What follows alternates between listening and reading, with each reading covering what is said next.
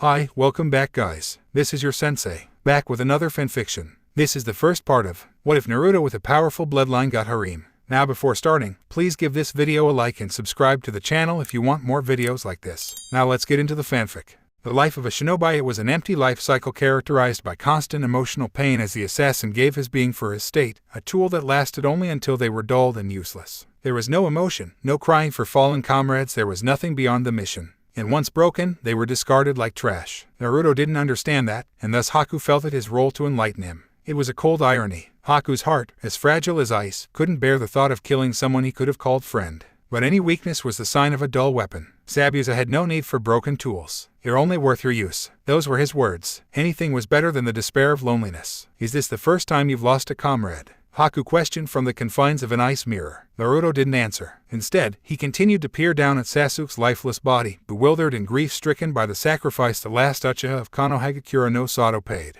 Why? His voice echoed shakily, hoping that his silenced comrade might be able to answer. He was a shinobi worthy of honor, Haku noted. He sacrificed his life for you. I didn't deserve it, Naruto murmured, his golden bangs shadowing his stinging eyes. Naruto felt empty staring at Sasuk's closed eyes. What made him, the hated container of the Kyuubi, worth so much that Sasuk sacrificed his life for him? How could he throw everything away like that? His dream tossed aside so that he might save a comrade, it wasn't fair. Cold tears fell, but Naruto paid no heed to the absence of the comforting warmth. Haku felt his emotions bubbling over, feeling sorrow for committing such a sin. But he locked his emotions away. This needed to be done. Zabuza's dream was still so far away. With that, he readied several Senbon between his fingers, readying to kill his enemy in his own heart. Slowly, he inched out of the mirror. A glint caught the foe hunter Nin's eye. Stopping his advance, he watched as a drop of liquid, like mercury or silver, fell onto the Uchiha's shirt. Following the trajectory, Haku looked up to find twin trails of the glistening liquid falling from Naruto's shadowed eyes. What? Haku was cut off by Naruto, an unnatural guttural growl rising from his throat. Shut up. Something's wrong, he noted. Instincts, honed by years of living as a fugitive, screamed that everything went to hell. It started slowly, like a drop of rain hitting the ground before the storm. But then the dam broke, a wave of suffocating killer intent flooding the dome of mirrors and scaring Haku back into his ice construct. If not for the safety of his mirror, Haku would have been brought to his knees by rage and lust that would have made even Zabuza weary. I quartel, I'll kill you, Naruto roared, raising his head. Naruto's cerulean irises shattered like a rock smashing against a mirror, the color instantly shifting to reflective silver as cracks webbed out from untouched silvery pupils. What the hell is this? Zabuza wondered aloud. Kakashi maybe no, it's too strong to be his. Palatable rage swept across the bridge like a tsunami, suffocating all swept into its wake. Foul chakra followed closely behind, only adding to the oppressive atmosphere. Is that Zabuza? Kakashi questioned, only for the real answer to hit him like an S-rank jutsu. Shit, it can't be. Did the seal break? Haddock wondered. Briefly, an image of a burning Konoha permeated his thoughts, a memory of a tragedy wrought 12 years ago. Even 12 years later, the Kyuubi's attack on Konoha was as fresh in his mind as the day it occurred. Every word he'd been told by the Sandaime regarding his sensei's death still echoed from time to time. He prayed to whatever deity might listen that Naruto was still in control. Extending his senses, he barely allowed himself to relax. He still needed to be on guard. There was still an enemy Jonin stalking the mists. No, it's all right. Naruto's soul is still intact, Kakashi analyzed. But there's no doubt, it's that chakra. I have to end this. The battle needed to finish, if only to confirm that everything was under control. That chakra being released had Naruto written all over it. That meant little, however. Naruto was a Jinchuriki after all, and Jinchuriki were dangerous for a well-defined reason. Zabuza, can you hear me? I'm a little pressed for time, Kakashi announced, hoping Zabuza took the bait. I understand it's not your style, but how about we end the fun? He released a breath he didn't know he was holding as Zabuza's voice reverberated through the mist. Show me what you've got, copycat. Good, Kakashi said, hoping small talk might keep his mind off the proverbial exploding tag that was his troublemaking student. I see you're as eager as I am to finish this. If only because I didn't know you had a little monster like that with you, Zabuza retorted. Kakashi pulled a scroll out of his vest, throwing into the air and dabbing his thumb with. Gravity took a hold, bringing the scroll back into Kakashi's hands where he unfurled it and drew his wide thumb across it. Now, Kakashi playfully chastised, no need to insult my student. The scroll near instantly rolled itself close as Kakashi flashed through a set of hand seals. Kuchios, Daten, Suiga no Jutsu. Sakura realized something was very wrong the moment the rage hit her. Unaccustomed to such intense projected feelings, the pinkette doubled over to dry heave. Looking over at Tezuna, she saw the bridge builder faring as well as her. The old man looked as sick as Sakura, supporting himself on his knees. What's going on? He mumbled out. Sakura merely whimpered. Not even a ninja, and he could sense it. What was happening? Were Sasuk-kun and Naruto okay? Or was this caused by that fake hunter Nin? So many questions, each only serving to deepen her trepidation. Kazuna felt even less comforted knowing that even by shinobi standards this wasn't natural. For a fraction of a second, Haku locked eyes with Naruto. He stared not at the cerulean accustomed to the go-lucky blonde but at the gaze of his own broken reflection. There was something both mystifying and disconcerting to see his own likeness in his enemy's eye. Offhandedly, Haku pondered only one question: what kind of monster have I awoken? Crimson chakra exploded out of Naruto, arcing into the air in a spiral torrent, gouging cement as it circled around its host. A torrent of wind roared to life, scattering the mists and giving a clear view of the picture. Even more menacing, the head of a beast momentarily materialized in the foul chakra, staring down at Haku like a predator eyeing its victim. How can this be? Haku questioned, panic and fear overtaking him like wildfire devouring the brush. Chakra is invisible to the naked eye, and it's so foul this can only be the chakra of a monster. The chakra receded back into Naruto, though that did nothing to tame the rage and lust. Once the foul energy re-entered Uzumaki, he slowly began standing, changing. His hair became messier, his nails extended and sharpened, and his birthmarks became more defined, the dozens of needles piercing his being felled out as smoke wisped into the air from the healing wounds. Haku tensed as Naruto turned his attention onto his mirror. He's attacking. With an unnatural burst of speed, Naruto smashed through the ice mirror like it was paper, a trail of silver light emanating from his alien eyes. But Haku was marginally faster still, able to jump into the safety of another mirror just as the attack connected. Even that haven was destroyed seconds later as Naruto rocketed from the other end of the mirror dome into it, scattering frozen ice about. Haku barely escaped out of a shard large enough for his body to shoot out of into another mirror. As such strength, Haku muttered between heavy breaths. And the killer intent the last member of the Yuki clan couldn't grasp words to define its intensity. Yet, there was also that strange Kekkei Genkai.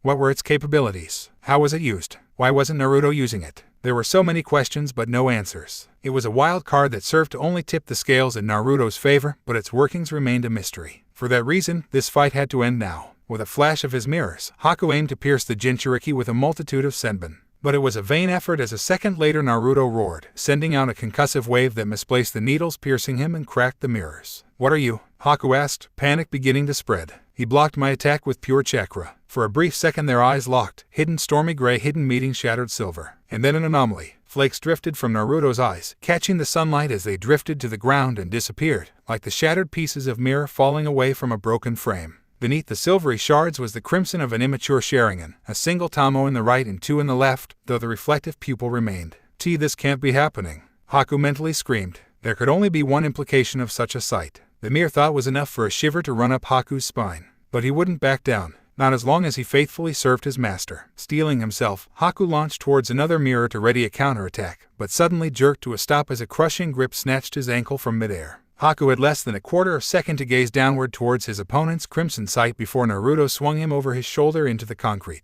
The foe hunter Nin gasped as air escaped his lungs and his ribs cracked. Just as he feared, the fake Sharingan worked as well as a natural one. It was only a second of respite before Naruto swung Hack back over, this time brutally smashing the taller boys back into concrete that cracked from impact. Haku sharply gasped as he felt several vertebrae crack, igniting pain all over his body. With a roar, Uzumaki swung his opponent into the air, inadvertently sending Haku into the confines of an ice mirror. Upset at the loss of his quarry, Naruto leapt after, smashing the mirror but barely missing Haku, who leapt out. The enraged Jinchuriki made to follow, having caught the movement with the faux Sharingan, but Haku flashed his mirrors and stalled his advance. Shit, Haku muttered as he shakily stood. His sense of taste was encompassed with the flavor of his damaged ribs made it arduous to catch any air. The cracked vertebrae were making movement hampered, but not impossible. If anything, it just hurt. But Naruto wouldn't offer him any reprieve. Crimson light trailing his eyes' movements, the younger boy smashed through the ice. Acting on instinct, Haku countered by rocketing out of a shard down towards Naruto, but the blonde leapt out of the way in a midair spiral.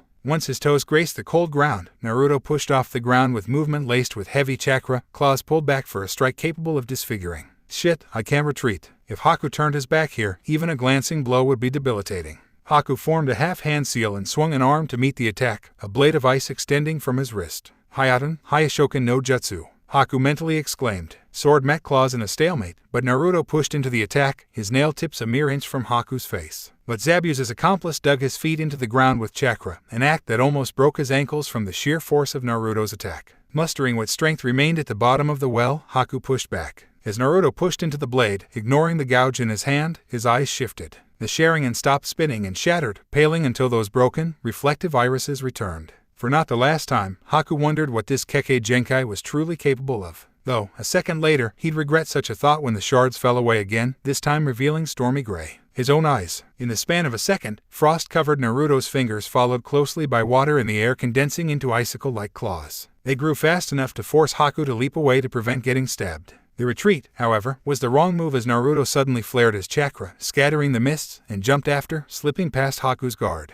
The older boy dodged the initial ice claw stab, earning only several gouges on his mask, but received a left hook glowing with obscene chakra levels that sent him straight through one of his diamond-hard mirrors, skipping across the ground like a rock across water. The boy's mask slowly crumbled as he demurely rose. Looking towards his adversary, he watched as his remaining mirrors, bereft of the chakra that fed them, crumbled as the demonic boy eyed him with something akin to murder with his stormy-colored eyes, his body shadowed from the light behind. Zabuza Haku thought miserably, I can't defeat this boy. I am. He watched as Naruto dug his ice claws into the ground and charged at him, raking the concrete as he dragged his weapons behind him. Haku closed his eyes, awaiting death as the last piece of his mask fell away. Sakura almost got whiplash from how fast the air changed. 1 second, she felt like she was dying from all of the killer intent, the next she felt a heavy weight come off her shoulders. The change was so significant she actually stumbled. Holy shit, what was that? Tezuna almost yelled. You're a shinobi, right? Do you know what that was? And no, Sakura shakily answered. I've never felt anything like that. Whatever it was, Sakura hoped she'd never see it personally. When the pain never came, Haku slowly opened his eyes to see Naruto's ice claws shatter and fall to the ground, leaving his hand a foot away from his forehead. Looking towards the blonde's face, his messy hair shadowed his eyes, but the mercurial tears once again rolled down his face. Why, you're from that time, Naruto muttered. Why did you stop? Haku questioned. I killed your friend. So, why can't you kill me? Haku's answer was a left uppercut that sent him to the ground. It was nothing compared to that last hit he'd taken, but it was enough to jar a couple teeth loose. He stayed on the ground for several seconds before rasping out, You're going against everything that you were taught as a shinobi. I don't care, spat the blonde. Haku slowly rose, spitting pooling from his mouth. His eyes caught Naruto's and he could see the irises again taking up their shattered mirror appearance. To Haku's utter astonishment, the shards of mirror comprising the irises fell away again, this time revealing the crystal blue Naruto was associated with. The pupils, though, still retained the reflective surface. Do you have a Kekkei Genkai like me? Haku muttered as he stood to his full height. Naruto shook his head, throwing the silvery tears everywhere. No, I don't. But you do. You used my Hiaten in the Uchiha Sharingan, countered Haku. What? Asked the bewildered blonde. But I'm not an Uchiha. Or related. I guess you two have little understanding of what you're capable of, Haku interjected. It'd be more accurate to say you copied our abilities. Naruto was silent. Is that even possible? Haku's face fell into a sad smile. I don't know either. It's difficult to comprehend what you're capable of. But really, your eyes are beautiful, if a little disconcerting. Thanks, I guess. For Naruto, the situation was difficult to swallow, if only because there was so much to take in. Sasuk was dead, Haku was defeated, he used the Kyuubi's chakra, and suddenly he was being told he had a Kekkei Genkai. Any other person might have been foaming at the mouth from brain overload. But he could worry about his personal issues later. Right now, a broken enemy stood before him, the confrontation had yet to end. Haku had been dreading what was coming, but it was a necessity. Still, you should kill me. It's only right as a shinobi. Too many make the mistake of letting their enemy leave only with their lives. Naruto's face screwed into anger. Screw that. But can't you understand that pain, of being alone, unneeded, not having a dream, the pain of simply being alone? Naruto took an uneasy step back as Haku named his the deepest scar of his heart with such ease. What are you trying to say? The blonde stumbled out. Haku painfully smiled, framed by the seeping from his lips. Zabuza has no need for a weak shinobi. You have taken away my reason to live. Anger once again bubbled over. Why? How can you serve a scumbag like that? Why is he your only important person? The fake hunter inside. You know, I had other people close to me long ago. My parents. With a sigh, Haku told his life story, how his father feared him and his mother and tried to murder him, only to die by his own hands. Then he went on to explain how he wandered the land as nothing but a common orphan until Zabuza found and trained him. Naruto stood silent as he digested everything, pondering how they could be so alike. Maybe we could have been friends under different circumstances, the blonde finally said. Haku gave a soft, kind smile. Maybe we could have been. Before I ask of a favor from you, your eyes, what is that jutsu you used? Naruto was abruptly reminded of his own issues. I don't know. How could I have won? Look at your tears, ordered Haku, still donning his soft smile. The blonde obliged and wiped a tear away from his cheek. Holding the droplet near his face, he saw what could have passed as mercury or even liquid silver. Curious, he ran the fluid between his fingers. The liquid felt cold, but yet smooth, almost pleasant, to the touch. He backed towards Haku, who still wore a sad smile. For not the first time in his life, he couldn't prevent himself pondering who his parents were. If he had Kekkei Genkai, that meant he had a clan, right? Your eyes, they're very beautiful. Before he could delve too deeply into ponderings, he returned to reality thanks to Haku's compliment. Thanks, said Naruto slowly. He'd take Haku's word for it, it wasn't like he could see them right now. Now about that favor, when all of this is done, I have a scroll with all the techniques I invented at our hideout. It's about a mile outside of town, the older boy explained. What's this favor? The Jinchuriki asked with caution. Ninja didn't just hand over scrolls with valuable techniques without good reason. Haku's sad smile was the only warning Naruto had. I want you to kill me. The blonde blanched and quickly retaliated. No way. I won't do it. Please, Haku pleaded, almost begging. I have no reason to live. I am but a broken tool, and Zabuza doesn't have need for something that is of no use to him. There has to be another way, Naruto futilely suggested, hoping he could change the boy's mind. Haku wouldn't take no for answer. I wish there was another way. I'm sorry that you have to stain your hands with my ice. Is this the only way? The whiskered blonde tried to reason. Yes, was unhesitant answer. Silver tears fall as Naruto pulled a kane out of his pouch with a twirl and gripped it. He closed his eyes as he charged for the smiling boy, but instead of piercing flesh as he had been asked, he opened his eyes to see Haku stopping him with a senbon whilst performing a single half-seal. Forgive me, but my master has one last use for me. If I had any last wish, it'd be to keep those beautiful eyes of yours safe. With that, he delved into his ice mirror and disappeared. When Haku was finally seen again, he was no longer among the living. When all was said and done, Zabuza killed Gato using a kunai held between his teeth, his arms useless thanks to wounds incurred from his earlier battle with Kakashi Headache. In the end, Zabuza's life was forfeit to the Shinigami when the mercenaries struck back, stabbing him with a veritable armory of weaponry. The small army of men had then turned their attention onto Team 7, but the villagers, led by Inari, had arrived on time. As the villagers rejoiced, Naruto faded into the background away from the crowds and his teammates. Amidst the cheering and the laughter, he stared into a puddle of water, examining his eyes. His irises retained the crystal blue he was used to, but his pupils maintained the mirrors they transfigured into. Channeling chakra into his eyes, Naruto's irises shattered and paled into broken mirrors. It was humorous in an empty way to see his own reflection in his eyes. Cutting off the chakra, he watched the shards of mirror within his irises fell away to reveal cerulean underneath. If I had any last wish, it'd be to keep your beautiful eyes safe. Haku's last request reverberated loudly in his mind. Naruto looked over his shoulder, spying Sasuk being supported by Sakura, both retelling their accounts of the battle, though Sasuk looked like he wanted to be elsewhere. Looking elsewhere, he found his teacher also being accosted by several villagers, though his face was hidden by his signature orange book. Good. Only the dead knew of his eyes. To Naruto, his eyes were a revelation, proof that he wasn't just a nobody, albeit a nobody with a demon bound into his gut. And he desired so much to declare it to the world. To proudly announce to the world that he wasn't just an orphan anymore, to brag that his eyes were cooler than Sasuk's, and to show the ninja world he had the makings of a Hokage in his genetics. But Haku's last and only request bound his ego like a chain stays a dog from roaming rampantly. Looking up at the sky, watching the setting sun, he pondered. Even he, despite being the dead last of his class, knew the value of a Kekkei Genkai that copied others. It was the equivalent of a priceless treasure among shinobi. What was to stop someone from plucking his eyes out of his skull for it? Naruto tore his gaze from the evening palette and stared at his reflection in the puddle of water, once more staring at his silvery pupils. Haku, I promise I'll protect these eyes, Naruto pledged. With that oath, the ninja world would never be same. Killjoy no Jutsu, welcome everybody to my newest story. Yes, this is another Naruto can copy line limits fic, but before you all shake your heads, please note that I'm not like other authors who have tried this concept and failed to deliver because of various issues. I will not make Naruto godlike. I hate it when authors do that, and this limit will have major weaknesses that will be explored later on in the fic. Pairings for this story are unconfirmed.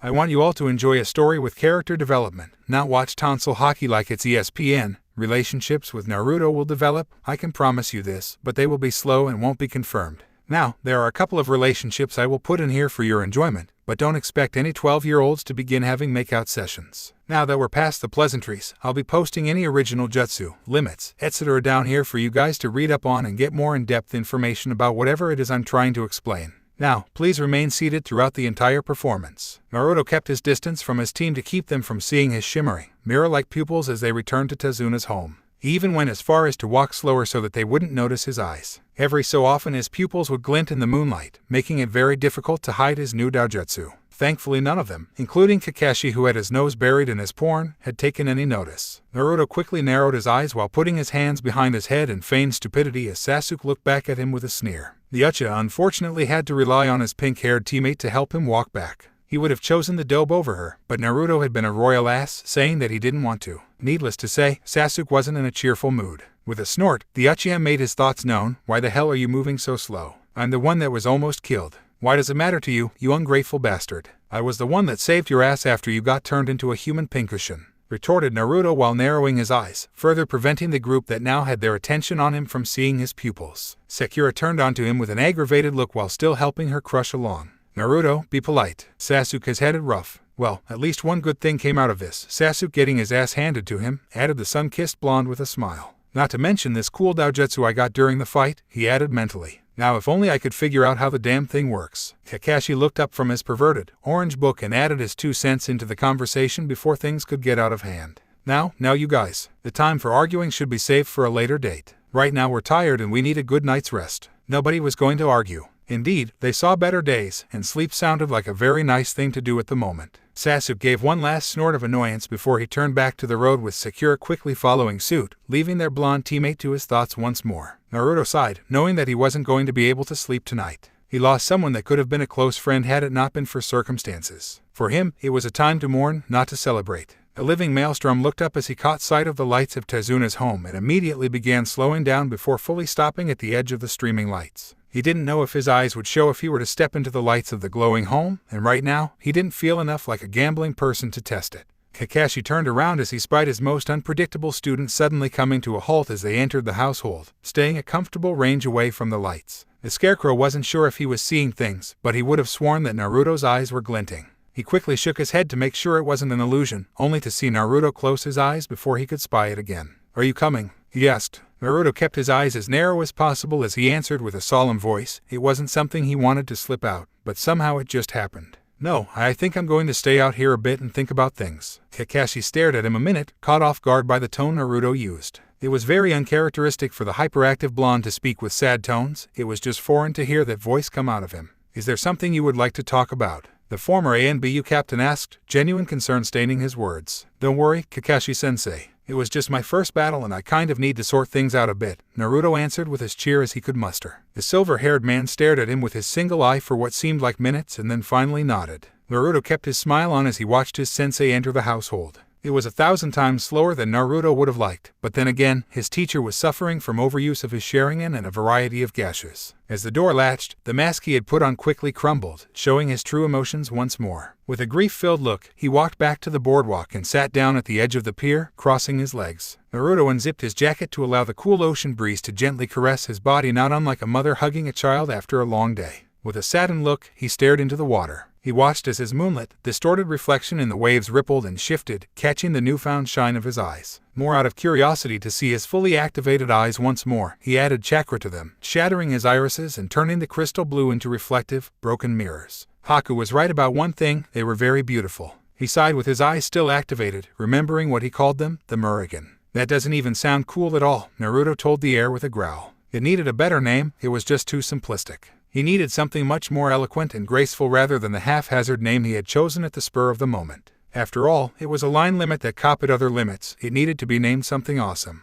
He turned his attention to the moon above, remembering what Haku had told him about his eyes. The faux hunter nin had thought they were the most beautiful eyes he had ever seen before. "What would you call it, Haku?" Naruto asked the sky, hoping that maybe the dark-haired boy would come out of nowhere and give him the answer. Naruto turned his attention back to his reflection, hoping that maybe if he stared at his distorted image long enough that something would fly into his mind. He needed something that could possibly describe the beauty of the eyes, but at the same time, place fear into whomever he'd fight in the future. The blonde sighed as he realized something else. How was he going to explain this to his teammates? He grimaced at the thought of having to tell Sasuk about his silvery eyes. For all he knew, the Uchiha might go into a tizzy at not being the only one in the group that had a limit. But then again, why should he tell anyone? After all, he made a promise to Haku that he would protect his eyes. Naruto then began to wonder what time it was, but if he had to guess, and from looking at the moon, it was easily around 10:15 at night. He sighed as he realized that it was going to be a long night. He needed something to do, but what was there besides training? Well, he still needed to pay a visit to the former residence of the Demon of the Hidden Mist and fulfill Haku's last request, but was that smart?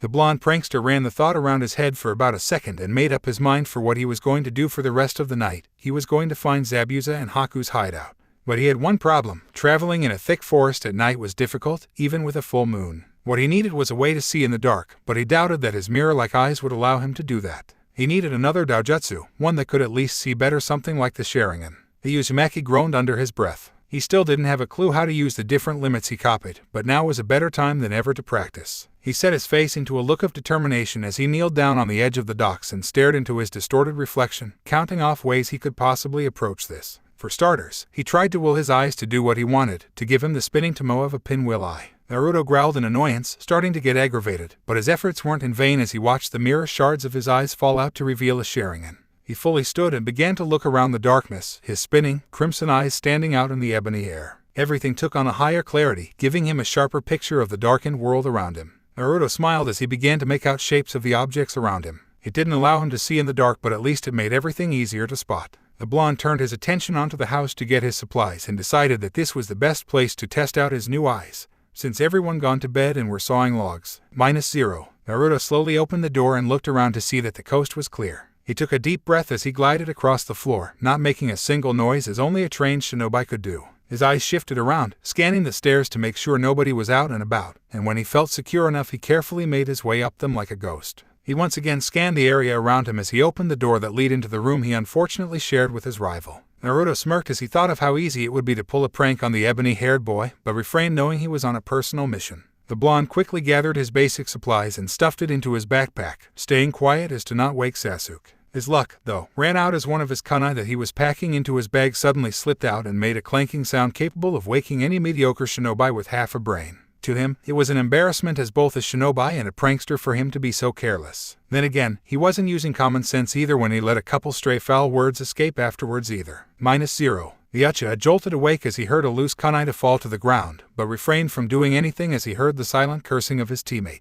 He opened one eye to see that the blonde was packing things into his backpack. Sasuk kept his attention on the blonde as he watched him walk over to the doorway and then began to scan the room once more. He was caught completely off guard as he saw that Naruto's eyes were crimson instead of crystal blue. Naruto was too far away for Sasuk to see his copied Sharingan. Before Sasuk could ask what was going on, Naruto quickly ran down the hallway without making a noise. Sasuk quickly hopped out of bed as he heard the front door silently close and ran to the window in time to see the blonde maelstrom making his way into the forest, his orange coat undone and flapping behind him as he picked up speed. "What the hell are you doing, Dobe?" Sasuk pondered. Sasuk narrowed his eyes as he ran to grab his own supplies and follow his teammate, but was quickly stopped as his side began to ache, reminding him that he had to rest. He growled as he begrudgingly accepted his fate for the night, but he was going to make sure he bullied the answer out of the blonde when he got back. -0. Naruto leapt onto a rooftop in the center of the village and stopped to think about what possible time it was. If he had to guess, it was around 11 o'clock. He would admit that finding the hideout would be easier in the daylight, but he wanted to do this now so that no one would follow him. His Sharingan scanned the sleeping village, looking for a high point that he could take advantage of. To his luck, there was a water tower at the corner of town. He leapt from the rooftops to the tower and applied chakra to his feet to walk up one of the beams until he reached the top, once more scanning the area around him with his crimson eyes. If I was a ninja and needed a place to hide out in, it would be. He pointed his finger slowly around the area, trying to figure out where a convicted shinobi would find shelter. His finger stopped on a particularly dense thicket of trees just a mile outside of the village. Right over there. He leapt from his perch on the tower and continued his odyssey towards the hideout. -0. Another hour later, Naruto was about a mile outside the village and the air was heavy with mist, making his Sharingan near useless. The fact that it was night didn't help either. With a growl of frustration, he ran to the top of the nearest tree to look at the moon and contorted his face in annoyance as he realized that he was going in circles. He was getting nowhere and fast. A grimace marred his whiskered face as he leapt back to the forest floor and scanned the area around him again. His crimson eyes still having trouble making out shapes, he could now see why Kakashi-sensei had trouble fighting Zabuza. The mist just threw everything off. Naruto growled as he began trekking along once more, but as he turned, he could feel his face collide with a wall. The sun-kissed blonde rubbed his now throbbing head, but felt his eyes lighten up in victory as he saw the wall of a building.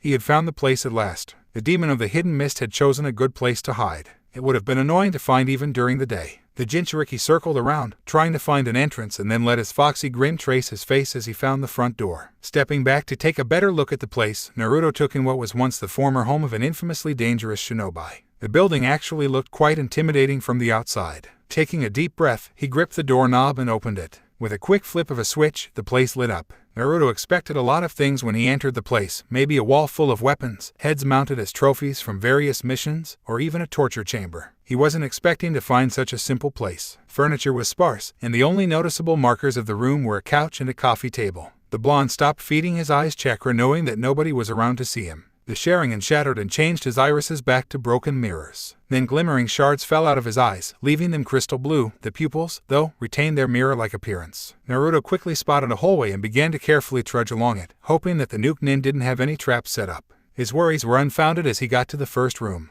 Naruto assumed was Zabuza since it was the largest bedroom. It was bare like the living room, save for a bed and a nightstand next to it. He ignored the room and went deeper into the house before he finally got to the room he had christened to be Haku's. Like the rest of the house, it was simple and only had the bare essentials, but the only thing that stood out was a mirror above the chest of drawers with a vase full of white flowers that he couldn't identify. He could tell that it was the boy's room by the hunter nin mask that lay next to the vase. Being careful to not stir a speck of dust, he walked over to the drawers and quickly began to dig through the clothes. Haku wanted him to have scrolls, and now it was time to start looking for them. He stopped as he opened the first one and began to stare at a set of water goggles that were neatly folded. Looking at them, he could see that they were used often. Probably because the hideout user had an unusual fascination with water, but that could have been attested to the limit he made active use of. Naruto cocked his head and continued to stare at them for a couple minutes before his brain concocted an idea. He wanted no one to see his eyes, but that would be an issue during the daytime, but here before him might be the answer to his personal prayers. "Sorry, Haku, but I really need them," the blonde told the air, half expecting the dead boy to suddenly walk in on him.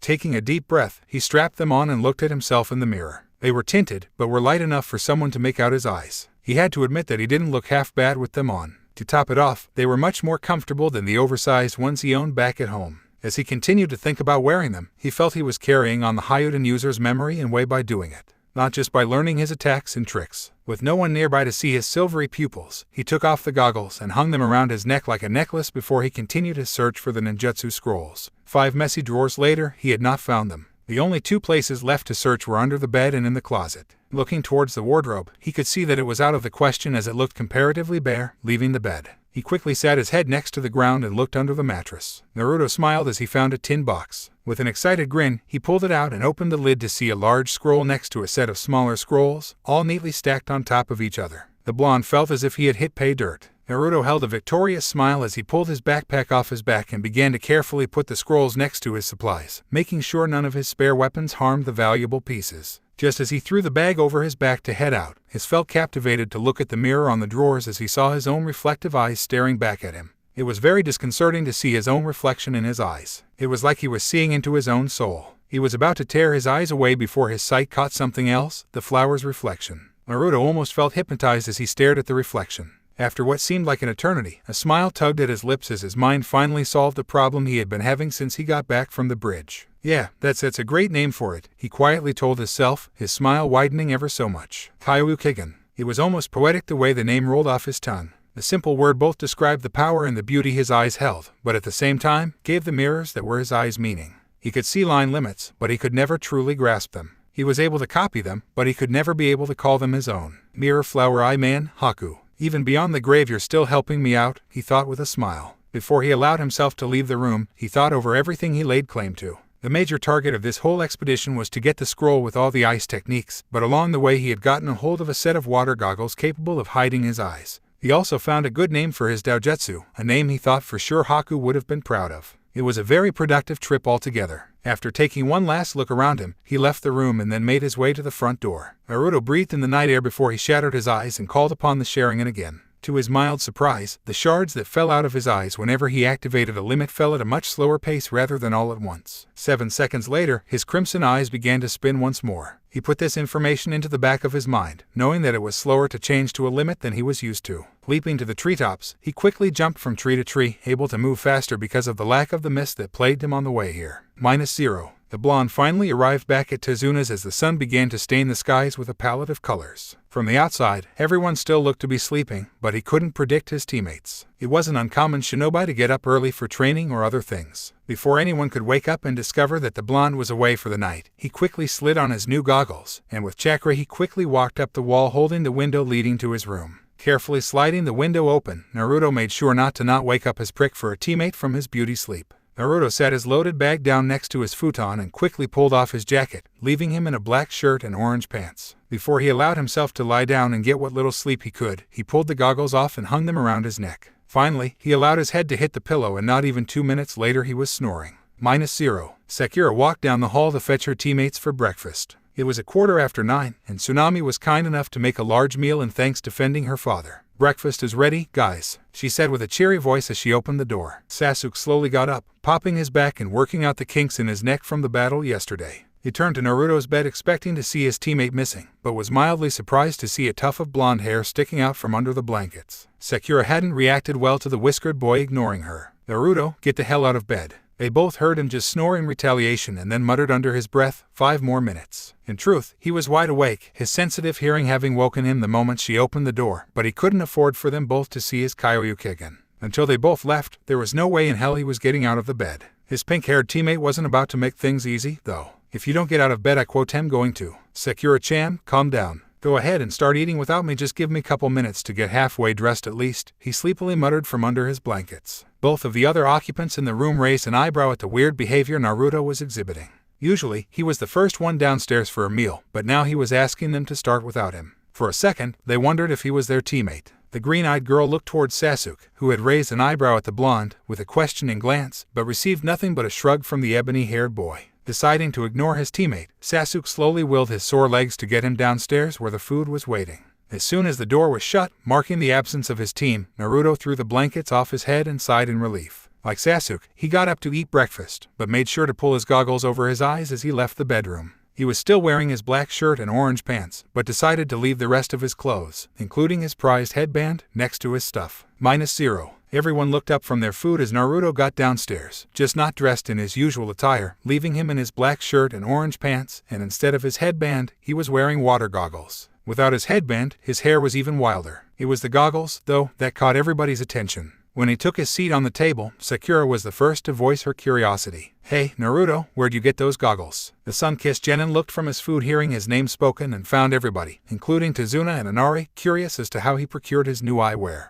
Excuses were now buzzing through his head like flies on a dead carcass, trying to pick out the best one. That was the one thing he forgot to do last night, was to come up with an excuse. It only got worse the moment Sasuk spoke. I have a better question. Where were you last night? That question caused Kakashi to look up from his infamous orange book with a raised eyebrow. So there was more to Naruto staying up last night. Finally, an answer seemed to stick. I was training last night, Naruto explained with a shrug. I couldn't sleep, so I went out and got some work done. As for the goggles, I found them fair and square. He didn't quite know how they would react if they discovered that he went to the hideout, but he was deeply hoping everyone bought it. To his relief, Kakashi shrugged and turned to his ever-interesting novel while Inari and Tazuna went back to their food. Sakura just sighed in exasperation, thinking her teammate was being an idiot like usual. Sasuk, on the other hand, was far from convinced. Oh really? He said slowly with his superiority smirk plastered on his face. Then why were you packing your backpack last night? Naruto coughed on his food as soon as the words left the Uchiha's mouth. That little question was enough for him to become angry enough to shatter his crystal blue eyes and turn them into the broken mirrors, though nobody could see it because of the tinted eyewear. But the jounin of the group could feel the chakra spike in the air, sensing it as if someone had activated a jutsu. For a second, the Uzumaki wondered if it was possible to shove an icicle up his teammate's ass with Hyuden. That is when he learned how to use it, of course. But then again, he might have trouble getting it up there past the stick. It was also to his dismay that everyone's attention turned onto him again, but this time Kakashi fully put his book down and began to stare hard at his blonde student. Naruto might be able to fool Sakura and Sasuk, but it was damn difficult to get the upper hand with a jounin trained to pick apart lies. This only confirmed the hyperactive knucklehead was hiding something, and the chakra spike only made Kakashi ask more questions. Naruto snorted as he retaliated with another excuse. Okay, I'll admit it. I needed my bag because of all my extra weapons. Satisfied team, or do you also have to tell you? Naruto, relax, ordered Kakashi, his lazy look returning to his eye. You went and did some training last night. I don't have a problem with it, and neither should you too. He directed the last part towards the other two members of Team 7, causing them both to get back to eating their breakfast. Though, Sasuk went back to his business with a scowl. Now, continued Kakashi, I think we all should take a day to relax. That means you too, Naruto. It was Naruto's turn to scowl at the masked man. On a brighter note, he had a small assortment of scrolls that he could look over if he wasn't going to be able to train. All right, fine, conceded Naruto. But there is no way in hell that I'm going to stay in this house all day. So be it, said Kakashi. Good, thought the copycat. If he's hiding something, then he'll be more willing to talk about it if he's by himself. I just hope that it doesn't have anything to do with the Kyuubi. The blonde of the group quickly wolfed down his food and made a run towards the bedroom to get fully dressed. Is it just me or has Naruto been acting weird since we left the bridge? Whispered Sakura to Sasuk. I mean, he keeps trying to avoid us. Not to mention he was the last one to breakfast. That never happens. Sasuk, for once in his life, couldn't help but agree with her. Naruto had been avoiding them like the plague since the battle with the Nuke-Nin. Top that with his weird behavior last night, his brain had calculated one logical explanation. Naruto was hiding something. You know, he whispered back, I think he's not telling us something. Sakura played with the thought for a moment before everything began to add up. Wait a minute. You're right. Now that he had come to that conclusion, he wanted to find out what it was that the blonde would want to hide and not show the whole world. Sasuk could tell that it was something big, or otherwise Sakura would at least know. The day the dobe would tell him a secret, though, was the day hell would freeze over. He shuddered as he realized that he needed help, someone that Naruto would be willing to talk to. Sakura, he said, turning to the girl and snagging her attention, there is no way in hell that he'd tell me about whatever he's hiding. I'm curious, and I imagine that you are just as curious. The cherry blossom rapidly bobbed her head up and down, listening to her crush as if it was a life or death situation. He gulped as he gave the proposition. We're going to have to work together if we want to find out. Sakura's mind only registered 2 words, work together. Sasuk had just asked her for help. Dreams really do come true. The Uchiha, on the other hand, was slowly backing away. Sakura's eyes had hearts in them and she was now staring off into space. She quickly got her mind out of the gutter as the 2 members of Team 7 watched their blonde teammate run past them with his backpack in hand. They all turned their heads to the window in time to see the living maelstrom make his way into the forest. Okay, I'll do it. Sakura agreed with excitement. For a second, Sasuk thought he made the worst choice of his life. Unbeknownst to the two other people had listened in on the conversation. The first was Kakashi, who was thinking he needed to get to Naruto before they did. Inari was the other. The little boy, on the other hand, thought he could help his surrogate big brother defend whatever secret he was hiding. Everyone turned to Kakashi as the man stood up from table while putting away his book. Please excuse me, he said. I forgot to ask Naruto about something. I better find and ask him about whatever he's hiding before the other 2 do. The wiry man walked out of the front door, giving the 2 rookies a chance to plot ways to get their hyperactive, knuckle-headed teammate to talk.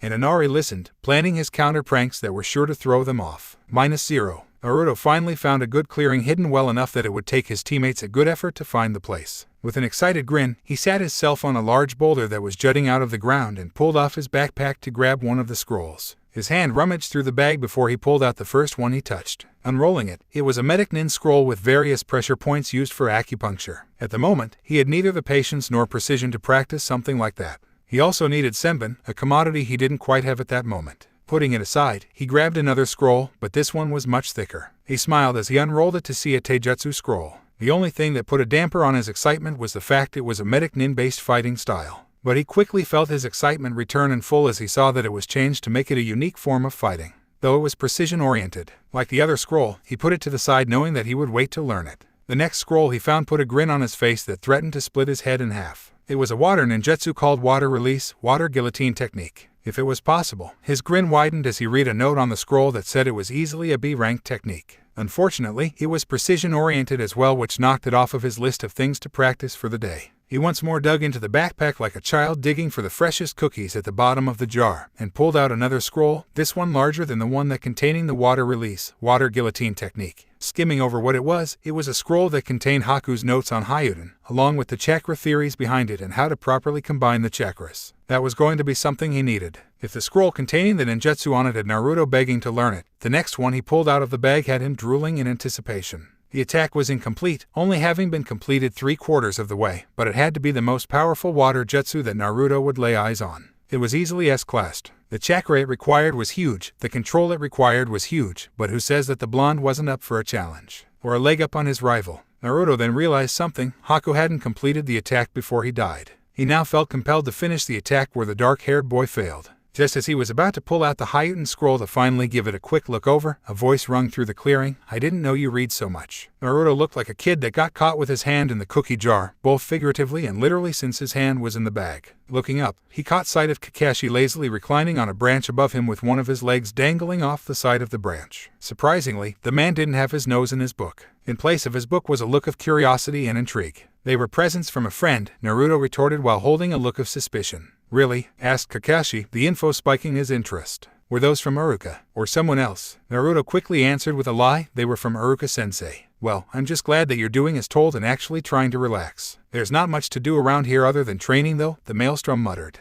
Yes, I would agree, but if you don't give your body a break you can burn yourself out. Kakashi paused for a second before he asked another question. So what's with the goggles? Naruto shrugged, sticking to the lie he had told everyone at the breakfast table. I found them and I thought they looked cool. The older ninja just blinked for a second, feeling like he had just experienced a serious deja vu. Funny, my old teammate also wore goggles, he said, recalling all his distant memories of Abido. Really? Asked Naruto, his curiosity starting to come out. Oh yeah, Kakashi smiled under his mask, knowing that he broke down some barriers and was a step closer to finding out what his student was hiding. As a matter of fact, you two act a lot alike. The only difference was that he was late to everything by at least 2 hours. He was my best friend, sort of like you and Sasuk, except I acted like Sasuk. You acted like Sasuk, Naruto questioned, thoroughly surprised that their sensei had acted like his prick of a teammate once upon a time. Yes, I was by the book all the time, and I often thought the mission was more important than my teammates. I regret acting like that every day of my life, though. What made you change? Naruto started to regret asking the question as he watched his sensei's single eye suddenly show sorrow.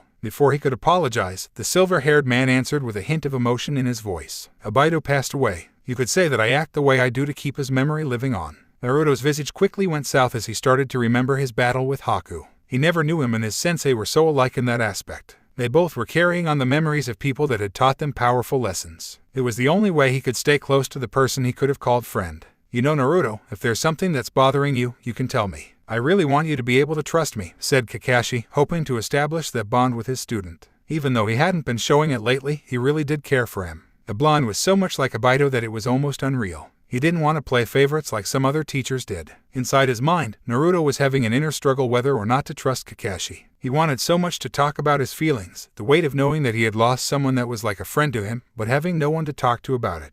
Then there was also his line limit. Half of him wanted so much to brag to everyone about it, but it was possibly dangerous since he had a rough idea of what it was capable of. Another thing that gave the Scarecrow extra points in Naruto's mind was that the man was willing to talk about his past to him when his teammates weren't around. He wanted so much to have someone other than Aruka that he could lean on, but could he trust him? You wouldn't tell anybody, right? He finally asked, taking a gamble with the masked man. Of course, I promise that I won't tell anybody, but if it's dangerous, I may have trouble trying to keep it, Kakashi answered, finally glad that he could establish a teacher-student relationship. Naruto nodded in understanding before he took a deep breath and allowed his mask to slip a bit, now donning a heavier face that told of hard times. Before the battle I met Haku, he tried his best to not allow tears to stain his eyes, but he knew it wasn't going to be of any use. Naruto pulled off his goggles knowing that he wasn't going to help what tears slid past his eyelids. Kakashi jumped down from his perch and took a seat next to Naruto, waiting for him to continue his tale. We could have been friends, we had so much in common. Finally, the blonde could feel the sensation of frigid metal running down his face once more. Kakashi could feel for Naruto and felt some of his old memories of people he knew and lost come to the front of his mind. As he was thinking of his old comrades, his single eye widened a bit as he caught sight of a tear of liquid silver drip from Naruto's face onto his jacket, staining it metallic. Finally, his student opened his eyes to reveal his silvery pupils, catching the Scarecrow completely off guard. He had no clue that the blonde had developed a doujutsu. I just wish that things could be different, then maybe he could be alive and I wouldn't be alone again. Another silvery tear dripped onto his jacket as Naruto finally let out some of his emotions that he had been keeping bottled up for the past couple days. As much as it was eating Kakashi to find out about the boy's unique eyes, right now wasn't the best time. At the moment, his student needed comforting, having lost someone that he had considered a comrade and friend, something that he himself could attest to. Naruto, he tried to comfort. Listen to me, there are still people out there that care for you. You got Aruka, you got the Sandaime, and you got me, or at least I'm hoping you allow me in. I know it's rough to lose someone. Trust me, I know that feeling more than you think, but you can't dwell on it. It will just eat away at you. You need to move forward and try to live for the future. Naruto sat there for a minute trying to digest what the copycat had told him. It was true, he still had Aruka and Jiji, and now he felt as if he could add the silver-haired man to the list. But it was hard to lose someone you had even a small attachment to. Kakashi sat next to him, waiting for his student to collect his thoughts. Death was never an easy thing to deal with, especially when it was someone you knew. Zabuza's student and Naruto obviously had a bond, but both had to act as shinobi at that moment on the bridge. One of them had to die either way. Such was the way of the ninja. Why does everyone have to die? Asked Naruto as another silvery tear ran down his face. The Scarecrow just shrugged as he answered, death is just more universal than life. Not everyone lives, but everyone has to eventually die. It's another lesson that people have to understand. The one-eyed Jounin thought it was funny how he had switched places with his sensei. He was consoling Naruto like Minato had done to him countless times when he had a down day or just needed some advice. Kakashi felt a sad smile tugging at his lips at how the roles of a person could quickly switch. Maybe he should try to talk to his student like his old sensei used to do to him when things were particularly hard. Naruto looked up with his Kyoryukigen eyes as he felt his sensei put a hand on his shoulder, beckoning him to make eye contact. All of us walk down a path where each of us will meet death at the end of it. Sometimes it's a little more abrupt than we would like, but it's always the same. We meet the same end. As a shinobi, it can be cut extremely short, but that's why we should live without regret. Haku did. He was fighting for something he truly believed in, and we should respect that. Naruto let a sad smile trace his lips as he listened. Kakashi was right, death was just another part of life that everyone would have to deal with eventually. Thanks, Sensei, I think I understand. The said man did his signature eye smile. No problem. Now, about your eyes, Naruto felt like shrinking as he looked at Kakashi's eye. We'll worry about them later. I think it's something that we're going to have to talk about with the Sandaime when we get back home. Got that? Naruto nodded his head in affirmation. Yes, sensei. Good. I wouldn't mind talking about it right now, but if you developed a new line limit, there's no telling who might be listening in on us. The Scarecrow's thoughts drifted to his other two students who were probably planning how they were going to uncover the truths. So, for the moment, it will be our little secret. The blonde nodded his head once more. It really did feel a lot easier to hold a secret when someone else was sharing it.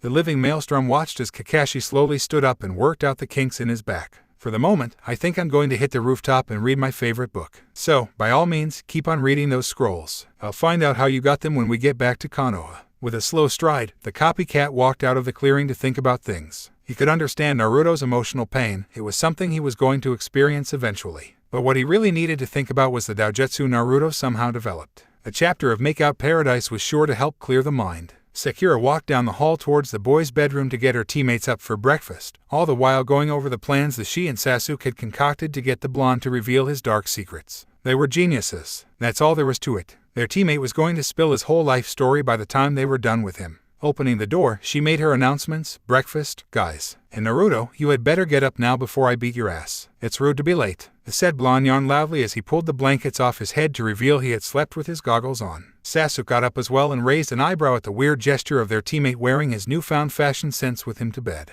You wore those things to bed? The Uchiha found himself questioning. Naruto nodded his head in a yes while yawning again and working the kinks out of his back. Without saying so much as a good morning, the hyperactive member of Team 7 left his bewildered teammates behind in favor of being the first one down to breakfast. The moment the pink-haired girl and the ebony-haired boy got downstairs, they could hear Naruto wolfing down his food at speeds that were inhumanly possible. Kakashi saved them the trouble of berating their teammate, all the while flipping a page in his book. Naruto, I may not be a specialist in manners, but I do know that you're eating way too fast. Sorry, sensei, but I want to get done so I can train since I couldn't yesterday. He answered excitedly in between bites. There was a reason he was so excited to train today. Naruto wanted to practice his hideout, but hadn't been able to due to his teacher's strict orders to relax. And not to mention the fact he still had to look over the scroll of hideout Jujutsu, having spent the remainder of the day yesterday studying the theories and physics behind the ice abilities. His eating pace was much more subdued by the time the remaining members of Team 7 made it to the table. As Sasuk sat down, he motioned for the start of their plans with his eyes. His partner in crime nodded her head as she turned towards the blonde demon container to begin a basic interrogation. It was straightforward and a good starting point, but if push came to shove, they had better ideas at their disposal for later use. Inari watched the duo with a careful eye, keeping track of every single last one of their movements. It was attempt number 1 and it was time to commence the counterattack. Just as Sakura opened her mouth to ask a question, she felt something wet collide with her face. Sasuk looked to his partner to see why she was stalling, only to feel his eyebrows go past his hairline as he saw morning's breakfast decorating the side of her face. Her eyes grew to the size of saucers, realization of what had happened hitting her like an Akimichi trying to get to an all-you-can-eat buffet.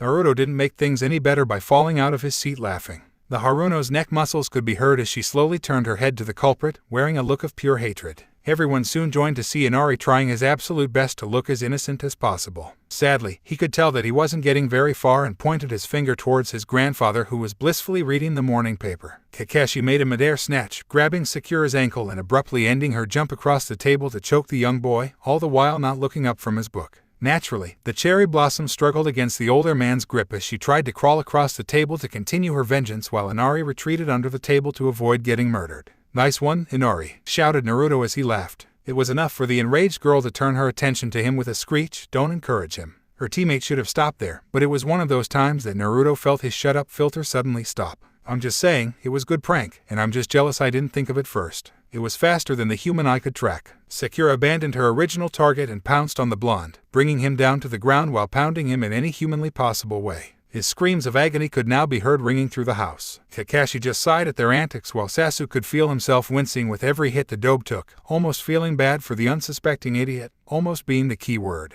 If only Naruto had used his common sense. Inari, on the other hand, pumped his arm in victory under the table. The first of his planned sabotages had been successful. Naruto walked into the forest around the house with his backpack in tow, intent on finding a place to train away from prying eyes. Soon, he came upon a clearing with a small pool of water he could use for his hideout. An excellent spot for practicing water manipulation without any nosy teammates nearby to prod into his business. Taking off his bag, he opened it up to pull out the scroll with Haku's notes on hideout, detailing its mechanics and workings. With one last quick scan over it, he gave himself the okay to begin. In the bushes behind the unsuspecting blonde were the other members of Team 7, planning their next move since Plan A didn't go according to their hopes. It was time for Plan B, and Sasuk was now giving his pep talk to the pink-haired girl. "Whatever you do," ordered the Uchiha, "don't lose your temper. If that happens, he might become too afraid. Don't blow it." Sakura bobbed her head up and down as she burned their basic plan into her brain. It was simple: try to flirt with him a bit, be a little nice, make him drop his guard, and then have him start to spill the beans. Sweet and simple and down to the point, it should work. With the final prompt from the Uchiha, she quietly got out the bush and slowly made her way to Naruto,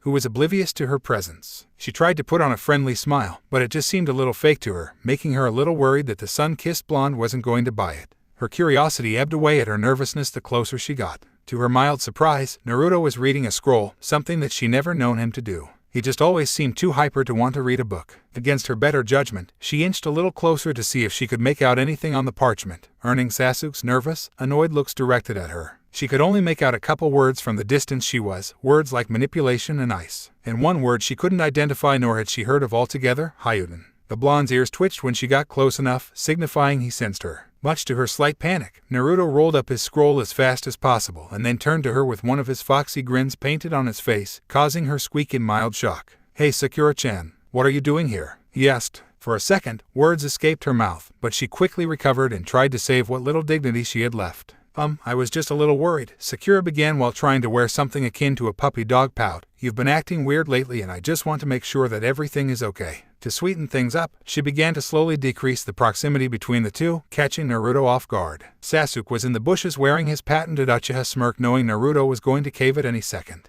For Naruto, this was a little unexpected. 1. Sakura was being nice and rapidly closing the distance between them, and as of right now, he felt his 12 inches of comfortable clearance being rapidly used up. 2. She was starting to look cute for him, something that he only imagined he would get in his dreams. Right now, 2 and 2 weren't adding together properly. I just hoping that there's nothing wrong. You can always talk to me about anything." She sweetened her voice even more, trying to sugarcoat it. Inari, on the other hand, abandoned his original plan of just jumping in and distracting Naruto when he saw how they were trying to get the blonde to talk. Oh no, he had a better one that was sure to make the Uchiha feel like he was on fire literally. The little boy snuck up from behind the unsuspecting Sasuk while holding a box of matches he procured from the kitchen. With an evil smile, he lit one as quietly as possible, and, while his target was distracted, he waved the lit match under the dark-haired boy's bottom, trying to give a new meaning to the words "liar liar, pants on fire." Naruto's look of nervousness quickly changed into something that made him look as if something awful had passed under his nose. Sakura was about to panic at the thought of failing until Naruto made his disgust known. "Is it just me or is something burning?" The bubble-gum-haired Kunoichi gave him an odd look, but it quickly changed as she caught a whiff of the smell in the air. "Actually, I think there is something burning." In the bushes, Sasuk was sweating and he couldn't help but wonder why his butt felt like it was on fire. Suddenly, he felt his pants burst into flames, causing him to panic and make a dash towards the pool of nearby water, completely abandoning the plan to get Naruto talking in favor of not suffering third-degree burns. The other 2 members of Team 7 watched as the Uchiha ran past them in a blue blur with black smoke trailing behind him. It would also probably be the first and only time Naruto would hear him scream like a girl. The sizzling sound of a fire being put out could be heard for a couple seconds and then followed by a deep sigh of relief. As soon as the smoke cleared, Naruto keeled over with uncontrollable laughter. It was worth more than 1,000,000 bowls of ramen to see Sasuk running around with ass on fire. And what were the odds that he would see it today out of the days in his life? Sakura, though, had slapped her hand over her eyes in embarrassment. That had just ruined Plan B. It was back to the drawing board. Kakashi looked up from his porn as his 3 students walked in for lunch. Sakura was once again holding up Sasuk, who looked as if he was having trouble standing in the first place. Naruto, on the other hand, "I still can't believe that your ass caught on fire. What the hell were you doing? Did you fart out a fireball or something?" the blonde said in between his laughter while gripping his backpack. Sasuk scowled murderously at his teammate, but kept his mouth shut. He still didn't have a clue as to how his posterior had experienced spontaneous combustion anyways. "I'm going to grab some new clothes," announced the Uchiha, walking by himself towards his room with pain. The scarecrow's eyebrows rose past his hairline as he saw Sasuk's bottom charred black from the remains of a fire. From the looks of it, the burn wasn't very dangerous, being at least akin to particularly nasty sunburn. Sasuk wasn't going to have an easy time, though, if he chose to sit down. "Well, that was funny," said the grinning blonde, "but I'm going to go and train some more. I don't think I'll be back till dinner." Kakashi nodded in his head in approval before he added in his 2 cents, "That's fine, but don't overdo it. I plan on us having a team practice after dinner." "Got it," Naruto shouted with a mock salute. With those parting words, the hyperactive knucklehead of Team 7 dashed towards the forest with his backpack swaying as he ran. Sakura sighed as she walked upstairs, looking for her partner in crime to relay what she had seen from Naruto's scroll.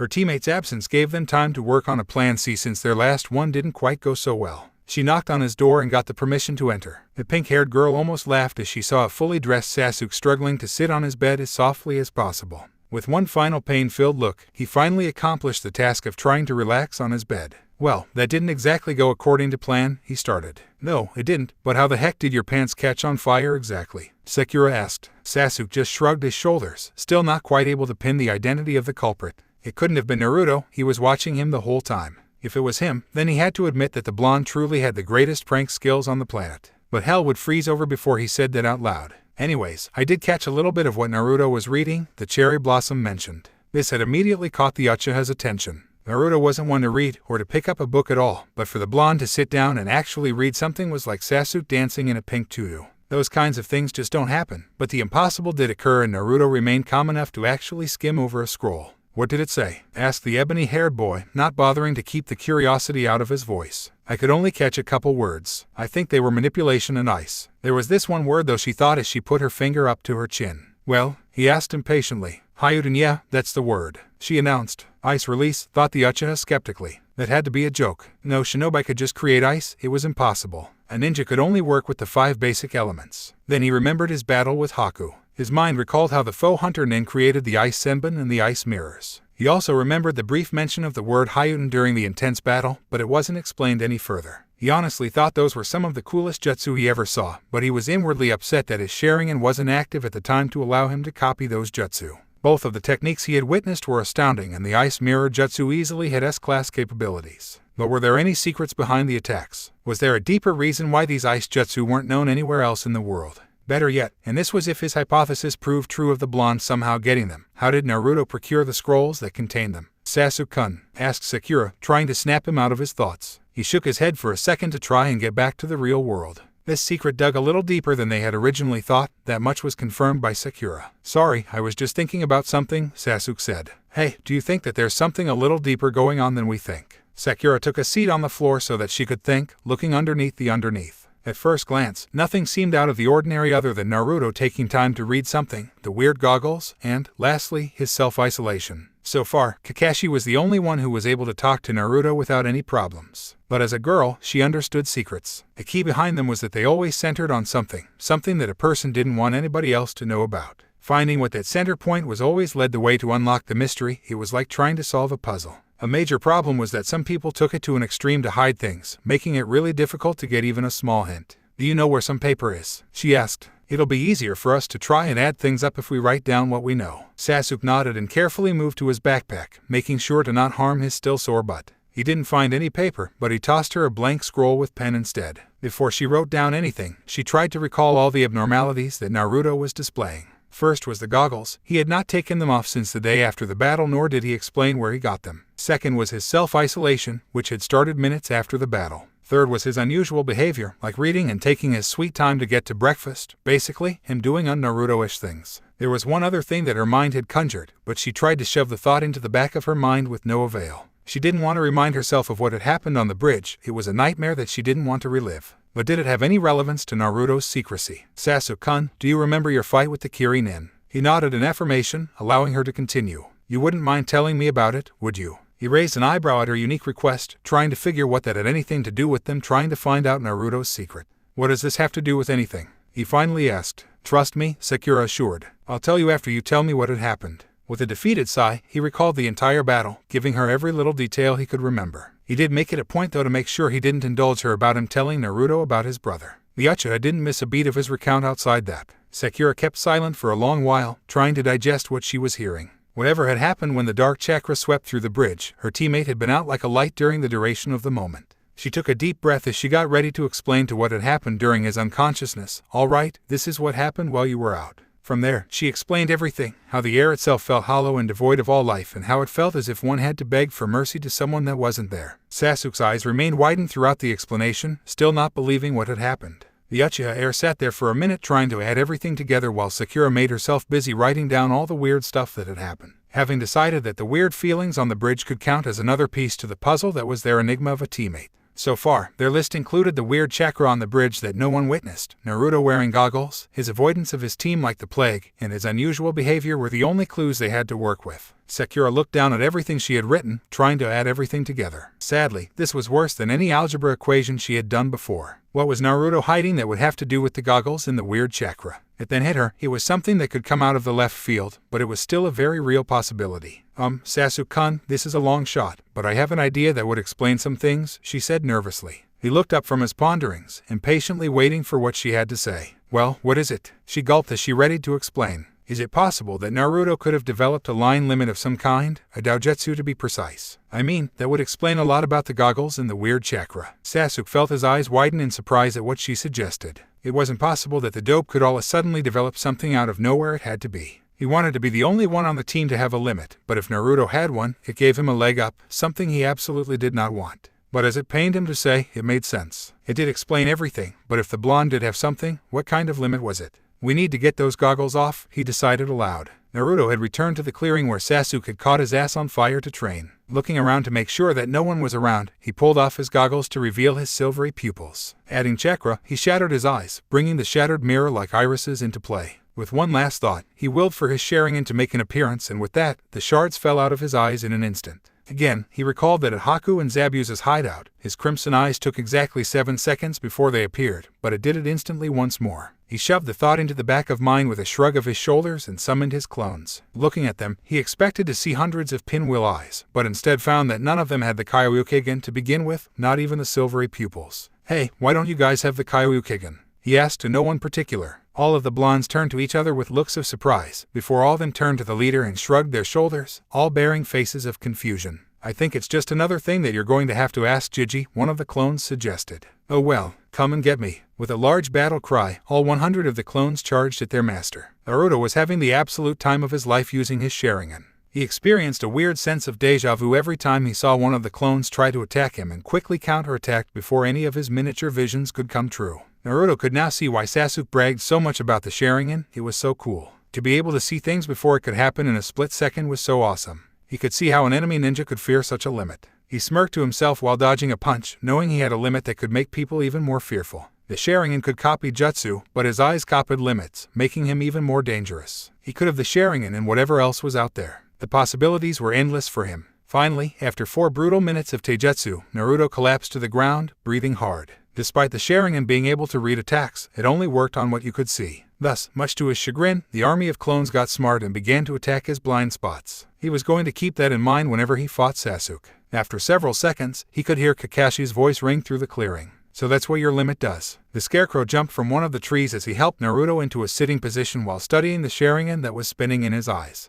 It looked normal, but the major difference was the mirror-like pupils. So, the Sharingan can copy jutsu, but your eyes can evidently copy other line limits. Naruto slowly nodded his head, still trying to get his breathing under control. That's absolutely astounding. There's never been a limit heard of like this one. I can understand now why you want to keep it a secret. A lot of ninjas would be after it. Yeah, said the blonde slowly. How many limits have you copied? The scarecrow asked. 2, Sharingan and Hyuten, said Naruto with pride in his voice, finally getting his breathing under control. Right now, I was just training my Sharingan and was going to finally try out Hyuten for the first time after I was done. Can you turn off your eyes? Naruto did as he was told and stopped feeding his eyes chakra, causing the crimson eyes to stop spinning and then to be replaced with shattered irises. The shards quickly fell out of his eyes, once more returning them to crystal blue. I see to stop feeding your eyes chakra is to deactivate the limit altogether. It seems that some line limits require that they stay active in order to be used, Kakashi said more to himself than Naruto. Hey, is it okay if I train with Hyuten now? The blonde asked, finally hoping to try out his friend's abilities. Kakashi got out of his thinking pose and gave him an eye smile. Oh, sorry. Yes, by all means. Just as long as I can stay and watch. Naruto gave the okay, allowing the older man to take his spot on one of the trees above while leaning on the trunk, looking on in curiosity. It was really astounding that such a limit existed, and it was also dangerous. So many countries would want to steal it just because of how amazing it was. Naruto was once again the most unpredictable ninja alive, gaining an ability that many would kill for. The blonde was about to shatter his eyes to activate his other limit until he felt something twinge in the back of his mind, a sixth sense of someone nearby. Looking towards his sensei, he could feel a signature of some kind coming from his covered eye. Kakashi-sensei, this may sound a little funny, but I think I can sense your left eye. The scarecrow just blinked in surprise. How's that possible? I don't know, I could just sense it. The blonde yelled back. Kakashi put his hand to his chin as he thought about it.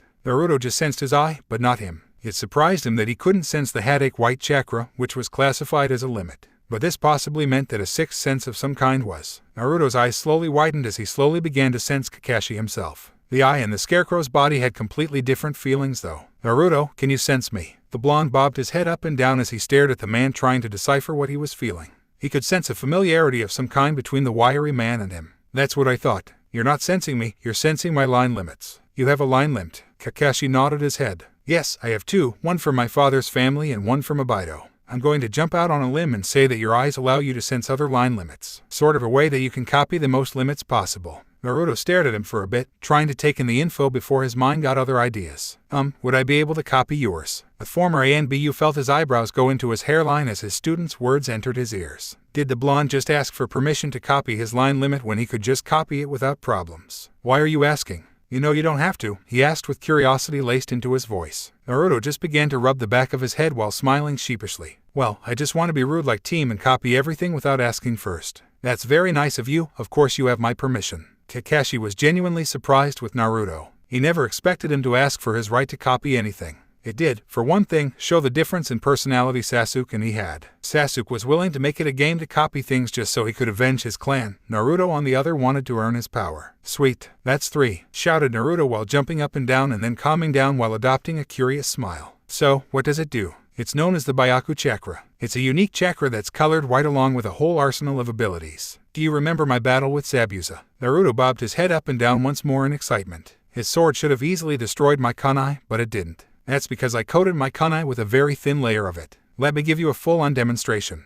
Kakashi pulled out one of his kunai and then began to channel a small bit of his unique chakra into the blade, giving it a white aura. Then the blonde watched as his sensei lazily threw the kunai at a tree, sending it through the trunk and then through the rock that was behind it, finally coming to a stop on the trunk of a tree behind the boulder. How the, announced Naruto with wide eyes. It's simple, the kunai was sharpened to an extremely high degree. If it had thrown it any harder, it would have gone through at least 5 more trees before it finally stopped. Bayaku Chakra is much denser than normal chakra, requiring a lot less to use any jutsu. And let's be honest, for a jounin, my reserves are kind of small for where they should be, but because my chakra is denser, it requires even less chakra for even higher powered moves. Finished Naruto excitedly. That's right, it has other more mysterious properties that even I haven't unlocked, but I'll tell you the other abilities later. So are you going to copy the limit or not? Naruto nodded, still wearing his smile, before he shattered his eyes once more and began to stare at Kakashi for a couple seconds. It was an amazing feeling. Naruto could feel his eyes working as he stared at the man, copying the limit and adding it to his growing arsenal. The blonde let out a smile as he felt a click in the back of his mind, telling him that he had copied the limit. Got it, said the boy, giving his teacher a thumbs up.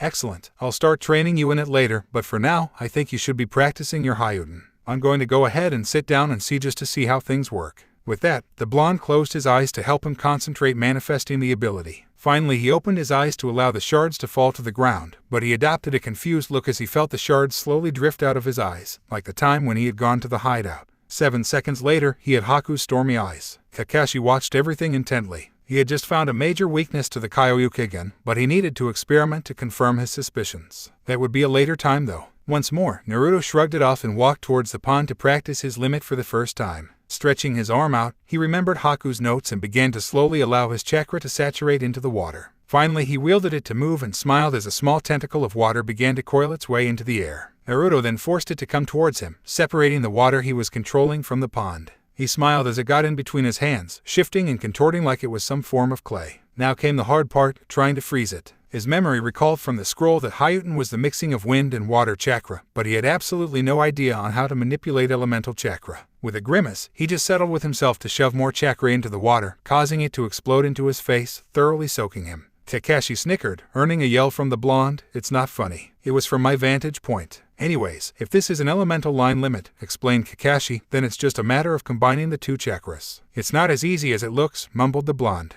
You're right, it is one of the most difficult forms of training out there, but for people with elemental chakra manipulations, such as hideout or mokyuten, it should come natural to you. It's just a matter of splitting the chakra and then recombining it out of the body. Try again, but this time split the chakra into 2. Naruto scowled but complied. Once more, he willed some of the water to his palms and began concentrating on splitting the chakra like his sensei told him to. When he did, he felt his eyes widen a bit. The chakras both had a very different feel to them. He could feel the water chakra inside the liquid he was contorting and the wind chakra on the outside in the air. With a shove, he put the wind chakra into the water, causing it to freeze into a perfectly round sphere. He smiled as he held it in the air, having just mastered the basics of the limit. Yahoo! Naruto was about to leap in the air for joy, but his lack of concentration caused the ice ball to obey the laws of gravity. It fell to the ground right on top of Naruto's foot. The blonde boy let out a loud yell as he began to hop on one foot while trying to cradle the appendage. Kakashi naturally let out some laughter as he watched his student hop on one foot while cussing the air blue with words that would have had a boat full of sailors blush in embarrassment.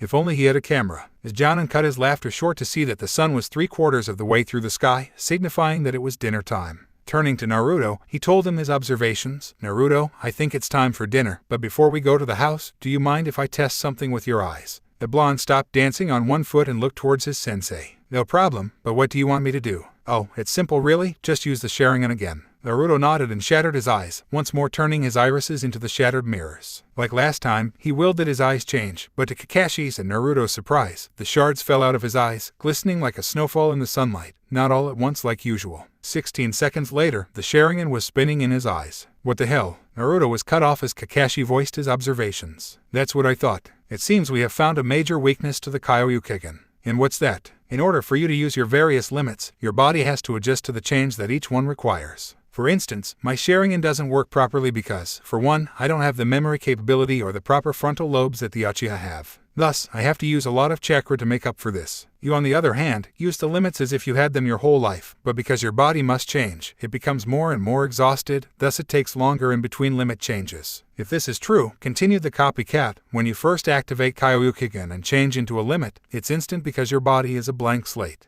After that, you get one instant change into another limit, but even further after that, it starts with 7 seconds from what I've seen and then jumps to 16 seconds. I imagine that after that it would be somewhere past 30 seconds for a fourth change. This can be dangerous, keep that in mind because in the world of shinobi, a couple seconds could easily be the difference between life and death. When in battle, make sure to change as few limits as possible. Suggestively, find at least 3 limits for possible situations and stick with them, but change as little as possible. Okay, started Naruto, still trying to grasp what he was hearing. That's all and good, but how do I restart the time thingy? Rest, obviously, answered Kakashi with a shrug. It's probably very hard on the body to all of a sudden change your anatomy. Now that I clarified this, we should head to dinner before everyone gets curious. With a nod from the boy, both teacher and student began the trek back home, but the blonde made sure that he grabbed his backpack before he forgot it. You two are late, was the response of Sakura as the goggle-wearing Naruto and the ever-tardy Kakashi stepped into the house. Naruto smirked as he sensed the ever-moody presence of Sasuk sitting at the table, thanks to his newfound sixth sense. After he entered the house, he quickly went upstairs to put his backpack with the rest of his belongings before he came downstairs to join the dinner with Tezuna's family. He came in time to hear Kakashi's lame excuse, sorry, we both just got lost on the road of life. Sakura and Sasuk both rolled their eyes at their eternally late teacher and quickly got back to their half-eaten dinner. Naruto quickly rejoined everyone and quickly piled on the food to his plate. Interestingly enough, Inari kept a suspicious eye on the Haruno and Uchiha. So far, the two hadn't made any new plans he was aware of, but he wasn't about to let the two get away with anything. For Sasuk, it was time to implement Plan C, his final plan. Sakura and he hadn't discussed their third plan together, but he had been planning this one without her consort for a while. This plan was sure to succeed, he wouldn't allow it to fail, otherwise he'd be the new village idiot. After all, the third time is always a charm. Naruto, said Blonde looked up from his food to Sasuk to see that he was wearing his signature superiority smirk. Want to make a bet? Did his ears pick up what he thought he heard? Sasuk was making a bet with him. It was too good to pass up. I'm game. Let's hear it, spoke the smiling blonde. Me and Sakura against you in a fight. Sakura felt her drink go up her nose. After coughing out everything that decided to go down the wrong tube, she turned her wide-eyed attention to her teammates. What the hell was Sasuk planning now, and how did it involve her? Alright, accepted Naruto with his foxy grin, but Sakura thought herself going crazy as she saw his pupils glowing past his goggles. What's in it for me? I teach you one of my own jutsu. Oh, maybe the fire release, grand fireball technique. Okay, I like what I'm hearing so far. But you have to take off your goggles if I win. Naruto's smirk quickly changed into an angry scowl. If looks could kill, Sasuk would have a boiling pile of puke. The bet was so great that Kakashi put his book down as he waited for his student's answer. This was both a miracle vine from heaven in that it would put the Kyoryukigen in a full-on test, but it was also a weed from hell because if Naruto lost, shit would hit the fan. Sakura felt her eyes widen as she caught on to Sasuk's third plan of action. He was willing to gamble and attack Naruto's pride to get him to reveal something. It was genius, but she doubted that her blonde teammate would even come close to winning due Sasuk's Sharingan. But to both Sakura and Sasuk, this proved that Naruto was hiding something under those goggles. Did Naruto really develop a line limit of some kind during the battle with Haku? Naruto was also weighing the odds. He had 3 limits at his disposal, 2 of which he had yet to fully master. And it was 2 against 1, but he accounted for Sakura's lack of any truly nasty jutsu. The odds at the moment were being balanced on a scale. The fire jutsu, even though it was cool, didn't really matter to him. What really mattered was the ability to smother Sasuk's face with dirt, and he wouldn't hold back just because Sakura was on his side either. All was fair in love and war. When and where prick? Naruto asked, holding a look that meant business. Sakura felt her eyes widen as she heard Naruto take the bait. Kakashi, on the other hand, just sighed. He once more found himself cursing his student's competitiveness. Sasuk continued smirking as he felt his plan working. Tomorrow at noon near the spot that Kakashi-sensei trained us to climb trees. I guess this means that I'm going to have to cancel team practice tonight, conceded Kakashi. Naruto quickly finished his dinner in less than 2 bites before he ran upstairs to grab his trusty backpack once more. He needed at least 1 or 2 hideout moves mastered before he could fight. Where are you going? Asked Sasuk in a mocking voice. To train. What else, asshole? The Uchiha scowled, but Naruto let his foxy grin loose as he poured salt on the wound. I would set you ass on fire, but it seems someone beat me to it. Sasuk's scowl quickly became an angry grimace as he saw the blonde leave but did nothing to stop him. Payback would come when he stuck the blonde into the dirt in the fight tomorrow. Sasuk-kun, the aforementioned boy, turned towards a nervous-looking Sakura. You wouldn't mind training me a bit tonight, would you? The ebony-haired boy nodded his head in approval. Right now, she needed to get stronger or otherwise she was just going to be a hazard on the field. Kakashi did count the rivalry that his students had as a mixed blessing as he watched the exchanges they had. It made sure that they got stronger quickly, but it sure was annoying as hell. He just hoped that Naruto could keep up because he knew that Sakura was going to pack some firepower when Sasuk was done with her. Inari was as pissed as a rattled hornet's nest. He knew what the Uchiha's plan was, but he couldn't interfere this time because his older brother figure had wanted it. All he could settle for was to watch and hope that Naruto won. Kakashi sighed once more as he dismissed himself from dinner to head up to the roof for thinking. He had a lot to go over. Naruto could be found lying on the grass in the clearing with his goggles off, staring into the sky. It was a clear night and the now waning moon was a beautiful sight along with the stars that dotted the midnight sky. The moonlight was gently glimmering off of his silvery pupils as he stared towards the heavens. He was at peace. Right now, he could show his beautiful eyes to the world and not have a care. The blonde didn't have to wear the mask he always did, here it didn't matter. Despite this, he had a battle in a couple hours against Sakura and Sasuk in a 2-on-1 match and he just mastered the Hyuten jutsu he wanted. They wanted to see what was under the goggles, but he just wanted the thrill of victory and to smother Sasuk's face with it.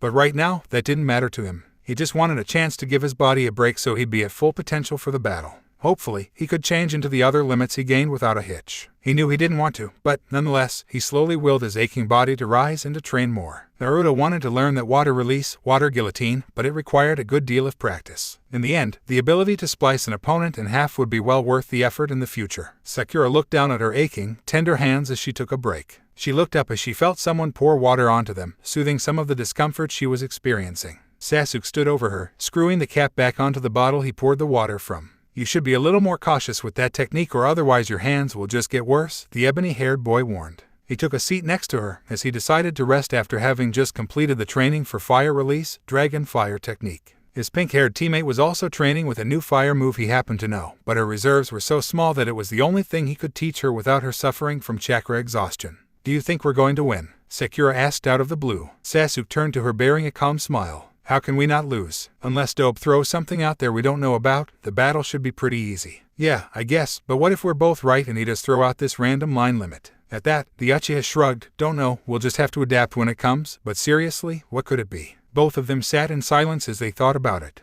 Naruto had to have a limit, but what was it and what could it do? There were so many outcomes to the question that the two gave up thinking about it several hours earlier. Okay, let's get back to work, but expel the fire this time. Don't hold it or otherwise your hands will get worse, coached Sasuk as he slowly stood. Sakura nodded and quickly joined him. Both members of Team 7 got into a basic battle stance and went back to their training. It was almost morning and they had to get ready for their battle with Naruto. Kakashi sat on the roof of the house as he waited for morning to arrive. If any other jounin got close enough, they would have gawked in disbelief at the fact that the man didn't have his nose in his perverted book for once in his life. Honestly, there was too much to think about to try and relax. He spent a good deal of the night thinking about the Kyoryukigen. It was an awesome limit that many would be very hard-pressed to even match. So many people would want those eyes, whether by stealing it or by arranged marriage. The latter of the two would be a product of the clans of Konoha trying to get a hold of it. The Scarecrow was pretty sure someone from the Yanamaka clan would try to have a go at it, speaking that they had a female around Naruto's age. He wasn't so sure about the Hyuga clan, but he was pretty sure the elders would make a push for it. There were others, but he doubted they would have as big of a voice. Then there was the Kyoryukigen itself. The basic abilities alone were impressive, such as being able to copy other limits and sense people with a limit. Of course, it also had its drawbacks. Naruto's skill with each limit was limited and he would need to train with each one before he could fully master them. The eyes also only allowed one limit at a time to be used, and the blonde could only change limits 3 times before it got dangerous due to time constraints. Also, his clones couldn't use it either, which was a serious limitation.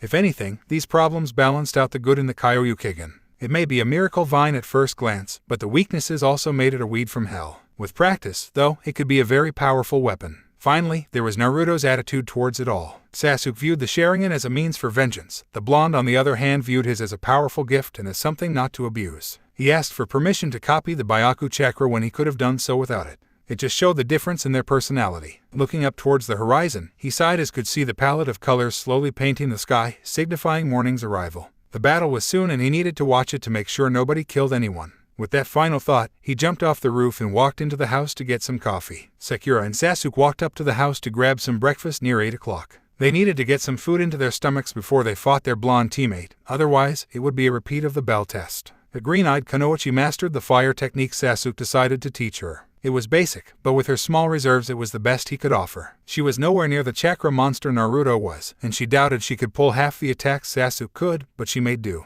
Both of them were greeted by their sensei. "Ah, I see you guys came in for breakfast. Have you seen Naruto yet?" asked Sasuk as he took a seat at the table, shortly joined by Sakura. Kakashi nodded his head in confirmation. Yes, as a matter of fact he was here about an hour ago to eat, but he quickly went back to his favorite clearing to train some more. Sasuk nodded as he dug into his food. Both Sakura and he were tired because of the lack of sleep and a large amount of training. So, both of them decided they were going to relax before they walked up to the clearing where the fight would take place. Inari could be seen at the other end of the table, death glaring the Haruno and Uchiha. He couldn't just sabotage the battle or otherwise his surrogate big brother would get mad. But that didn't mean he could come and watch. He really did want to see Naruto go full out in a battle. "Alright, I guess I should be a good sensei and give some advice to my students," spoke the copycat as he sat his eating utensils on the now empty plate. This quickly got Sasuk and Sakura's attention. What did they need to know about their blonde teammate they didn't already? He only used the shadow clone technique and relied mostly on taijutsu. They would admit that Naruto could come up with some brilliant plans on the wire, but that was if he'd hunker down and think or keep his temper in check. "I imagine you're wondering why I'm doing this," continued the copycat, "but let me be the first to say that Naruto has experienced a spike in strength ever since his battle with the fake hunter Nin. My only advice is to not underestimate him, or otherwise you'll lose." "How has he gotten stronger?" asked Sasuk with a grimace. This didn't sound too good. Kakashi thought about it for a moment before he told them, "Training. Lots and lots of training. I do believe he added another jutsu to his arsenal, but I can't be sure of that one. But again I say, don't underestimate your opponent. That is the quickest deciding factor in shinobi battles. Keep that in mind and you'll do great." "It shouldn't be a problem," spoke Sasuk with a smirk. "I mean, I do have my Sharingan and Sakura has learned a new technique." The scarecrow just shook his head in exasperation. True, the Sharingan is a tool, a powerful tool, but nonetheless, you should not take it for granted. Get cocky and you're going to lose. Naruto can understand this. It took him less than 3 seconds to understand this lesson. Hell, he discovered it on his own without me having to tell him, thought the copycat. "I guess you're going to have to learn some humility, Sasuk. It's sad that you're called a genius, but Naruto has learned, by far, more than you. Now that I have given you my advice, I'm going to find Naruto and give some that he may need," he said as he excused himself from the table. "Wait, why are you helping both sides?" asked Sakura. Kakashi put a hand up to his face as he thought about it for a minute. "Because you're all my students and I want to give you all equal chances. Now, if you'll excuse me, I will be heading to talk to Naruto. Oh, and relax or otherwise you'll burn out your bodies before the fight." Both of them nodded as he left. Sakura left to go up to her room to take a nap while Sasuk did likewise after they were done eating. Naruto was quietly sitting down with his legs crossed as he stared at the pond in front of him with something akin to annoyance. For the past couple hours, he trained to use the water release, water guillotine, but to say the move was difficult to master would have been an understatement. The water needed to splice things had to be absolutely sharp, otherwise, the most that'd be accomplished was making the opponent wet. This required fine-tuned chakra control in order to sharpen the guillotine's edges, something Naruto severely lacked. Supposedly, one could sharpen them enough to slice a metal kunai in half, but again, it required control. Despite this, the blonde continued through the night to get it. He had gotten down the basics, but the sharpening part was killing him. "You look like you had a good night," noted the copycat as he walked into the clearing. Naruto looked up with a smile on his face, but it quickly changed into an aggravated scowl as he stared back at the water. "I've been trying to get this water jutsu down, but I can't sharpen the edges," explained Naruto. "Mind telling me what technique it is? I might be able to help you," offered Kakashi as he sat down next to him. It's called water release, water guillotine, but like I said, I can't sharpen it. Sounds like a good move, never quite heard of it though. That's because Haku invented it before he died. It's a B-class jutsu. The wiry man gave a low whistle as he listened to the info about the attack. Not only did it sound good, but it was obviously a very effective attack. That would explain it, said Kakashi, grabbing his student's attention. You would probably need to know the water walking exercise before you master it. If it's a Jounin class attack, he would need equal control, but I doubt you'll be able to learn it in a couple hours. Naruto hung his head as he took in what he had to do. The attack just seemed to be out of his reach, but he would get it sooner or later. So, what do you plan on doing during the fight? Asked Kakashi. Naruto looked at him for a second as he thought about. He was too busy training to come up with a plan of attack, but now that he thought about it, it would be smart to come up with something. But he promised himself one thing, though. I don't want to use the Sharingan, the blonde muttered with finality. The Haddock raised an eyebrow as he looked at his student. Why would that be? You copied it, therefore you should use it. Yeah, but it's Sasuk's and I don't want to fight like that prick, answered the sun-kissed boy with another scowl. So, I'm just going to assume that you're going to use Hyutin and Bayaku Chakra. I'm definitely going to use Hyutin, but I don't know about the Bayaku Chakra, mainly because I don't know how to fully use it. Naruto then turned to his teacher with hopeful eyes. You wouldn't mind teaching me to use it, would you? Kakashi smiled under his mask as he heard him. That's what he loved about teaching Naruto. He was so open to learning something new, whether it was just another lesson or a new jutsu. The Scarecrow could probably attest this to the academy when the blonde was there and how they might have stunted the boy's growth by holding him back. If this was true, it was possible Naruto could have been at Sasuk's level in latent talent alone. This further explained why he absorbed everything he was taught like a sponge. No, I don't have a problem, said Kakashi as he stood and put his hands in his pockets. But you're going to have to go through a couple quick lessons without using your limit. Otherwise, you lose your chance to switch limits in battle, and we don't want that. No problem, but what are you going to teach me? Naruto was immediately on his feet with his foxy grin, waiting for the lesson. His teacher turned to him with a slight smile at the boy's eagerness. Well, for starters, I'll be honest and say that I don't use it often because it messes with my Sharingan, which might be good for you with your battle with Sasuk and Sakura, also partly because my reserves are small. But this shouldn't be a problem for you because of your naturally high reserves thanks to the Kyuubi. Alright, I can see some of that, but what are you supposed to do? Asked the blonde again. Well, continued the former ANBU captain, Bayaku Chakra is a very taijutsu-oriented limit. You constantly have to saturate the air with it, but by doing so, you allow a whole different form of hand-to-hand combat. This also gives you a larger sense of touch as people within the range of the saturated air can be sensed, whether or not you're looking at them. Let me give you a demonstration. Naruto watched as his sensei walked over to a nearby tree and took out his hands from his pockets. Immediately, the blonde could sense the chakra fill the air, centering on his teacher. Then his eyes widened as Kakashi lightly punched the tree, but kept an inch away from it. Not even a second later, the side of the tree splintered, leaving a hole about a foot wide. How spoke the dumbfounded blonde. Chakra displacement, Kakashi answered the half-spoken question. I gathered the chakra I placed in the air into my fist and released it, but it released so fast that I smashed the tree. Naruto became even more shocked as he saw his teacher step 10 feet away and then make a punching motion again, gathering the chakra in the air. He then heard a punch knock some of the bark of the tree. It didn't do nearly as much damage as the last attack, but it was still something worth seeing. As you can see, explained Kakashi as he put his hands back into his pockets. At the same time, his body became a black hole, sucking in all the loose white chakra in the air. Using the same attack I can send punches through the air to about 10 feet, but as you saw, the attack was about the same as if I was going to normally attack someone. The closer you are, the more damage. When will I be able to learn that? Said Naruto with a grin that threatened to split his face in half. I'm afraid that you won't be able to learn it for a while. The blonde boy's smile quickly became an annoyed look as his teacher explained it to him. Bayaku Chakra is actually difficult to control because it's so much denser than normal chakra. As a matter of fact, if you used it, your chakra capacity may even triple. I would teach you this now, but the control this requires is comparable to the Hyuga Juryuken. Then why show me all that cool stuff if I can't learn it now? Asked Naruto as he scratched the back of his head. I wanted to give you an example, but I also wanted you to try and use the chakra saturation that you saw. It's just a matter of you continually releasing it into the air. And, like I said before, it can mess over some doujutsu and make it to where the Sharingan can't fully copy things. Got that? His student bobbed his head up and down rapidly. It is a lot to take in, but watching the Bayaku Chakra in full action was absolutely awesome. He couldn't wait to use it against his rival. Now that I've given you your hint like your other teammates, I'm going to go and relax for the rest of the time. Good luck with the water jutsu. Naruto watched as his sensei walked out of the clearing while dragging out his little orange book. He quickly got back to his water jutsu, still troubled with sharpening the water curtain. 12 o'clock didn't come slow enough as Sasuk and Sakura slowly made their way to the clearing they agreed to meet everyone at. As they stepped into it, they found Naruto already there, sitting on rock with his legs crossed while wearing his infamous foxy grin. "You still up to this dope?" asked Sasuk, wearing his superiority smirk. Naruto adopted a serious look that he had only seen when there was a battle to be fought, just like when they were going to fight the fake hunter Nin.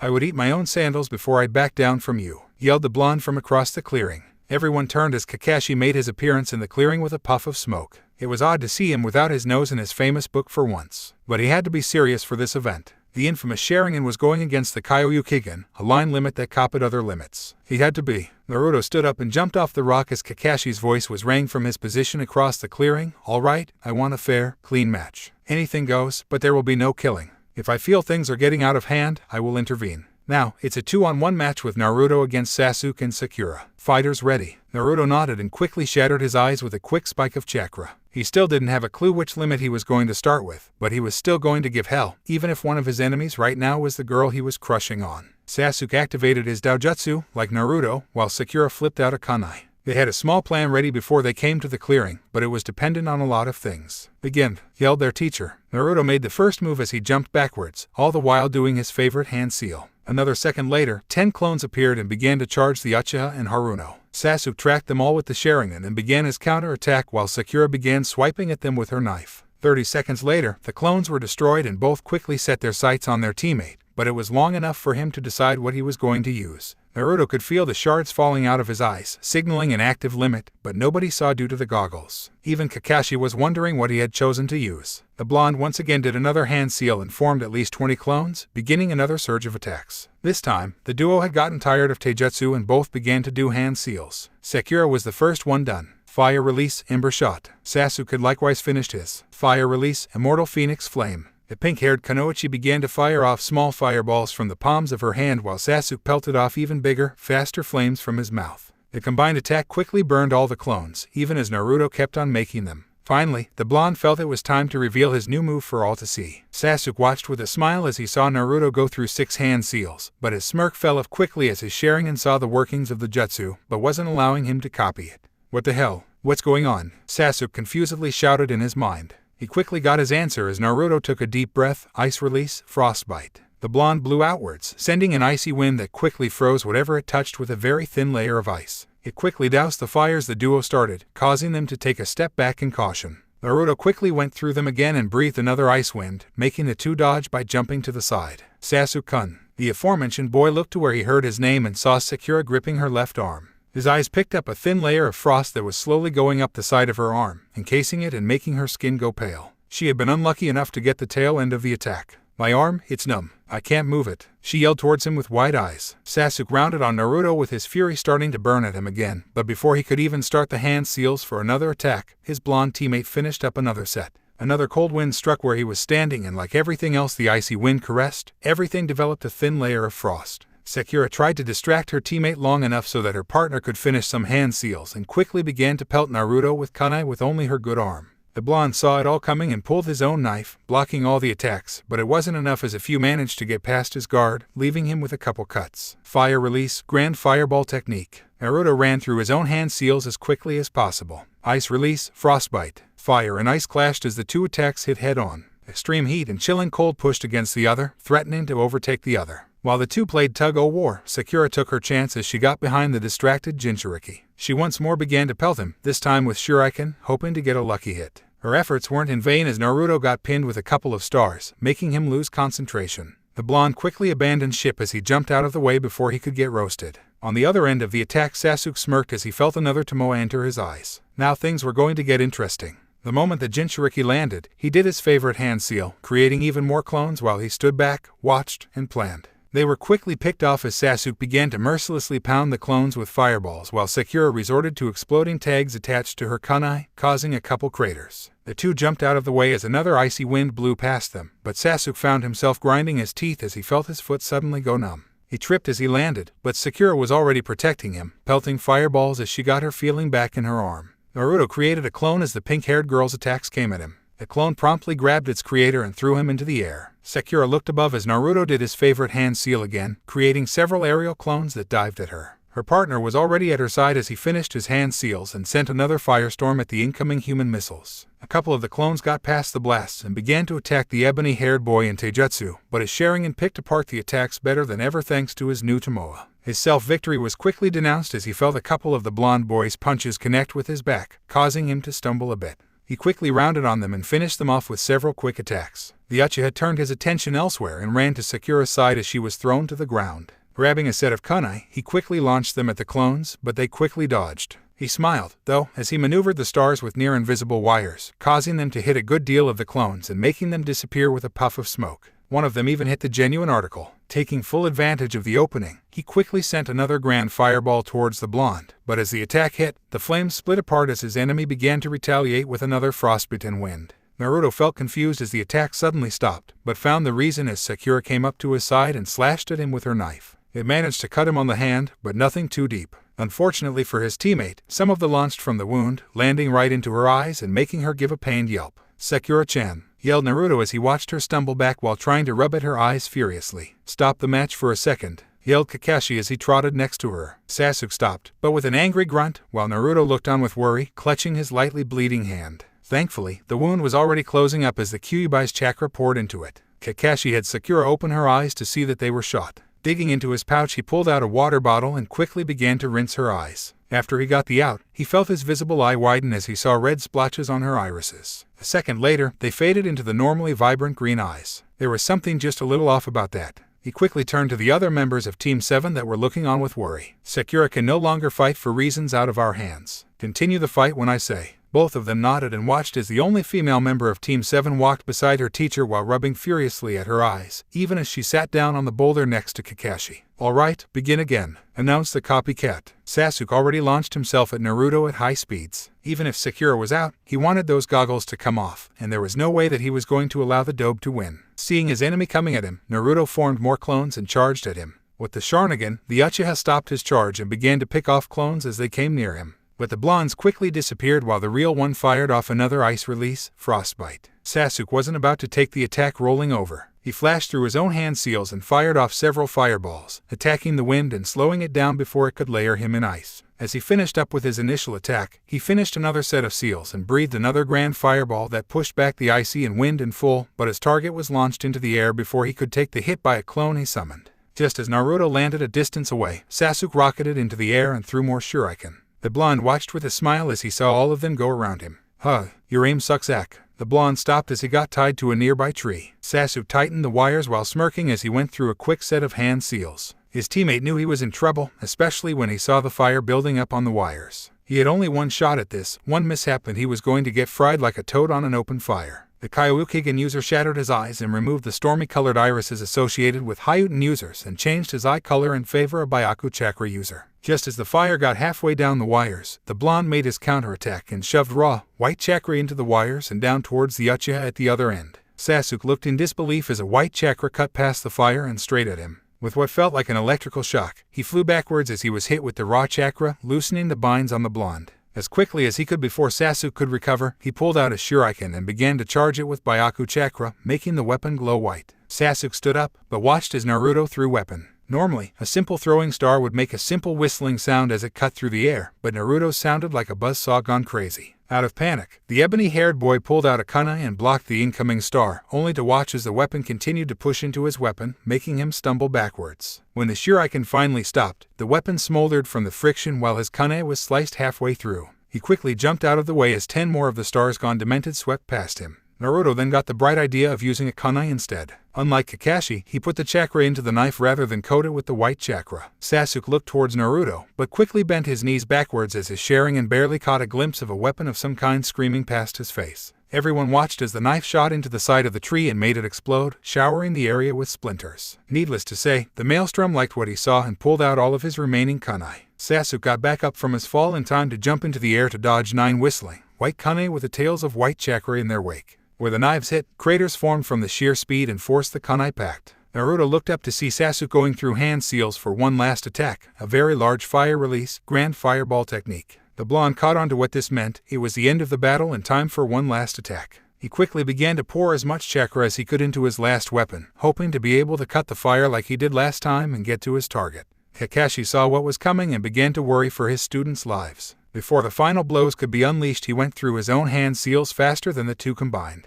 Both of the boys looked to the left in time for a whistling gale of wind to sweep through the area and send them flying into the trees, making them lose concentration on their attacks and allowing the chakra charging their attacks to escape. Before they could ask what happened, they heard Kakashi's voice ring through the clearing. Due to the threat of you two killing each other, I call this match a draw. Hey, I was about to win, shouted Naruto in retaliation. Sasuk didn't answer, but he looked absolutely murderous. Kakashi stared at them for a long while, trying to get it through their thick skulls just how much danger they were in. I said in the rules not to kill each other, the silver-haired man told them harshly. What you both were about to do would have, at the least, caused serious injury, or even worse. For that reason, I decided it was fit for me to intervene. Sasuk ground his teeth in aggravation. Victory was so close that he could taste it. Had he been given another second, he would now be seeing what was beyond the goggles. Naruto, on the other hand, realized what he almost done and began to hang his head in shame. Had he thrown that knife, it would have cut through the fire and then it might have shot straight through Sasuk, probably killing him. He had lost control, so intent to grasp victory and show the team that he was more than a dead last. I'm sorry, Sensei, muttered Naruto as he slowly got up.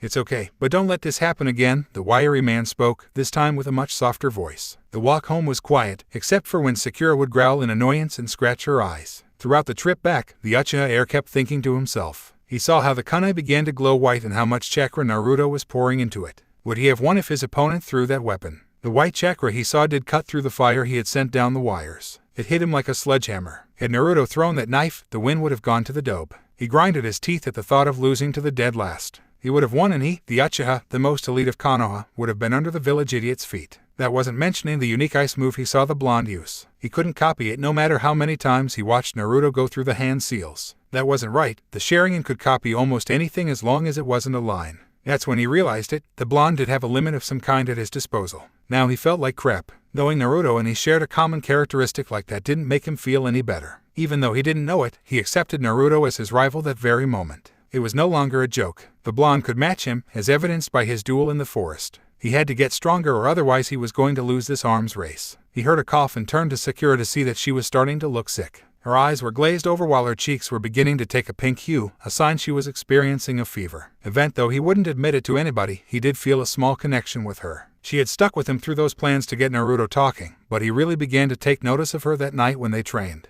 He got a small look into her soul and could see that she was more than the fangirl he knew. And even though he wouldn't admit to anyone, looking at her now, he was beginning to worry for her health. Sakura, are you okay? You're starting to look sick, he asked nonchalantly. Yeah, I'm fine, but my eyes are killing me and giving me a headache, Sakura answered. Even Kakashi was looking at her with worry. He couldn't place why she would be sick all of a sudden, but he could tell it wasn't good. Sorry about getting some in your eyes, Naruto apologized, looking upset. Everyone was relieved as they caught sight of the house, finally glad that they were going to get some rest after the day's events.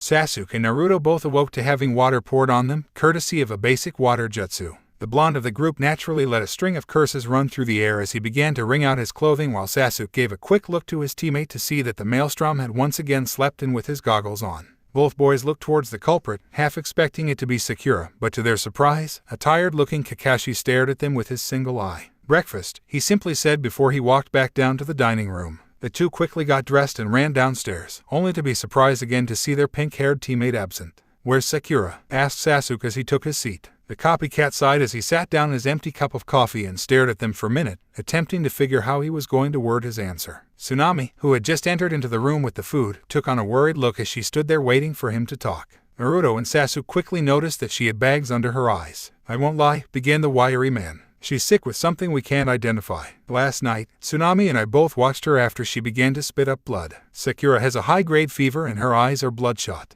There are a lot of other symptoms, but it would be those that are the more dominant ones. Then what are we going to do? Asked Naruto with a great deal of worry in his voice. Tazuna, when is the bridge going to be finished? Asked the masked man as he turned to the bridge builder. The old man molded in his head for a couple seconds. In about a week. Kakashi nodded. I'm sorry to say this, but we're going to have to cut this mission short. All of us will be heading back once we pack all of our things. Right now, Sakura needs medical attention as soon as possible. What? Shouted Inari from across the other end of the table, but... I'm sorry, said the Scarecrow with a hint of finality, but we have to leave. Naruto, Sasuk, start packing once you get done with breakfast. Both of them nodded as they began to wolf down their food so they could get ready to go. Inari sat at the end of the table while looking downtrodden. His surrogate big brother was leaving much earlier than he thought he would. 2 hours later, Kakashi was seen piggybacking Sakura while Sasuk and Naruto were standing next to him with their backpacks in tow. He thought it was his imagination, but the Scarecrow would have sworn the Uchiha was giving his sick teammate worried glances every several seconds. I guess this is goodbye, began Tazuna with sadness in his aged eyes. You guys helped so much. I honestly don't know how to repay you, but for starters, I managed to get someone at the docks that'll give you a ride home.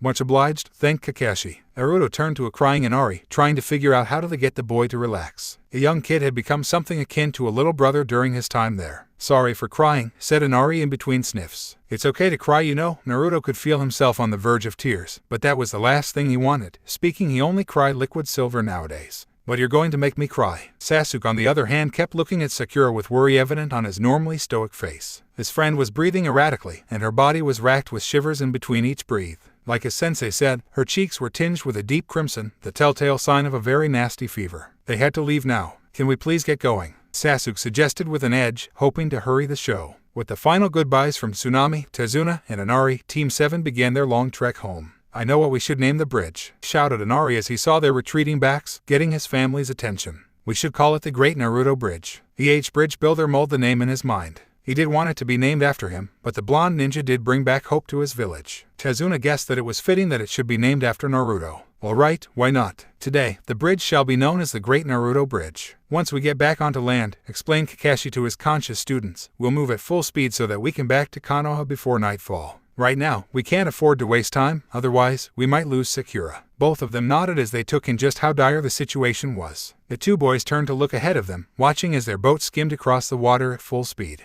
Their hair whipped about from the erratic winds caused by the speed they traveled across the water, and sometimes it splashed and showered them in a cool spray. It was so much nicer than they remembered when they first entered the wave country. Thankfully, because Gato was gone, they could now use a boat engine without much fear. Sakura lay in the center of the boat with her head propped against her backpack that Kakashi had been carrying with him. Surprisingly, Sasuk sat by her side the entire trip. Naruto would have commented on his teammates' unusual behavior around Sakura, but he didn't feel that now was the right time to aggravate anybody, lest he lose any body parts he wished to keep. Team 7 caught sight of the dock leading back to solid land. The moment the boat touched it, Kakashi quickly picked up Sakura and her supplies, and then the ninja rocketed out of the boat towards home. The man whom had been working the motor whistled as he saw the speeds they moved at. The run back to Konoha was silent, mainly because Naruto and Sasuk were hard-pressed to keep up with their masked teacher, even when the man was carrying someone. They basically had no time to argue. It was almost nightfall and everyone was eager to see the gates of Konoha and to get Sakura to the hospital. Naruto couldn't wait to get his hands on his favorite meal and to see Aruka, but Sasuk had other plans.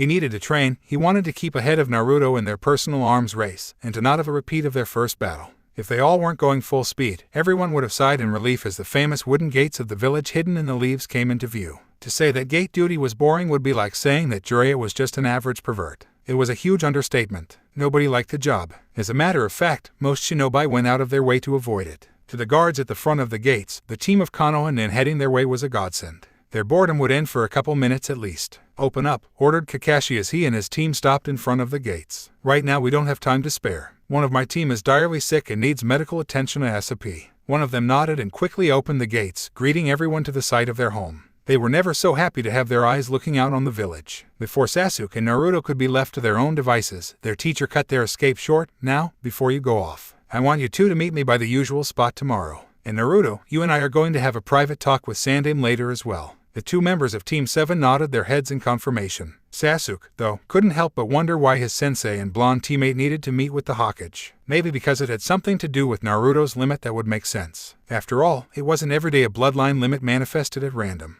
It still aggravated him that he didn't have a clue what it was, but kept his annoyances behind his usual mask of indifference. Okay, see you later, sensei. Make sure you tell us what's wrong with Sakura tomorrow, shouted Naruto as he ran for his favorite ramen stand. With that, the remaining two members of Team 7, Kakashi and Sasuk, split their paths and went to do their own business, Kakashi to drop off Sakura at the hospital and to talk to Sarutobi, and for Sasuk to train. The blonde knew the path to Ikaraku's like the back of his hand. He even knew how to get there through the nearby sewer system, having had to use the sewer lines once when some Chunin tailed him for a prank he pulled when he was younger. Good times. Sadly, he hadn't been home to pull any pranks lately, but he was back and going to. He stopped mid-thought and mid-step as his Kyoryukigen's sixth sense kicked in, a sign that someone nearby owned Bloodline Limit. Naruto swiveled his head as he searched for the person, taking a keen look at every person's face that passed by. He calmed down, knowing his sense worked better if concentrated, and as if by magic he sensed that the person was in the general direction of his favorite ramen stand. What luck! It was dinner and a new Bloodline Limit in one run.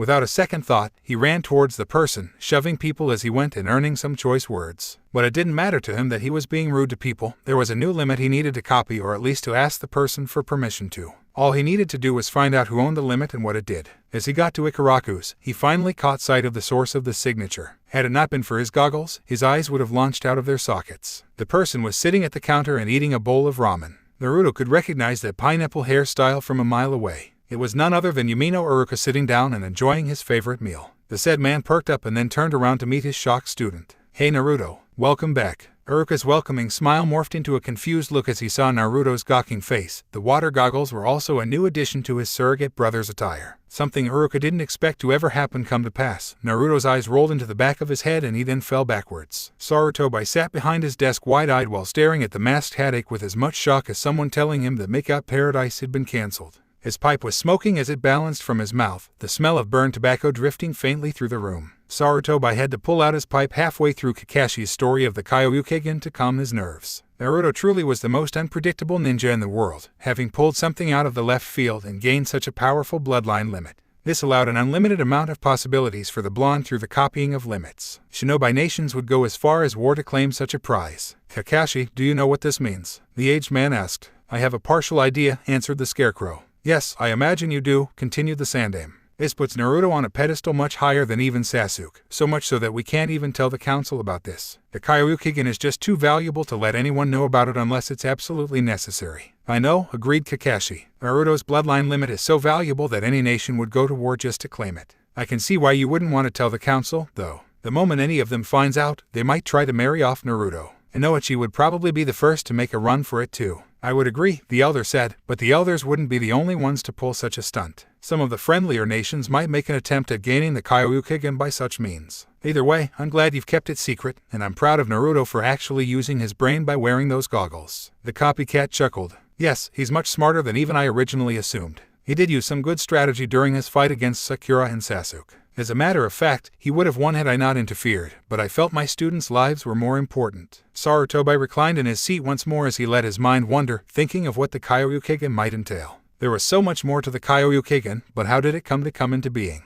It had to be related to Rin'negan in some way, but if that was the case, Kakashi, the said man turned his attention to the aged man as the Sandaime spoke in a tone that meant business. "The Kyoryuken isn't a doujutsu." "What? How's that possible?" asked the wiry man, his single eye widening a fraction from surprise. The Hokage rocked back and forth in his seat for a couple seconds to gather his thoughts. "The Kyoryuken isn't just a doujutsu, despite how it shows in Naruto's eyes. The doujutsu is just a small part of the limit as a whole. What we are dealing with here is a transcendent bloodline limit, much like the legendary six-way eyes, the Rin'negan." "What do you mean?" Kakashi heard of the Rin'negan, but only in passing. Supposedly, the founder of the ninja world used the Rin'negan, but other than that, Kakashi was lacking in knowledge of the capabilities of said limit. "From the details I've gathered about the Rin'negan," explained the Sandaime, "it wasn't limited to the eyes. The users also had access to all 6 forms of chakra, along with a whole arsenal of other abilities. Thus, it was something more than just a doujutsu. Most limits are usually classified as anatomy manipulation, by element, or as doujutsu, but the Rin'negan and Kyoryuken are all 3, making them transcendent bloodline limits. If this is true, questioned the masked Jounin, then how does this make the Kyoryuken one these limits? Simple. Naruto's chakra is neutral, but changes into whatever form it needs, said Sarutobi while ticking off his fingers. Then there is the body manipulation that occurs whenever he changes limits. That's another. Finally, there is the doujutsu, which is the mark of the Kyoryuken as a whole and the necessary key used to copy the limits themselves. For a second, Kakashi stood stock still as he took in everything, but then reclined backwards into his chair while shaking his head with his visible eye closed.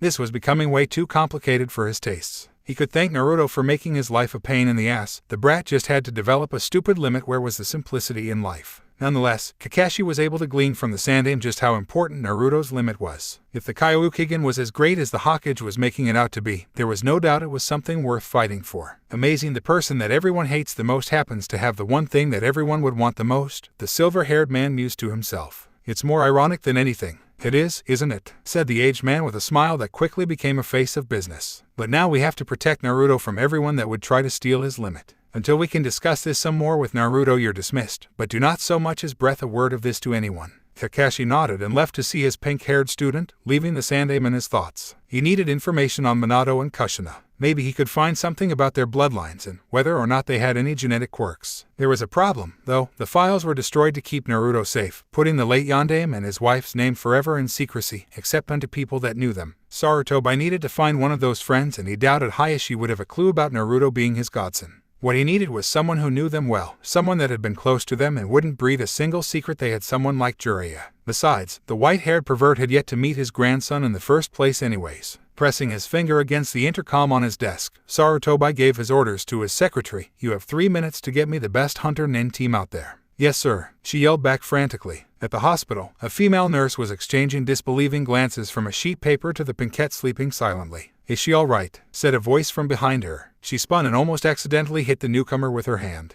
The nurse looked to see that it was a jounin that wore a mask and with a single eye visible for all to see. It didn't take long for her to identify him as the legendary Kakashi copycat headache. "Well?" he asked expectantly. He was nervous from the way he saw the woman giving disbelieving glances towards his student. Kakashi just hoped it wasn't anything lethal. The nurse shook her head to clear her mind, and then answering with a careful tone, "Well, we stabilized her, and she's going to be fine. Her symptoms were on par with an extreme allergic reaction, but..." The dark-haired nurse pursed her lips as she pondered how she was going to describe this medical oddity. What she was seeing on this girl's blood samples was just so strange. She read about many medical peculiarities, but nothing was on par to what the blood samples told her. "But," pushed Kakashi with impatience. She tried her best to gather the words. "What makes this so unusual is what caused the reaction. We took some blood samples earlier, but well, just look." She handed the paper she was holding to silver-haired Jounin so he could glance at himself, but to him, it was nothing but random rows of letters and numbers. In the back of his mind, he felt kind of stupid because he couldn't read what he was saying.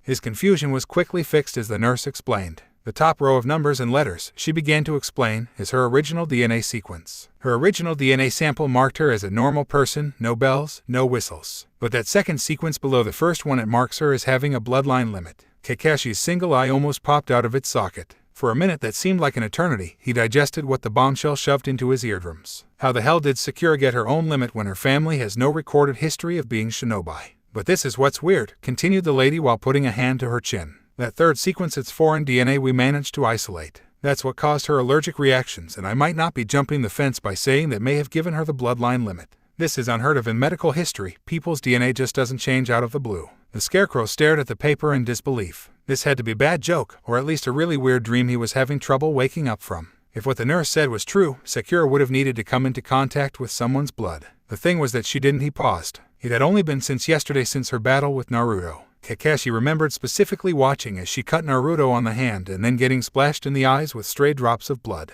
"What kind of limit are we talking here?" he asked with a tone that made the nurse take a step back in slight fear. She cleared her throat to distract herself for a second before she got back to the situation at hand. "I went over her and found nothing different with her eyes or anatomy, but her chakra, it's different. Her body is naturally producing 2 types of elemental chakra, which means we might have an elementally based bloodline limit on our hands." Kakashi stared at the sleeping form of Sakura for a couple seconds, trying to decide what to do. This had to be because of Naruto's blood, but how was it possible? If it was because of his blonde student's blood, he had to see Hokage-sama, and as soon as possible. "Listen, and listen carefully," he ordered dangerously. "I'm going to go and grab Hokage-sama. You will not leave this room until I come back, and if someone comes in, you will not say anything about this. Got it?" She nodded her head frantically, feeling some of the killer intent in the air. Haddock Kakashi meant business, and until he could figure out what was going on, he was going to classify this as something that was going to be kept secret. He left in a blur, making his way to the Hokage and leaving the nurse to take a seat and wait. She could tell one thing, she was as confused as hell. "Now make sure that when you find him, you tell him that we're opening a new bathhouse and we're going to name it after him in his honor, and that he should be here for the grand opening," suggested the Hokage. "If you don't tell him this, you'd have to knock him unconscious to bring him back, and that isn't something that'll work." The males of the squad of hunter ninjas snickered while the lone female of the group was far from pleased and 3 seconds away from trying to castrate every man within a block's radius. Sarutobi would have given them another excuse, especially when he felt the female's killer intent leaking into the air, but unless there was a nude woman and a good deal of sake involved, Jiraiya wasn't going to come quietly. It was about when he was ready to dismiss the group that Kakashi slammed the doors leading into the room wide open and looking as if he had ran at full speed without stopping.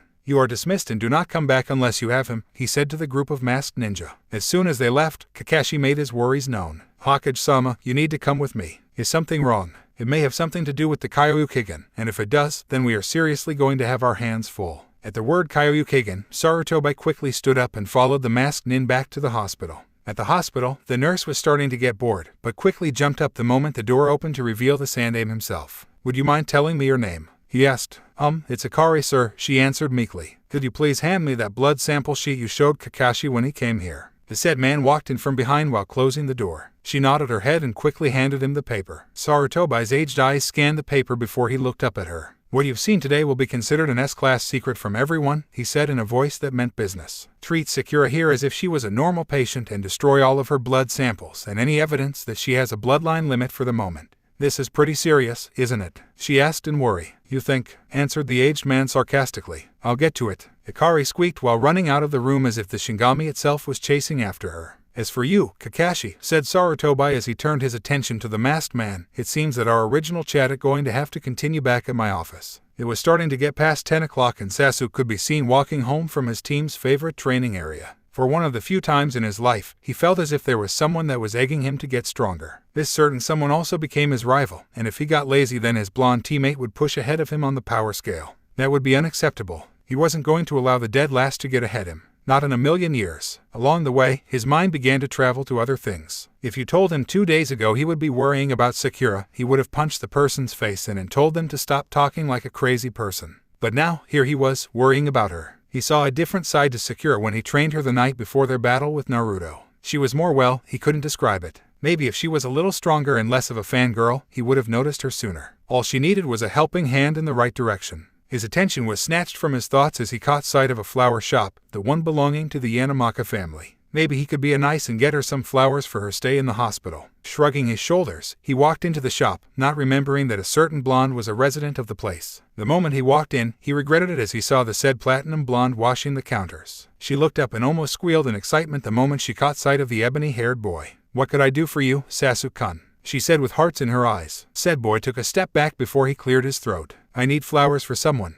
Oh, really? Would they be for me? Sasuk took another step back. No, I need them delivered to the hospital, he simply told her. She looked a little downtrodden, but kept going on her job. Besides, if her father found out that she scared a customer away, he'd fly off the handle and she'd be at the receiving end of the stick. All right, what would you like? She said in a conceited tone. Sasuk sighed in relief knowing he wouldn't have the girl coming attached to him in any way, shape and form in the next couple minutes. Maybe it was a good idea to get to know Sakura a bit more, then maybe the fangirls would stop chasing him. What kind of flower arrangement could I get with this? With that, he showed her some of the money he had on his person at the current moment, earning a raised eyebrow from the girl. That would get you a pretty good size one. Who might this be for? She asked with genuine curiosity tinting her voice. Just deliver it to this person. He took a nearby card and jotted down the name of the person for her to deliver to and quickly exited the building. When the Uchiha had disappeared, she quickly picked up the card and almost dropped it in shock to see that it was Sakura. Naruto slowly blinked his eyes open and sat up to see that he wasn't at his own home. Looking carefully, he could see that he was at Aruka's house and he was on the couch in the living room.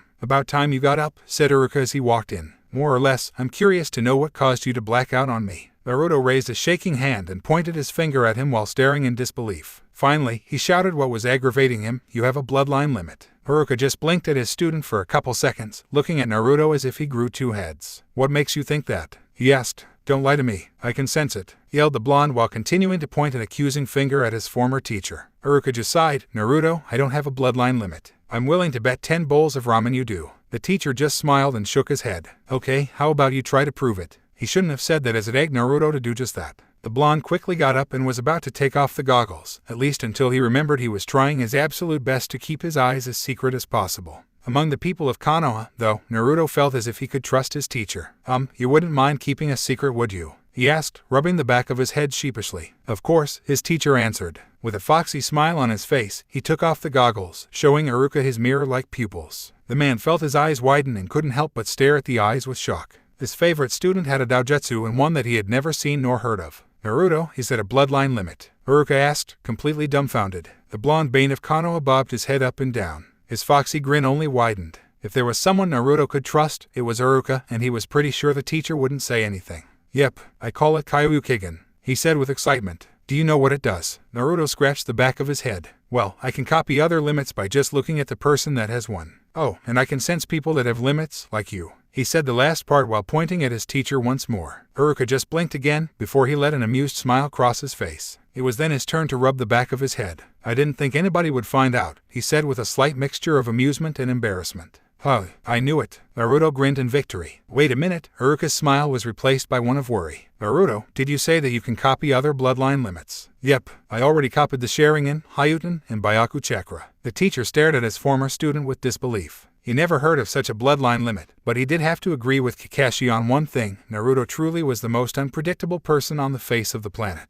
So, why did you tell me you didn't have a limit? Aruka was cut from his musings to see that Naruto was wearing a very curious look. He sighed as he got ready to explain. Well, there are a lot of things you don't know about me that I've tried to keep secret. For starters, I do indeed have a bloodline limit, and second, I may be a Chunin in rank, but my abilities put me at a low S-class level. Naruto's mouth dropped like a rock to the floor as soon as he heard his former teacher was a cage-level ninja. But if that was true, then he could have kicked Mizuki's ass that night. You can't really be that strong. You could have beaten the living daylights out of Mizuki. So, why didn't you? He asked with a grimace, but was caught off guard as his teacher lightly chuckled. Well, I trusted you, his teacher explained. I knew you wouldn't let Mizuki win that night, especially when you told me that you learned a move from the Forbidden Scroll. So, I acted like a normal Chunin that night just because I wanted to find out what it was. Naruto stared at him for once in his life at a loss for words to yell at him for. His teacher thought a lot like Kakashi when in the middle of battle. To top that off, Aruka trusted him so much that he acted weaker than normal and put his life into his student's hands. He knew he could beat Mizuki that night. Naruto started, still at a loss for words. Aruka trusted him that much. It's okay, not many people know this outside of Hokage-sama. Here's a question: if you're so good, then why do you teach? The blonde asked, scratching the side of his head in confusion.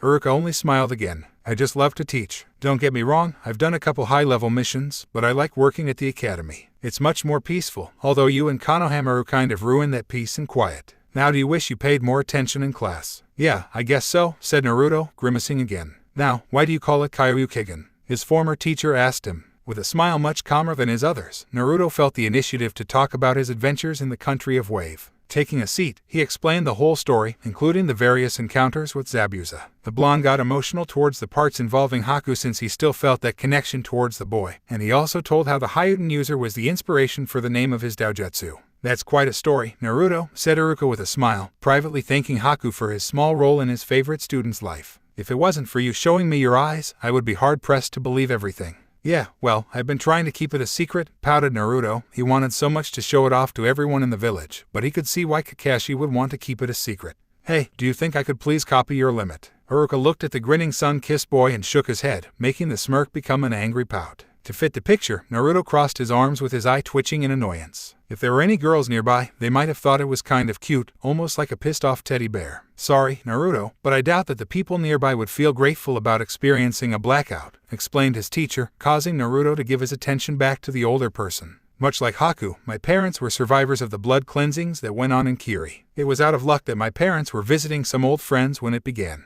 At the time, I was very young, maybe around 2 or 3. So, because of that, I ended up living here in Konoha. You were just like Haku? Naruto asked with genuine curiosity. Aruka nodded his head before he continued. I was. What does your limit do? Well, began the scarred teacher, it's known as Hyakurai. My bloodline limit allows me to control my bioelectricity and make it strong enough that I could get struck by lightning without any harmful side effects. This makes me a master of lightning jutsu to a degree that I could do some of the most powerful moves with a single hand seal. Also, I think much faster and have faster reflexes. Have you ever wondered why I caught all those erasers and buckets full of water? That does explain it, thought Naruto while putting a finger to his chin. True to what Aruka said, pranks involving attempts to hit the man with something like erasers always ended in failure. Not to mention those couple of times that Naruto lost his temper and tried to throw blunted kunai to his teacher's head, only for the man to catch them with his fingertips without taking his face away from the blackboard. Also, I can sense bioelectricity, allowing me to track people down because of how each signature is unique from person to person, he continued to explain with a smile. That's why you always found me when I pulled a prank, yelled Naruto while pointing his finger at his teacher accusingly, only to have the man laugh. Yeah, well, there were a couple of times that I let you escape, mainly because I didn't want to follow you into the sewers. If someone had an egg on them, they would have been able to cook it on top of Naruto's simmering head. His teacher could have tracked him every time, but only let him get away those few lucky times just because he got desperate enough to crawl in the sewers. The outrage of it all. Now, as fancy as those abilities are, they're not the main ones. This immediately brought the blonde out of his simmering attitude as he watched Aruka with his eyes glued to the man.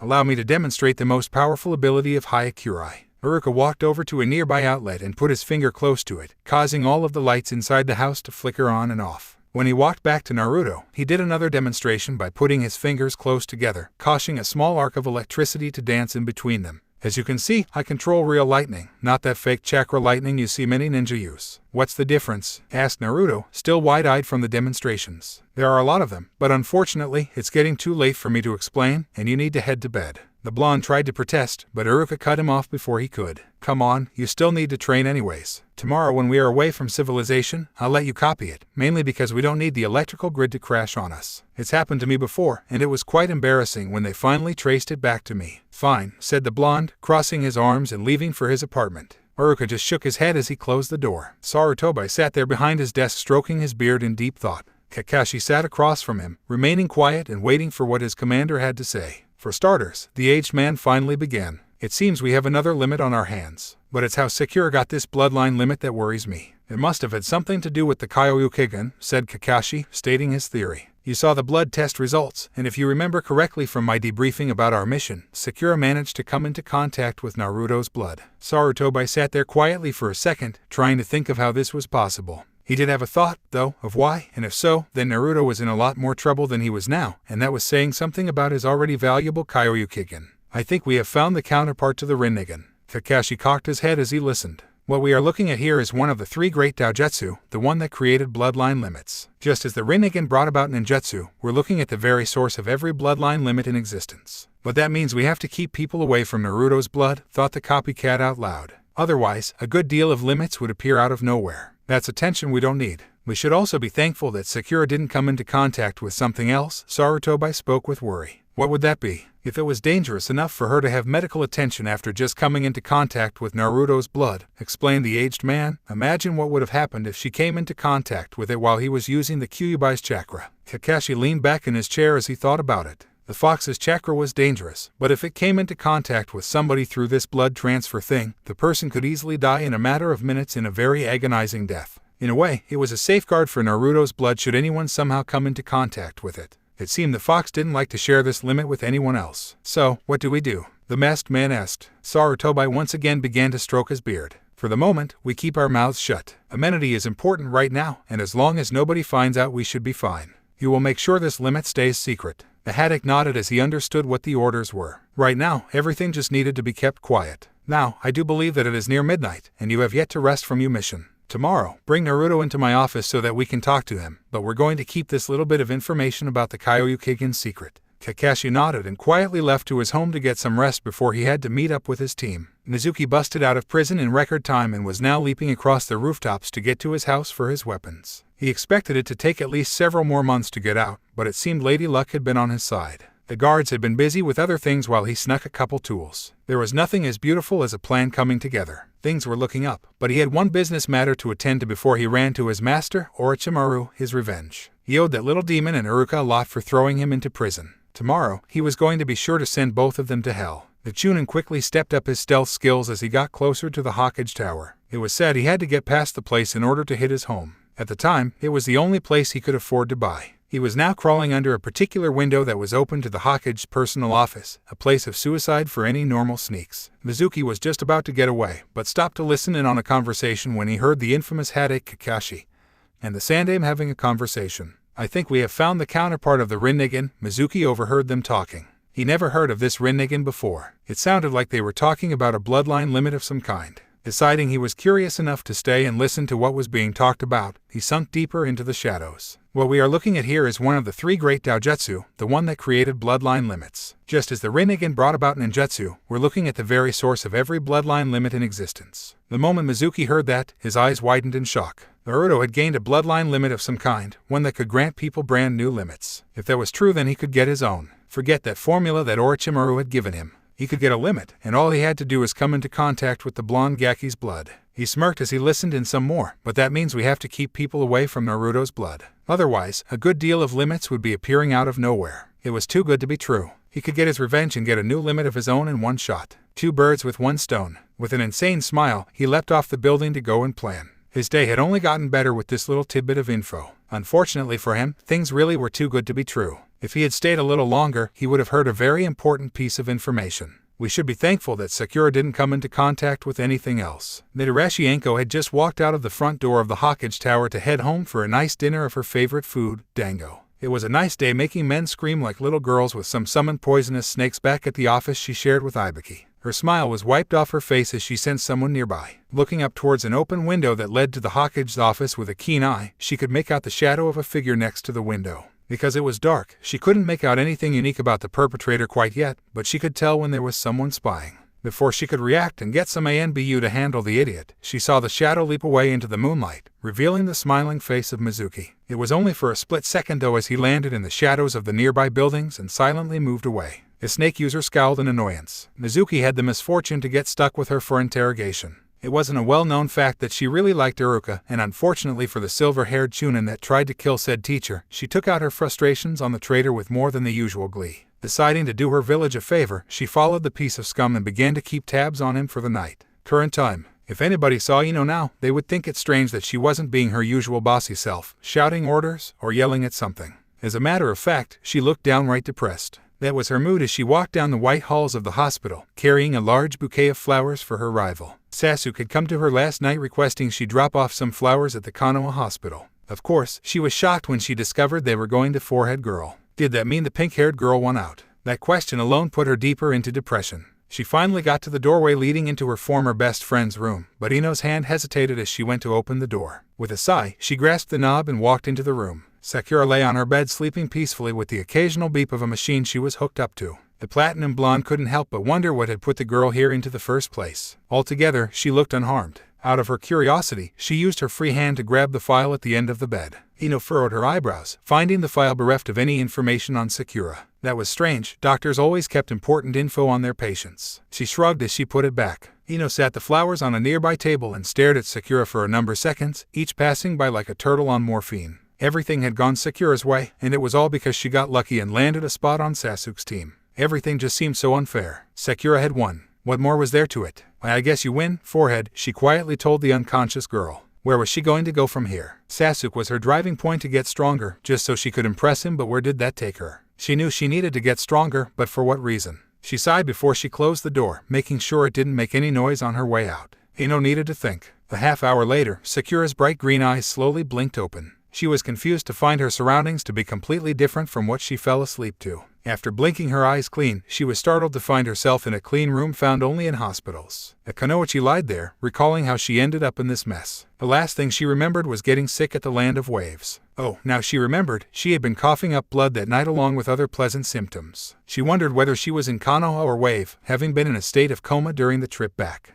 She turned her head to look around her room, only for her eyes to widen in surprise as her sight came across a large bouquet of flowers. Sakura looked over the gift trying to find out who gave it to her. To her confusion, the flowers were an anonymous gift. Ah, nice to see you awake. Sakura looked towards the doorway to see the ever-so-lazy Kakashi staring at her. You had us worried there, and I waited another half hour to get you back to Konoha, you would have died. She wanted to ask about the details of the trip back, but then felt how dry and scratchy her throat was. That wasn't mentioning the metallic taste in the back of her mouth, probably from the blood she coughed up. The Scarecrow noted his student's desire to talk and walked over to get her a cup of water. After she had sipped down some water, she let the questions fly. When did we get back? The silver-haired Jounin shrugged his shoulders. I wasn't keeping track. It was probably about 5 in the evening, or around that time, when we got back. Do they know what's wrong with me? She asked in a soft whisper. Her throat still felt sore. That's where the copycat hit a dilemma. The Sanda made it very clear that everything was to remain quiet. Besides, how would his student react to suddenly getting a first-generation bloodline limit?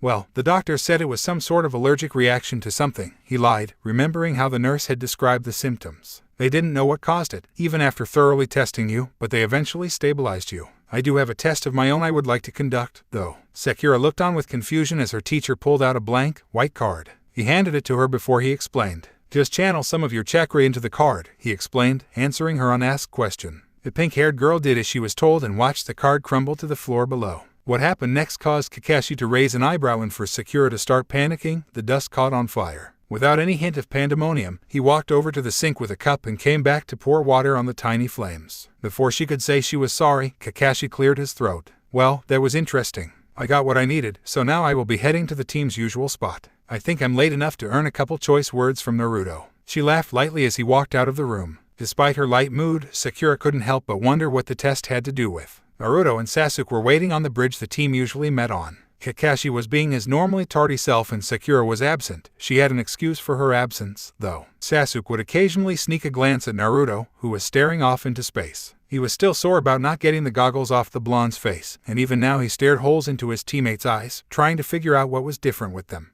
If the maelstrom did have a doujutsu, then why didn't he show it off like they expected him to? There was another thing that caught Sasuk by surprise. Naruto wasn't complaining about their sensei being late as per usual. The blonde was just sitting there and thinking, something that shouldn't be humanly possible either. Ever since the wave mission, he was acting weird for no apparent reason. It was while he was pondering about his teammates' unusual behavior that Kakashi had shown up in a poof of smoke. Sorry about being late. You see, there was this old lady. He thought he could try something new today rather than his usual black cat one. Hideout, Naruto drawled, wearing a foxy smile. Sasuk just gave him a death glare, wishing that the man would spontaneously catch on fire for his tardiness. Kakashi just smiled beneath his mask. It was obvious Naruto remembered their talk back at the Land of Waves, otherwise, he would have gotten yelled at like normal. He would admit that it was nice to have someone understand why you act the way you do. It was refreshing.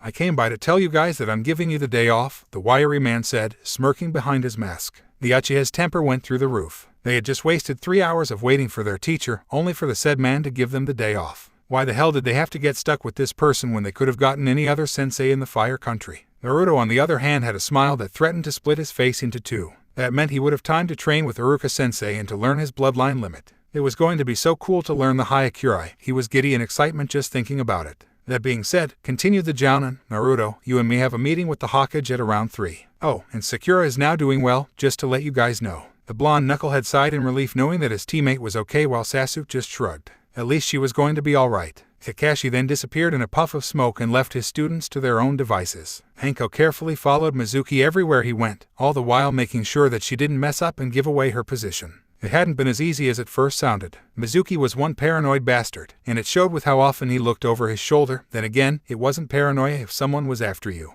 It was only by luck she was still tailing him without being caught. Despite all this, and her following him, his motives were still unclear. It wasn't until they got into a particular neighborhood that things became clear. Mizuki stopped on a particular roof that was overlooking a nondescript apartment complex. Shortly after they arrived, the blonde bane of Konoha walked in front of one of the doors and knocked, revealing Aruka as he came to the door. She narrowed her eyes as she realized what Mizuki's goals involved: revenge against the ones that threw him in prison. Aruka was leaning on the doorway with his arms crossed, raising an eyebrow as he stared at the blonde. His favorite student stood in front of him grinning from ear to ear, ready to learn about his sensei's limit. So, I guess you want me to teach you how to use Hyakurai, huh? Asked Aruka. Why else would I be here? Said Naruto, bouncing on the balls of his feet. Maybe to say hi to your favorite teacher. There's that too, but please let me learn it. Begged Naruto. The cage-class Chunin just sighed in defeat. He doubted the blonde would leave him alone until he did anyways. Then again, the thought of being able to teach someone else outside of his own person how to use his limit was quite appealing. Knowing the hyperactive boy, he would have no problem keeping this secret, speaking that he did have his own limit. Alright, Naruto leapt into the air with a shout, but calmed down as his teacher continued, but there are some rules. 1. Don't tell anybody about this. I don't like attention and the village would definitely set their eyes on me if they found out. 2. Don't train your Hyakurai by yourself. If the city has a power outage, I'm not going to cover for you. The blonde bobbed his head up and down like a parakeet as he listened to everything. This limit had to be good if Aruka-sensei wanted him to train with supervision. Don't worry, Aruka-sensei, assured Naruto. I have to keep the Kyokugen secret anyways. Now that has been settled, muttered Aruka, clapping his hands together, we're going to go and train at my favorite spot. So, follow me while I explain some things to you. Both of them slowly began to walk towards the training grounds, all the while Aruka gave Naruto some lessons on his bloodline limit. Okay, he began as they walked next to each other. Hyakurai is unique because it allows me control of real lightning because of my higher than normal bioelectricity. Other minor abilities that it has are my bioelectricity sensing capabilities and my improved senses and reflexes. Naruto looked around as he walked along and noticed the people giving him loathing stares as he passed by. Deciding that he didn't want to think about the villagers, he turned back to Aruka with a question he had since last night. Didn't you say something about the difference between real lightning and chakra lightning last night? Questioned Naruto. Yes, there are some major differences, his teacher continued to explain. Chakra-based lightning works by homing in on chakra sources in its more uncontrolled form. Real lightning strikes things indifferently and with a much stronger charge. It's also much more difficult to control. What does that mean? Well, Aruka scratched the back of his head as he tried to figure out how to give an example. Let me put it this way, a single chakra lightning bolt would strike only one of 2 kunai that were stuck into the ground, and would always hit one if it was to be loaded with chakra. But if a natural bolt is used, it would strike that kunai and maybe the other as well because it reacts indifferently. Now if I wanted to use jutsu that involved lightning, the pineapple-haired Chunin continued on, I could use my bioelectricity to do it. But it would be much harder to control, speaking that chakra really works like an extension of the body, while lightning is a pure form of energy. Naruto could now feel as if his head was going to blow up like a bomb at the information he was taking in. No wonder he didn't pay attention in class back when he was back at the academy. It would give him a headache every time he looked at the blackboard. The blonde stopped rubbing his head as they both finally got to the training grounds. Aruka walked across from him and began to study his student under a microscope, trying to figure out how the Kyoryuken worked. The mirror-like pupils Naruto showed him last night were just too complicated to be a doujutsu of some kind, but he kept his thoughts to himself as he continued to look onward. How do you copy limits? He finally asked. I just look at you, answered the blonde. Naruto pulled off his goggles and began to stare at his teacher, willing his eyes to copy the limit. His eyes quickly shattered and began to copy down the Hyakurai to add to his small arsenal. After a couple seconds, he gave a thumb up to his teacher, signifying that he copied it. All right, before you begin to use it, I want to demonstrate something, he said with a smile. Make a couple of clones and have them come at me. His student just put on his foxy smile before he made his favorite hand seal. With a large puff of smoke, a dozen clones appeared around the original. All of them charged with a battle cry, but the real Naruto stayed back with a confused look as he saw Aruka still wearing his own smile. It was when the small troop of blondes touched Aruka that it happened. The only way Naruto could describe it was like a squirrel being stupid enough to not just touch a bug zapper, but to bite it. Half of the blondes unlucky enough to hold on and not let go began to smoke as static electricity shot through and away from their hair like the Raikiri that Kakashi demonstrated on the bridge. The lucky half of the group launched into the air. When they landed, their hair was smoking and sticking straight up while smoke poured out of their ears. All of them finally disappeared, leaving a gawking Naruto with memories of what it was like to grab a bug zapper. His teacher just snickered a bit before he explained. What you just witnessed was me letting go of only a portion of my control over my bioelectricity. I constantly have to suppress it or otherwise. Well, you saw what happened at my apartment last night. He could now understand why Aruka was a little hesitant to let him copy Hyakurai. It required a lot of control to get the full effect the bloodline offered.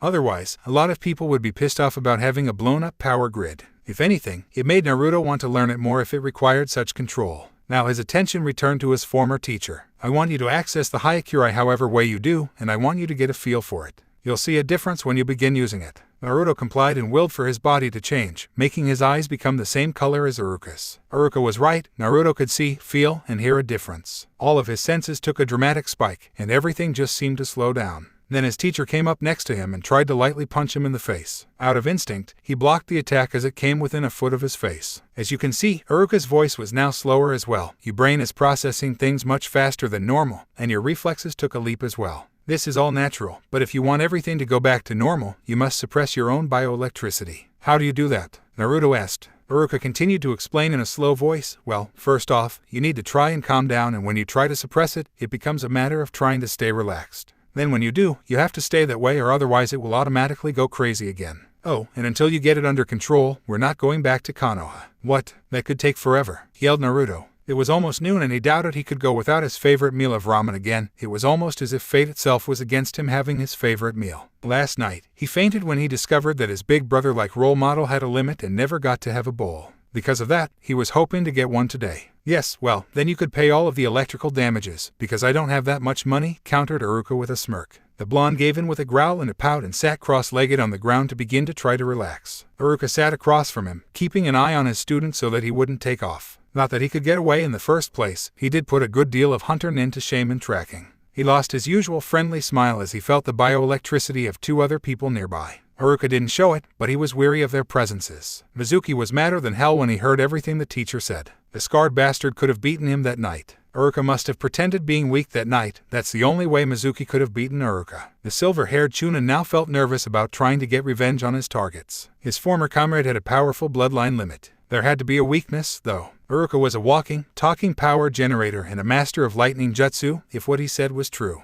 If that was the case, he smiled as he figured out a way around the electricity-generating bloodline limit. In the shadows behind the unsuspecting man, Anko felt her eyebrows go past her hairline. Aruka couldn't seriously have that much power. The Aruka she knew was friendly and wasn't as obsessed with gaining power, but here he stood with at least cage-class skills. She blinked her eyes rapidly as she tried to process the information. That's what happened when she put her chakra into the card, Kakashi finished explaining to his commander. Kinzokuten muttered the Sandaime under his breath as he tried to think. Huh, could you say that again? Asked the copycat. Her limit is called Kinzokuten, explained Sarutobi. It's an elemental limit that grants the user the ability to create the bi-element, metal. Much like Naruto when he uses hideout, she can manipulate Earth to a degree. Could you tell me how this is possible? I'm afraid I don't know much about elemental bloodline limits, the Scarecrow answered honestly. The aged man lightly laughed. I thought you would have learned a couple things when you and Tenzo worked together. After all, he is a Mokudan user. Let me explain it to you. The Sandan leaned his elbows against his desk as he went into his professor mode. All elemental limits have a dominant element. For instance, water is the dominant element in hideout, and thus, Naruto is able to manipulate it. It's when they shove the secondary element into the other chakra that they create the Bai element. If this is the case, continued the old-timer, the first element that appears on a chakra element card is the dominant element. Test it on Naruto and you would see this. As I said before, Sakura can manipulate Earth to a degree. Amazing are these limits, aren't they? Yes, they are. I never knew there was so much science behind them, agreed the former ANBU captain with a hint of awe in his voice. Every day he hung around with Naruto, his Bayaku Chakra just seemed to be getting simpler and simpler compared to these other limits. The Kyoryukigen alone had so much behind it that it could easily outdo anything in complication alone. The elder ninja leaned back in his chair as he pondered about the recent happenings. He still needed more info on the Kyoryukigen, but there wasn't going to be anything like that here in Konoha. This limit was nothing ever heard of in the 5 great shinobi nations, not like the Rin'negan, which was the key to founding the ninja world and the basis of many legends that existed. He also thought about Naruto's parents. Minato had never shown such a trait, neither had Kushina, but then again, the two were really secretive about everything they did. One of them had to carry the gene, but he doubted it was the former Yondaime. Speaking, he knew the Namikaze personally. The tomboyish Kushina was another story altogether. He knew about as much about her lineage as he knew how many stars were in the sky. If there was any information to discover, it would be from her side of the family. Kakashi, the said man, looked up from his ponderings as he heard the Sandaime's voice. I have a mission for you, but you need to finish it before the Chunin exams. What is it? He asked with curiosity. It had been a while since he had taken a mission without his students involved. It would be quite refreshing, but what kind of mission could this be? Obviously, it had something to do with the Kyoryukigen. It's an S-class solo mission, said the Sandaime, explaining the perimeters of the job. I would have you take a squad, but information about Kyoryukigen is simply too sensitive. You are to go to the debunked country of Whirlpool and find whatever information you can on our mystery doujutsu. There is no information on this limit in any of the great nations, but this place quite possibly might be the birthplace of the Kyoryukigen users. The Sandaime was thankful that Kakashi had no idea what Kushina's maiden name was, otherwise the secret would be out to one more person.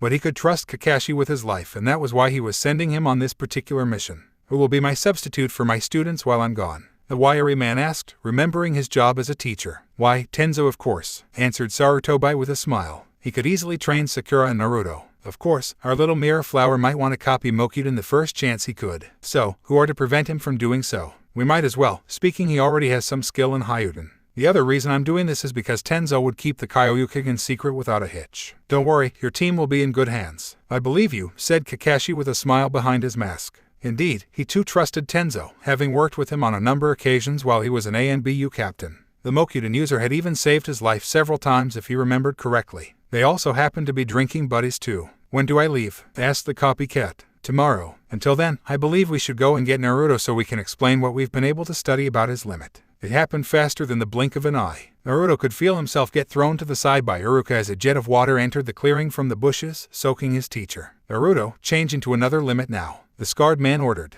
The blonde quickly did as told as the water then started coming his way. Just as it hit, the water froze as Naruto quickly shoved wind element chakra into it. Both of them have then turned to the point of origin of the attack to see a laughing Mizuki step out of the bushes. That's the first time I've ever seen an elemental limit before, he said with a victorious smile. Mizuki team, shouted Naruto. Aruka on the other hand remained calm as he stood up. He was now sopping wet, much to his chagrin. Mizuki, it seems that you managed to escape from prison. Naruto thought it was weird how his teacher could keep so cool. What brings you here? The silver-haired ninja chuckled lightly before he answered, I'm here on business. I hear that the demon had a limit and I'm here to steal something from him. The maelstrom took a step back as he heard what his former teacher told him. How the hell did he find out about it? Kakashi-sensei said he would keep it secret. Just how many people knew about his limit? Anko had been ready to jump in at a moment's notice, and was just about to do that, but refrained herself from doing said action when she heard that the Bane of Konoha, the most hated person to walk the streets of the village, had something many ninja considered valuable. How did you know about that? Questioned Naruto in shock. I overheard a very enlightening conversation, explained Mizuki. But there was one little piece of information that just made my day. I heard that your blood can give anybody a limit if they could get their hands on it.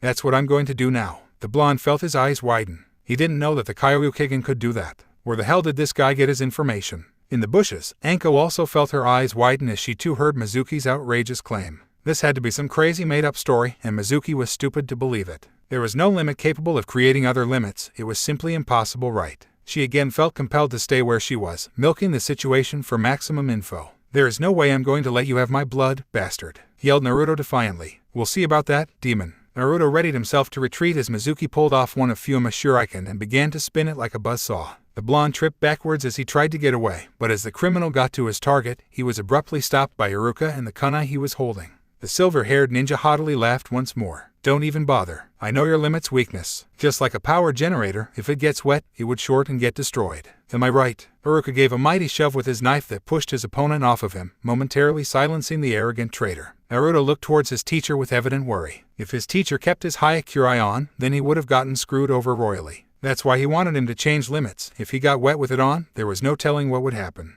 "You're right," said Aruka with a grim look. "If I had left my limit on, I would have been knocked unconscious from electrocution, but unlike Naruto, I can suppress it. I know, I overheard everything you two talked about, but without your strongest ability, you're just an average Chunin," said Mizuki as he smirked in victory. True to what Mizuki said, Aruka's jutsu options had been severely limited. If he did activate Hyakurai even on accident, he would quickly get electrocuted by his own electricity. He grimaced as he realized just how strategic the traitorous bastard could be when he wanted to. The scarred Chunin was just about to go through a set hand seals, but stopped as the sound of hissing filled the clearing. Mizuki looked down as he felt something coiling around his leg and gawked in horror as a set of vipers grasped his legs. All of them bared their fangs to discourage movement. Another much larger viper began to coil around his neck, and much to his fear it had even larger fangs. "Don't move," said a sadistic voice from behind him that he recognized as one Mitarashi Anko. "The smaller ones are pit vipers while the big one I'm holding is a fer-de-lance. One bite would lead to a slow and agonizing death." Naruto had never been so happy in his life to see such a sadistic ninja coming to his rescue.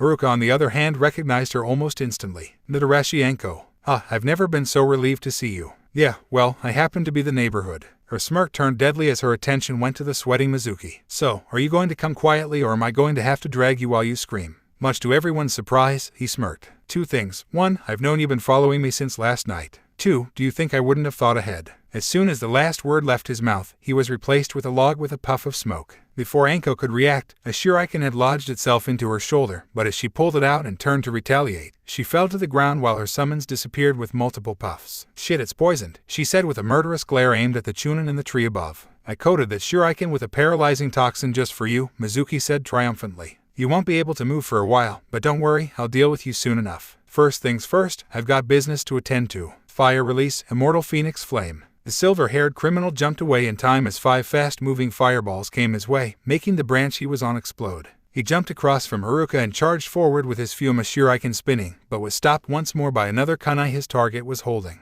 "Did you really think that I wouldn't take my weaknesses into consideration?" asked the scarred man. "I took the time to learn other moves outside of lightning jutsu, and it seems I was smart to do so." Both of them jumped out of the way as a cold wind came from their side. Mizuki turned his attention back on Naruto, remembering his other purpose for his visit. The blonde wasn't going to go down easy, though, as he made several clones appear and ordered them to attack. Mizuki stopped his charge as he began to slash through the clones like a hot knife through butter, but just as he cut the last one, Aruka finished another set of hand seals. Wind release, great breakthrough. Aruka's target leapt out of the way as a powerful gust of wind smashed the area where he stood. While he was in the air, he threw his first Fuma shuriken towards the other Chunin, but the attack was met by a glowing, white kunai that sliced through it. The two combatants turned towards Naruto to see that he had changed his limit again, having been given the 7 seconds necessary to change into Bayaku Chakra. Naruto charged another kunai and sent the bullet-fast weapon towards his traitorous teacher, but as the weapon made a hit, he was replaced with a log that splintered from the impact. Before Aruka could react, Mizuki jumped out of the ground from behind him and, with his other spinning Fuma shuriken in hand, cut his target across the back. The scarred man fell forward, his back bleeding profusely. "Iruka!" yelled Anko from her position on the ground, upset that she couldn't help in any way. Naruto just stared in shock.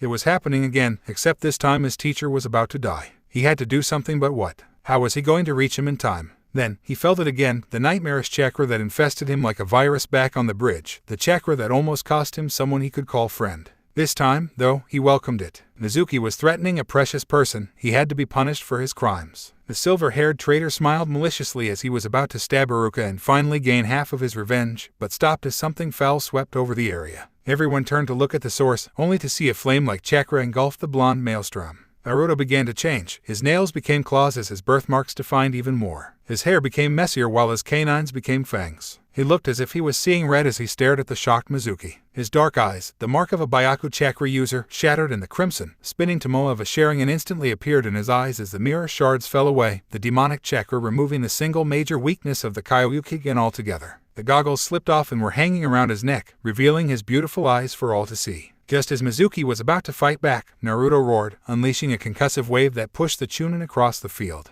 Aruka and Anko were spared as they were lying protectively against the ground. The blonde appeared above Mizuki and began to batter against him with sledgehammer punches. His target tried to fight back, but Naruto's Sharingan read everything like an open book, allowing him to counter and smash at Mizuki. The traitor wondered if he was going to get out of this alive. He thankfully found a way out the mess he was in as he pulled out a kunai and threw it towards the slowly standing Aruka. Naruto seemed to regain his humanity as he watched the weapon in shock, but his teacher caught the weapon coming towards him without any strain. The demon-powered boy sighed in relief, but Mizuki took advantage of the distraction to give a small cut across the boy's arm. Naruto quickly jumped backwards while holding the cut, despite it healing almost instantly, but it was enough as the kunai the traitor held was now bloody at the tip.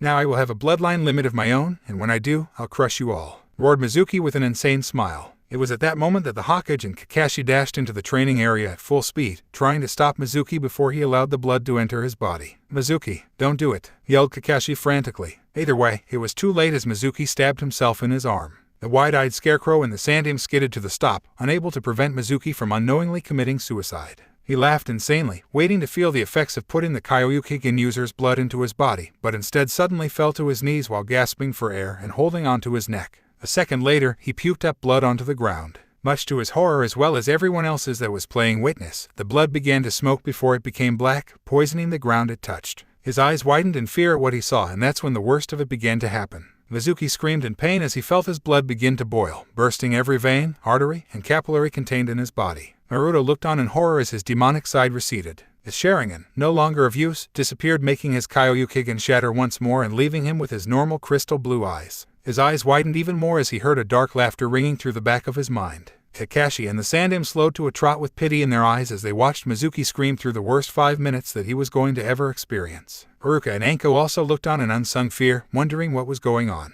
Mizuki could then feel more excruciating pain as his skin began to tear, leaving gouges all over his body and leaking blackened blood. He screamed even more as he felt his organs being liquefied from the black, poison-like blood. Naruto took a step back as he watched in horror and disbelief that his blood had caused this. The way the man was dying, it was a fate that no one should be subjugated to. It was horrible to the point that no word could describe it. Finally, Mizuki stopped screaming as he lifted his head to the sky with widened eyes. Slowly, blackened blood began to drip from his mouth, then from his ears and nose, and then ending when he began to cry the foul liquid. With one final look towards the blonde, he fell forwards, forever staring with fear-filled eyes, scared of his own death. The blonde began to breathe hard as he saw Mizuki's dead body lying there, seemingly staring back at him with lifeless eyes. As tears of frigid liquid silver began to fall from his eyes, a set of comforting arms wrapped themselves around him. He didn't even look at the man, just from the tender touch he could tell that it was Aruka. The famous copycat shook his head as he came up next to the body, being careful not to step into the blackened blood that was rapidly poisoning everything it touched. "Sakura, you were very lucky," Kakashi told himself. Sarutobi stood next to him, looking at the fallen ninja with pity. "Kakashi, you have no idea how right you are." Mizuki had just become victim to the most excruciating form of torture that the world could offer. Kyuubi was truly the most sadistic son of a bitch to walk the planet. Only such a mind could conjure up something so awful. "Make sure to dispose of the body so that none of this could be made known," he said in a voice that spoke both volumes of wisdom and experience before he turned his attention to Aruka and Anko. He walked up to Naruto while doing some hand seals and put his hand on the crying blonde, making him fall asleep. "I'm sorry, but right now he needs to rest," explained the Hokage. What just happened was something he wasn't ready to see. Aruka nodded with his own pity in his eyes. "I understand. Kakashi, when you are done, meet me at my office, but make sure that you pick up Anko on your way," ordered the Hokage as he and Aruka began to make their way to the Hokage Tower, carrying a sleeping Naruto. "Yeah, just make sure you don't do anything fishy, you one-eyed bastard," she threatened from the ground. The silver-haired ninja just rolled his single eye and began to do his work. A couple hours later, Aruka just stared in disbelief at the Sandaime while trying to digest what he just heard. Anko would have done the same, but unfortunately for her, she hung onto her seat like a limp noodle, the poison having not run its full course yet. Kakashi was leaning against the back wall, having already known all of the info shared. Naruto was on a futon, sleeping peacefully. "Amazing," whispered Aruka. "No wonder it has to stay secret. If something like this got out."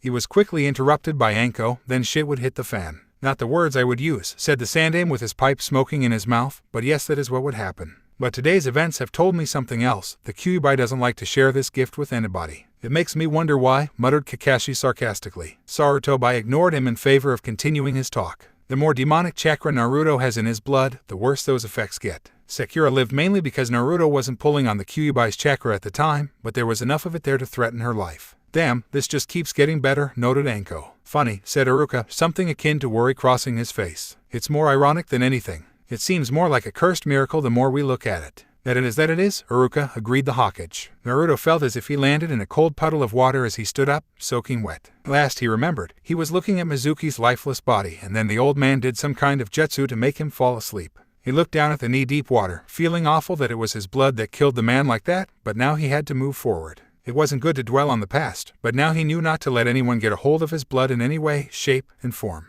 Looking around, he saw that he was in something that looked like a cross between a sewer with all the leaky pipes going in and out of the walls, and one of those funhouses full of broken mirrors. The water itself was silvery, but clear enough that it could be distinguished as some form of liquid. He suddenly turned around as he felt a presence staring holes into the back of his head, but only found his reflection. It was hard to make out his image with it being so dark and the mirrors being broken. Still, that feeling of constantly being watched was nerve-wracking. With nothing else to do, he walked down the hall towards a red glow. Behind him, a set of stormy eyes watched his every movement from inside the mirrors. The place just seemed like a maze. He felt like he was going nowhere and fast. The only sign that he was making progress was the steadily growing red light. Finally, much to his relief, he entered the antechamber the glow was originating from. His eyes widened as he caught sight of the massive gate. Intricate seals lined the pillar like bars, and a single piece of paper that had the kanji for seal on it was holding the huge gateway shut. Out of the darkness of the gates, a pair of human-sized ruby eyes stared at him, making him shift uncomfortably as he stood under their gaze. Slowly, they walked towards him, and the person the eyes belonged to began to enter the light.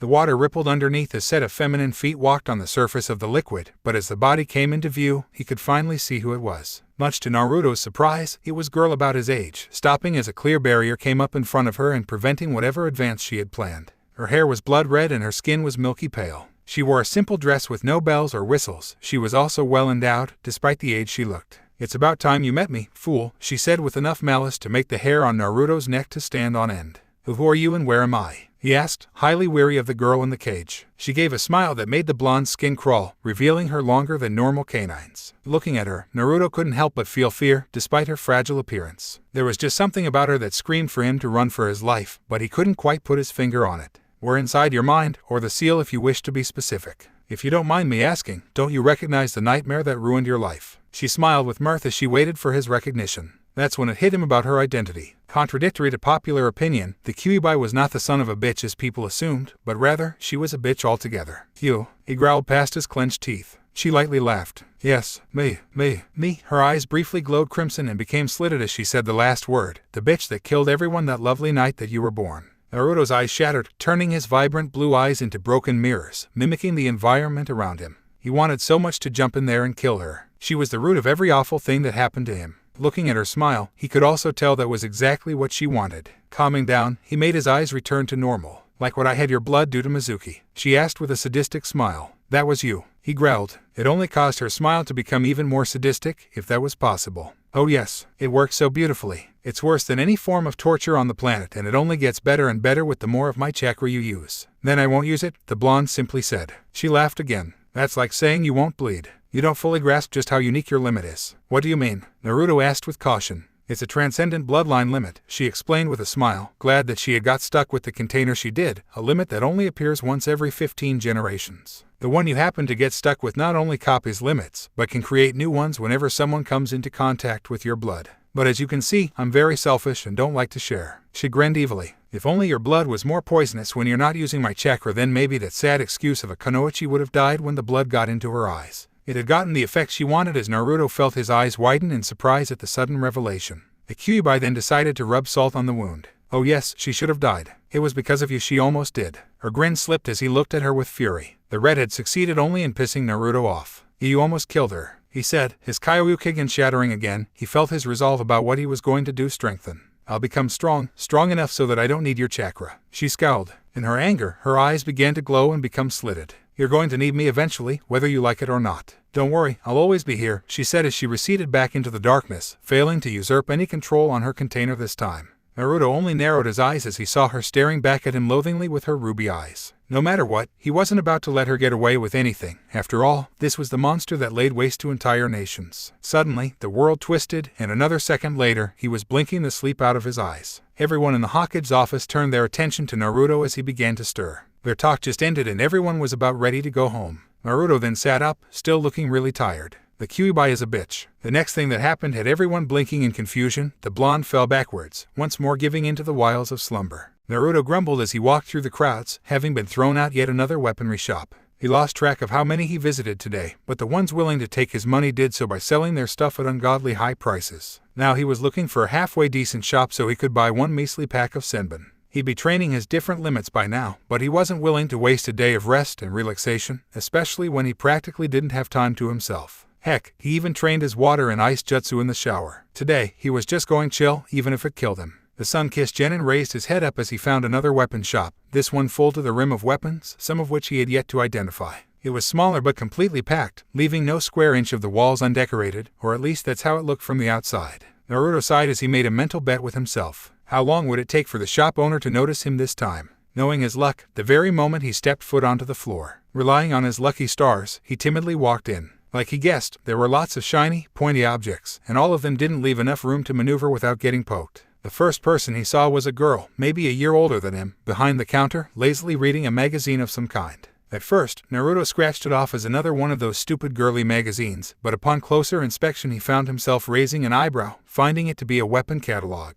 This girl was a true blue Konoha, and not one of those stupid fangirls haunting the streets. She herself had chocolate brown hair done up in 2 Chinese buns. Her clothing matched her hairstyle and was a cross between a pink and red. She looked up as she heard the bell attached to the door jingle, signifying a customer's entrance. Whoever she was, her eyes lit up at seeing a potential buyer. "Welcome. Is there anything I can help you with?" she asked, leaning on the counter with an expectant smile. Naruto nervously chuckled, sheepishly rubbing the back of his head. Man, there were a lot of weapons here. "Yeah, I'm kind of looking for some Senbon. You wouldn't happen to have any, would you?" He watched as she blinked for a second, and then looked surprised. "Senbon?" she asked. "Well, it's not very often that we get orders of those." "How come?" "Well," the girl began to explain, "they're very difficult weapons to use. They need a lot of precision and are much harder to throw because they're so much lighter than kunai. You plan on practicing acupuncture?" Naruto rubbed the back of his head again, slightly intimidated by just how difficult they sounded to use. Sadly, for the best results of the Wraith Fist style, they were needed. He never thought of just how precision-oriented Haku's taijutsu was until he read the scroll. "Sort of," he muttered.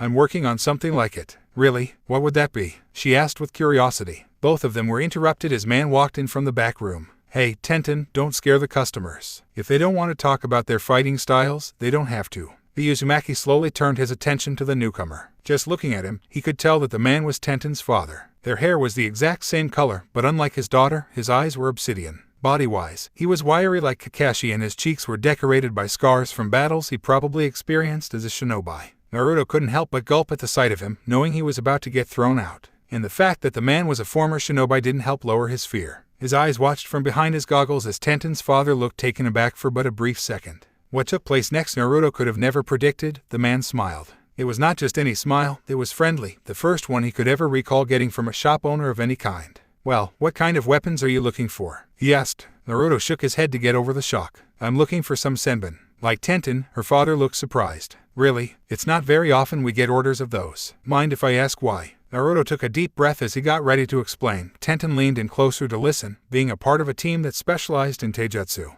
"I'm trying to learn a taijutsu style that used to belong to a friend of me, and it requires Senbon for the best parts of it." Tenten blinked, completely surprised by what she heard. Her father wasn't far off from showing the same emotion, but he kept it reined in by rubbing his chin. "Have you ever trained in Senbon?" he asked Naruto out of the blue. "No," the blonde answered, slightly embarrassed that he never used the weapon before when he was buying a set. The man nodded his head. "What type of taijutsu style are you trying to learn?" "I don't recall any that required Senbon. My friend invented it," said Naruto. "Who's your friend?" asked Tenten, curious to know the person who invented such a unique fighting style. "He passed away," answered the blonde morosely. "Oh," she said, upset that she had accidentally hit a sore spot. "Did he give a name to this taijutsu?" Tenten's father asked him with a sad smile. Naruto looked up, still looking somber, but his eyes held a tiny speck of pride. "He didn't name it, but I did. I call it the Wraith Fist style. I'll have to look at it sometime, that's if you're willing." Tenten's father walked behind the counter and pulled out a box full of the throwing needles. With a smile, Naruto walked up to the counter and took them in hand. You can call me Haru, he said with a friendly smile, and I'll put this first pack of 40 needles on the house. Would you mind if I took a look at one of you? Sure I can. Naruto exuberantly pulled out one of his throwing stars, ecstatic that he had gotten some weapons for free. Already he liked this guy a lot. The man ran his fingers over the throwing star, inspecting the sharpness and the craftsmanship of it. When he finished, he clicked his tongue in aggravation. These are very poor quality, Haru said, shaking his head. They were damn expensive too, muttered Naruto. At that the man gave another sad smile. How about I get you a new set of shuriken and kunai at half the price? You can't very well be a shinobi with such poor weapons. Naruto couldn't believe his ears, and neither could Tenten. Her father never gave discounts to anyone. Though their shop was smaller, the weapons they made were of very high quality, and many shinobi came here and here only for their tools. Never, not even once, had Haru given a discount to any living person. I don't know what to say, thanked Naruto. No problem, Haru thought for a second before he gave another friendly smile. You know, if you want, I'd be more than willing to teach you how to use those Senbon. First I'd have to take a look at that Taijutsu scroll, just to see how it works and why you need Senbon, but that's up to you as well.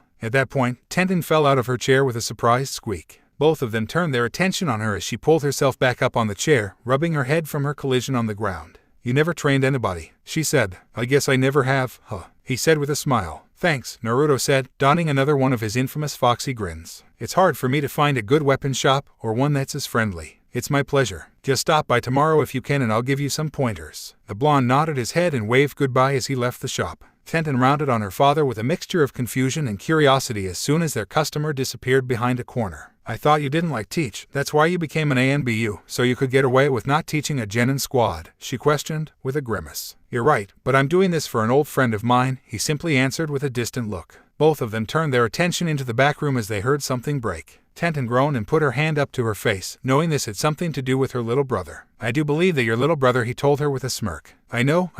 I'll go fix it. Tenten yelled in aggravation as she went into the room to wrangle up her little brother before more damage could be done to the house. As soon as she left, Haru turned back to the outside, still staring at the path that Naruto had taken. So, Kushina, he thought to himself, that's your son. He's a lot like you. Anko sat on the rooftop, watching as Naruto scurried through the streets with a large smile on his face and a bag full of brand new weapons. It looked as if he finally found a weapon shop that was willing to supply his needs. That was good, otherwise she would have lost it and give a serious talking to the owner, which usually ended with the poor victim pissing their pants. She got up and began to follow to where Naruto was going, and from the general direction he was heading to, he was off to Ikaraku's. That was good, she could use some dango anyways. Anko would be off doing other things, but she was working on the mission the Sandaime assigned her and Aruka, and that was to keep a close eye on Naruto. Her partner would be more out to do this than her, but the Uzumaki would easily pick him out of a crowd with his limit-sensing capabilities. Anko became curious as to why her ward was going around to the different weapon shops. Not to mention it was a good excuse to grab a bite to eat before she went back to business and watching him. Suddenly getting an idea, the Konoha's craziest ninja jumped from the building she was on, landing next to and startling Naruto. Hey, maggot, she greeted in her usual over-exuberant way. How about we go grab some lunch since I'm off for a little bit?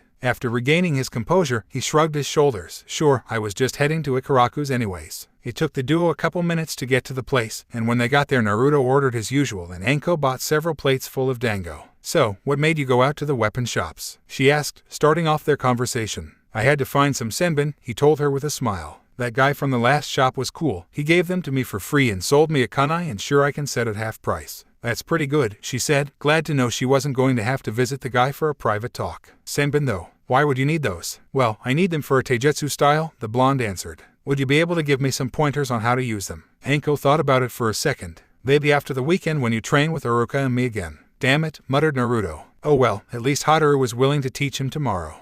Don't worry about it. If you need something to train with, you do have 5 other limits to practice with. He sighed as he listened to what she suggested. Why can't my Kyoryuken copy knowledge too? Who said life was fair? Anko tried to comfort while messing up Naruto's hair. Both of them turned their attention to Ayame as she brought out their lunches, balancing several of bowls of ramen and platefuls of dango, much to their astonishment. Here you guys go, she said in her perky voice, giving them their lunch. While Naruto was eating his ramen, he couldn't help but think. If Aruka was his big brother figure, then Anko was the big sister he never had. Though she had crazy tendencies, he wouldn't want it to be anyone else. Anko's mind was along the same lines. Her and the brat were alike in a lot of aspects, and because of that, she couldn't help but warm up to him. She'd watch him and never abandon him, not like what her old sensei did to her. When they had finished eating, Anko turned her attention onto the boy. All right, brat, make sure that you relax today and don't try anything stupid. Got it, agreed Naruto, giving her a mock salute. Both of them got up from the table and headed in their own directions. Naruto was going towards his apartment to study his scrolls, and Anko was heading to the interrogation rooms. Sakura was on the ground panting, her chakra reserves having been dwindled down to nothing again.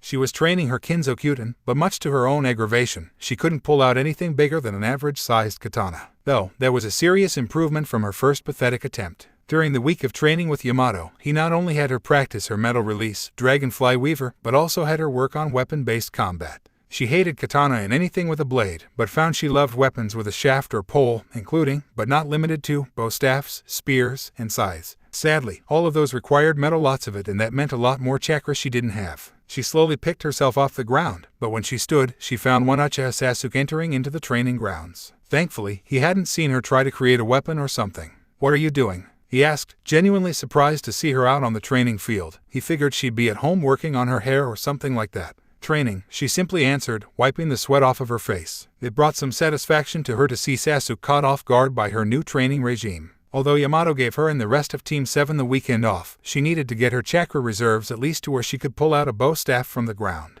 "Need some help?" he asked in his cool demeanor. Even though Sasuk didn't want to, he was still willing to at least help out a teammate in need. It had been a while since the two were able to train together in private since the Wave mission, and it would be good to see how she was doing. Inside Sakura's mind, her inner self was screaming hell yeah, and anything of the like in victory. Sasuk wanted to train with her, not Ino Pig or anyone else. "Sure, it would be nice," she said, accepting his offer with a smile. "You wouldn't happen to know how to increase my chakra reserves faster too?" "The only thing I can think of is the tree walking exercise," he answered with a shrug of his shoulders. "That, or practicing your jutsu." She sighed in defeat at the thought of how long it was going to take before she got her reserves where she wanted. Her chakra capacity was growing at a snail's pace, much to her chagrin. "Do you mind sparring?" Sasuk asked. "Sure," she answered. Sakura walked over to where she made a katana with her metal release, Dragonfly Weaver, and picked up the discarded weapon. Sasuk raised an interested eyebrow at her interest in kinjutsu. He never knew her to be the weapon type of girl. "You're trying to learn how to use a katana?" he questioned, finding an interest in helping her since he could easily work a sword. "Yeah, but I suck at it," the bubblegum-haired girl said. "I work better with staffs and stuff like that. If you want, I can help you with your sword training." "Really?" Sakura asked with a happy gleam in her eyes. "Sure, I've got some time, come at me," the Uchiha ordered while pulling out a kunai. Even though he couldn't stand Sakura's fangirl tendencies, he found himself smiling at the thought of teaching her how to use a weapon. In a way, it made her not so useless like she was at the academy. She charged forward while putting on a game face. Sasuk may be her crush, but she wasn't willing to embarrass herself by acting weak. Kakashi and Yamato sat next to each other at a bar, trying to relax before their weekend could abruptly end. "So, how was their week with you?" asked Kakashi, turning his single eye to Yamato. "They weren't bad," the Mokyuden user answered, taking a quick sip at his green tea. He didn't abhor alcohol per se, but he definitely didn't like it. Sasuk was moody like what you described. Naruto and Sakura weren't bad on their training. He managed to learn the wood clone technique, and now he should be at least trying to learn the new move I gave him. Overall, I would say he's a jack of all trades, master of none, but like I said, he's got a strong grasp of Hiuten and Mokyuden.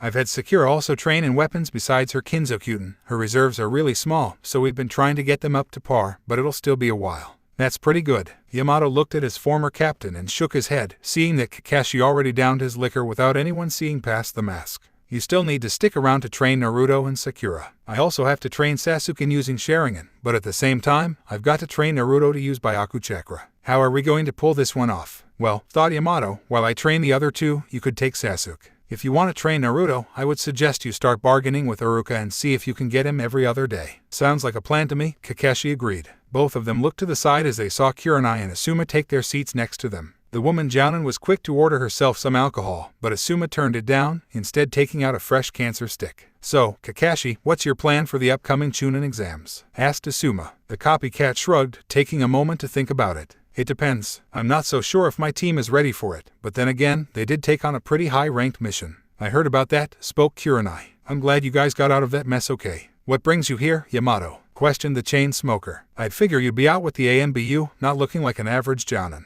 The said man took another swig of his tea before he answered. "I'm actually taking the time to help Kakashi-senpai teach his students. They're that much of a handful. Actually, my students aren't half bad," Kakashi told him from across the counter. "The only thing they really need to work on is teamwork, but either way, even Naruto is getting stronger." "Well, that's good, but I still don't think he could compare to a lot of the other rookies," Kurenai thought aloud. "You need to put a lot more faith in him," the copycat said, thinking about certain Bloodline Limit Naruto just so happened to have. Like I said, he's getting better. About then, both Yamato and Kakashi got up from their stools, getting ready to head out and enjoy their couple days off. Where are you two going? Asked Asuma. We're just going to relax, answered Yamato. The next day, Naruto walked into the weapon shop he visited yesterday, wanting to meet Hataru for Senbon practice. When he walked into the door, he was greeted by both the weaponsmith and Tenten. I was wondering when you were going to get here, Hataru welcomed. Tenten will be joining us since she is a weapon specialist. That's cool, said a smiling Naruto. Who will watch the shop while you're away? Oh, my wife will. Everyone turned to the back room as yelling rung through the place. Tenten groaned in annoyance while Hataru rubbed the side of his face. Naruto winced at the volume the woman yelled, something about not supposed to play with that knife, or something on the order of. That's if my son can behave for 5 seconds and stay out my weapons, Hataru finally said with a defeated sigh. 10 minutes later, the small group made it to a nearby training area riddled with weapons. This place was obviously the family's favorite clearing to train in, if their obsession with weapons was anything to go by. Hataru turned to the two as he got into the center of the clearing. Tenten, would you mind setting up the targets while I give Naruto the basics? He asked. His daughter grumbled as she complied, sensing an underlying order from her superior. As soon as she was gone, Hataru began to teach. All right, he began. Senbon are some of the most difficult weapons to make use of, simply because you have to be precise. That's why only hunter nin make use of them, and oftentimes, they're highly trained in the arts of acupuncture. I'm imagining that you plan on learning the said art, right? Naruto bobbed his head up and down like a parrot. If he had a notebook nearby, he would do the Sakura thing and jot down notes. This was stuff you weren't taught in the academy. Now, Hataru continued to explain, you can't pierce bone with them like kunai, but you can use them in close combat like one. I even know a couple hunter nin that put them in between their fingers and use them like claws. The trick is to hit the weak spots of the human body, such as the neck. Now, before we begin your training, could I please look at that scroll? Oh, sure, Naruto agreed. The blonde pulled out the scroll containing the info on the Wraith Fist style and threw it towards the older man. Hataru opened the scroll and quickly glanced over it, but the more he looked over it, the more he could feel himself being astounded.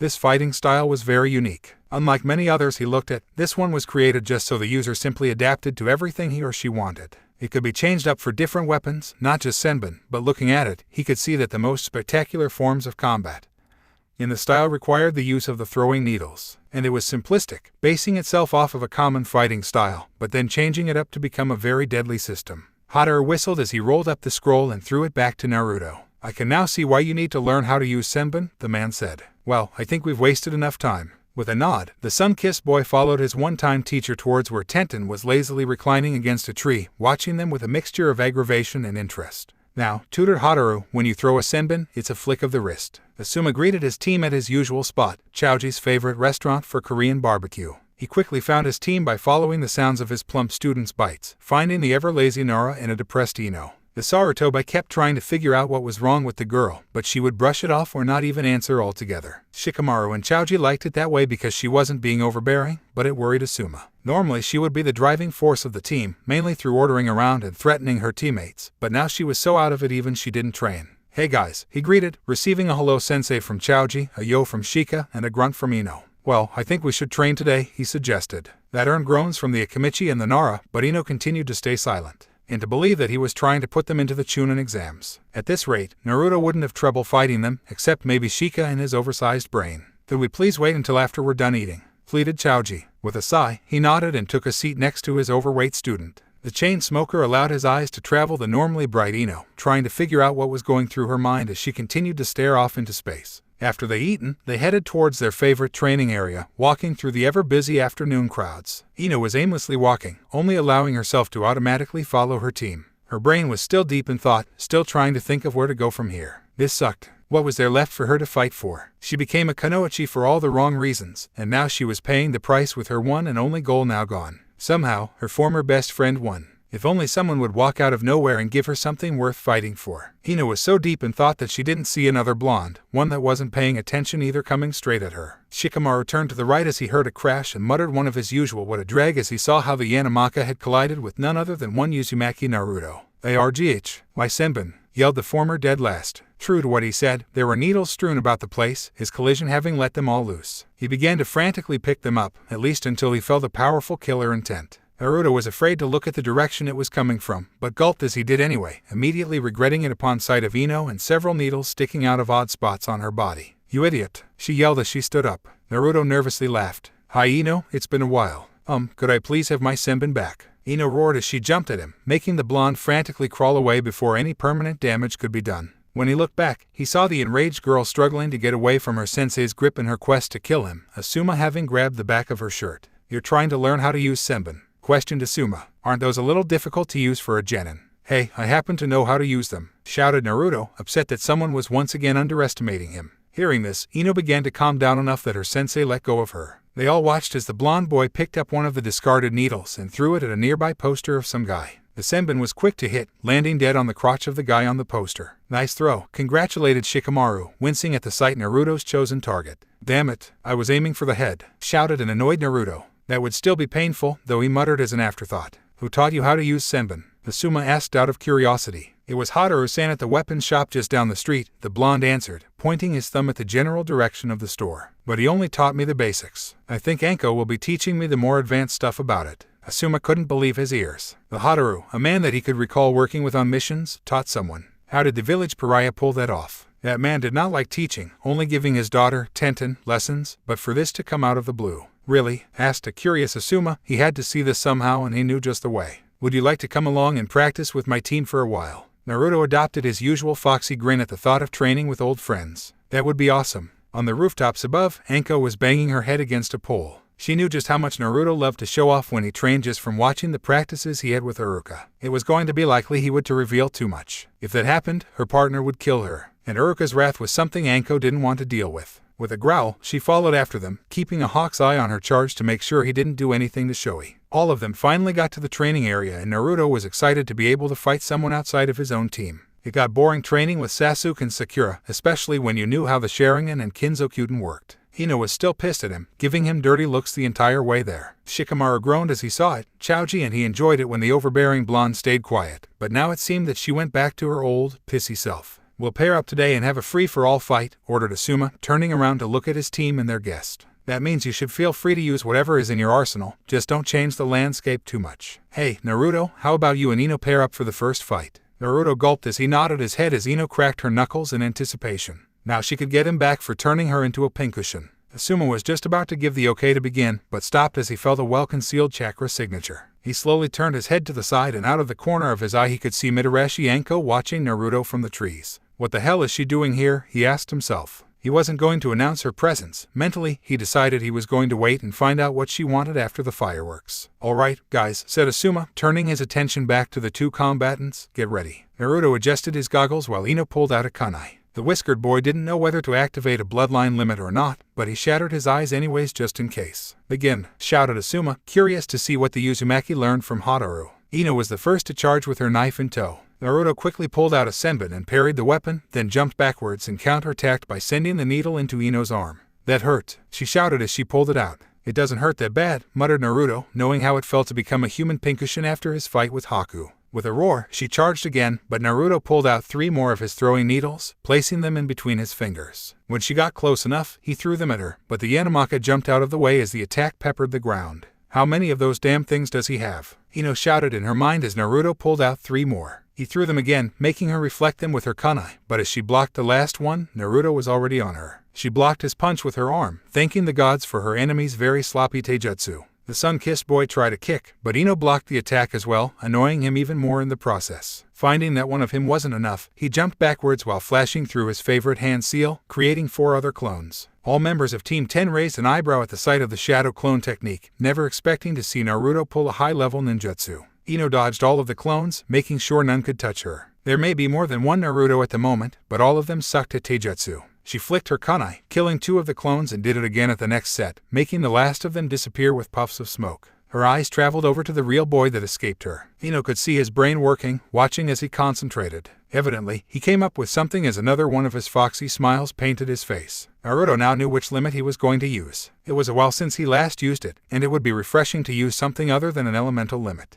He willed his shattered eyes to become the same color as Kakashi's, feeling his chakra become denser. It was time to show off. Ino was just about to charge him before he could do anything, but stopped as Naruto's chakra took a dramatic spike. Asuma felt it too, but unlike Ino, he was familiar with the dense chakra the demon container was giving off. For the life of him, though, he couldn't remember from where. "Let's get wild," shouted Naruto as he pulled out a shuriken. He began to pour some of the white chakra into the throwing star, making it glow ivory. That's when Asuma felt recognition hit him. Only Kakashi could do that trick. Naruto threw the star, making it spin so fast it sounded like a buzzsaw. Ino jumped out of the way before it could hit, but watched with shock and awe as the weapon went cleanly through a nearby tree. The sun-kissed boy was about to pull out a kunai, but before he could, a heel went into the back of his head, knocking him headfirst into the ground and making him go unconscious. "Idiot!" shouted the newcomer that hit him from behind. "Why the hell did you do that?" shouted Asuma. "No, the better question would be why you are here in the first place, Mitarashi Anko. What does it look like I'm doing?" "I'm babysitting, you asshole," she shouted at him. She mumbled some choice words under her breath as she hauled Naruto over her shoulders and left the clearing.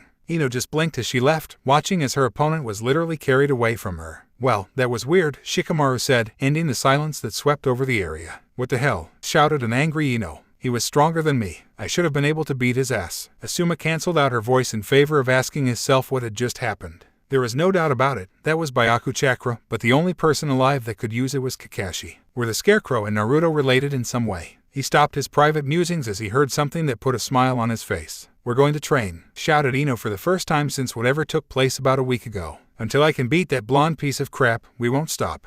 Ino, you're blonde too," muttered Chouji, pulling out another bag of chips. "That's beside the point." Asuma had to hand it to Naruto. He knew how to get people back on their feet. It seemed he inadvertently pulled Ino out of her depression. Naruto was brought back to the world of the living by a splash of water. He quickly jumped up and began looking around at his new location, only to find himself back at his apartment. His eyes traveled to the culprit that threw water on him, finding a thoroughly pissed Anko, something never good for anybody's health. "Why did you stop the battle?" He yelled at her with his hands in the air. "Because you used the Kyoryuken," she simply said, trying to keep her cool but failing miserably. "The moment you used the Bayaku Chakra, Asuma began to suspect things." "Nice move. Now people are going to start asking questions." "Oh, and if you had added the chakra to the knife, you could have very well killed Ino." "You're not fighting Sasuk, she's a lot weaker, or did you forget that?" He immediately felt like crap. Once more, he allowed everything to get out of hand, and if it wasn't for Anko, he could have inadvertently hurt Ino. "If people find out about the Kyoryuken," Anko continued, letting a tint of worry enter her voice, "then they might make you a science experiment.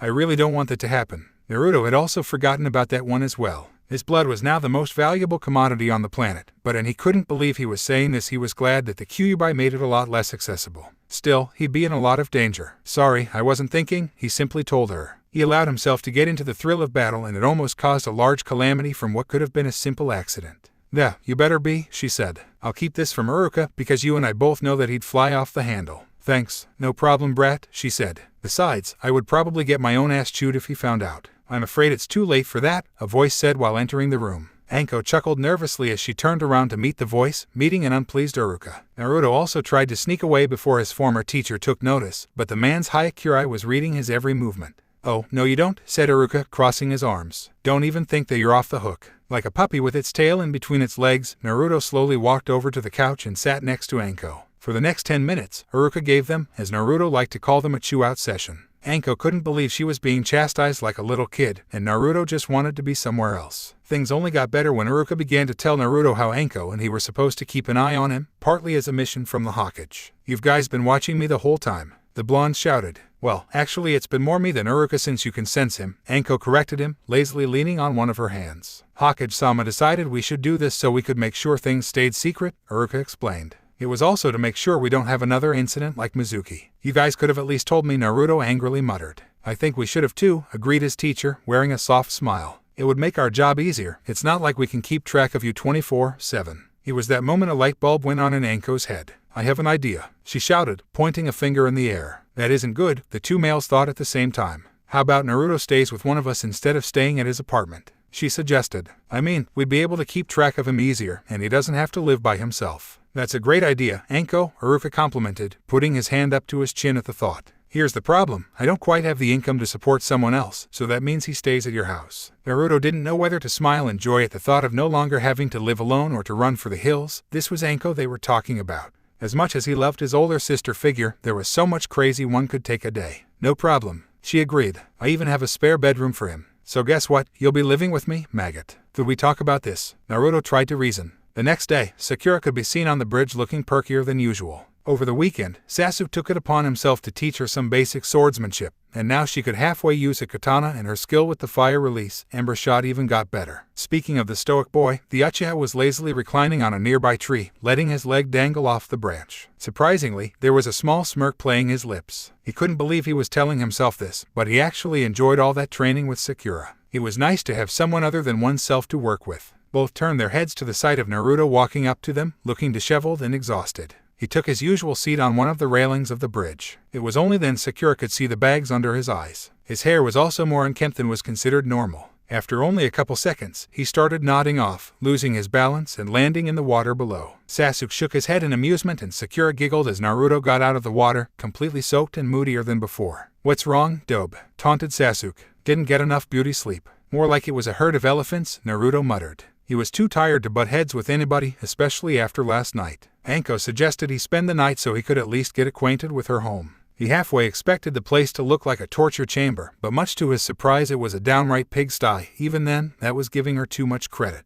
Every inch of the place was covered with some form of garbage or an article of clothing, some of which made him blush at the sight of. Naruto would be the first to admit he was no neat freak, but that place could have a normal slob call it a mess. Thankfully, his room was left untouched by the disaster area, but come night, Anko snored so loud he could have sworn a stampede was going through Konoha. He didn't get a single ounce of sleep and was now having to pay the consequences. He wished he could stay with Aruka. Anko was the exact opposite of the man in every known aspect to humankind. She was a slob, and that was putting it mildly, and Aruka was a neat freak. She was hyper and he was calm. It was like the sun and moon in the same room. Naruto didn't know if he was going to live to 13 if he stayed with her. Naruto turned his tired eyes on a puff of smoke that quickly dissipated to reveal Yamato and Kakashi, with the latter of the two having stuffed his nose in his ever-so-infamous orange book. "Hi, Kakashi-sensei," greeted Sakura. Sasuk greeted him with a lazy wave of his hand and Naruto gave a grunt. "Looks like you didn't get a lot of sleep last night," Yamato noted at the sight of the blonde. "Mind if I ask what happened?" "I'll give you a hint," he said with annoyance. "It's got purple hair, is crazier than a box of nuts, and it's a slob."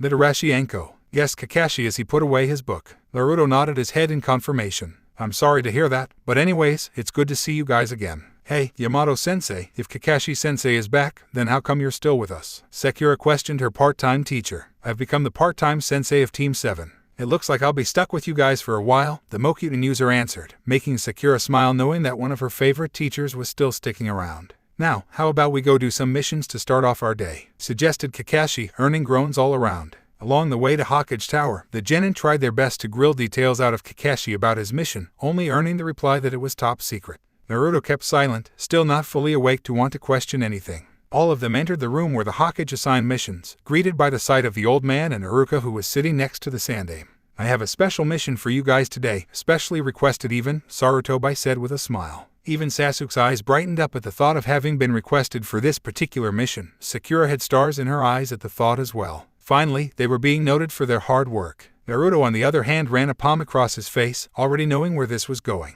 "Literashi Anko has requested that you help Naruto move his belongings over to her house," the Hokage explained, watching how Sakura's and Sasuk's faces did a 180 with an amused smile. "Oh, how he loved to ruin a genin's day like this." "Yes, that is correct, Naruto is moving." Sasuk and Sakura looked to their teammate for info, but found him making a look that was a cross between disgust and annoyance. "Could we please talk about this?" The blonde tried to negotiate, only receiving a shake of head from his grandfather figure. Damn. A couple minutes later, Team 7, except Kakashi and Yamato, had their arms full of boxes while Naruto led them to Anko's house. The moment he opened the door, Sakura and Sasuk gawked at the mess while Kakashi and Yamato felt their eyebrows shoot past their hairlines. Yamato whistled as they entered the place. "I knew she was crazy, but man, I didn't know she was such a slob too." "Hey," everyone turned to see Anko walk out the kitchen, "don't make fun of the mess. I at least know where everything is." "Yeah, you should see her room," Naruto said. "This is nothing compared to it." "You're going to live with her?" Sakura questioned her teammate as if he had somehow lost his marbles. "Yep, he does now," Anko answered for her new housemate. "Ouch," muttered Sasuk. No comments from the peanut gallery, the woman chastised, earning an angry look from the Uchiha.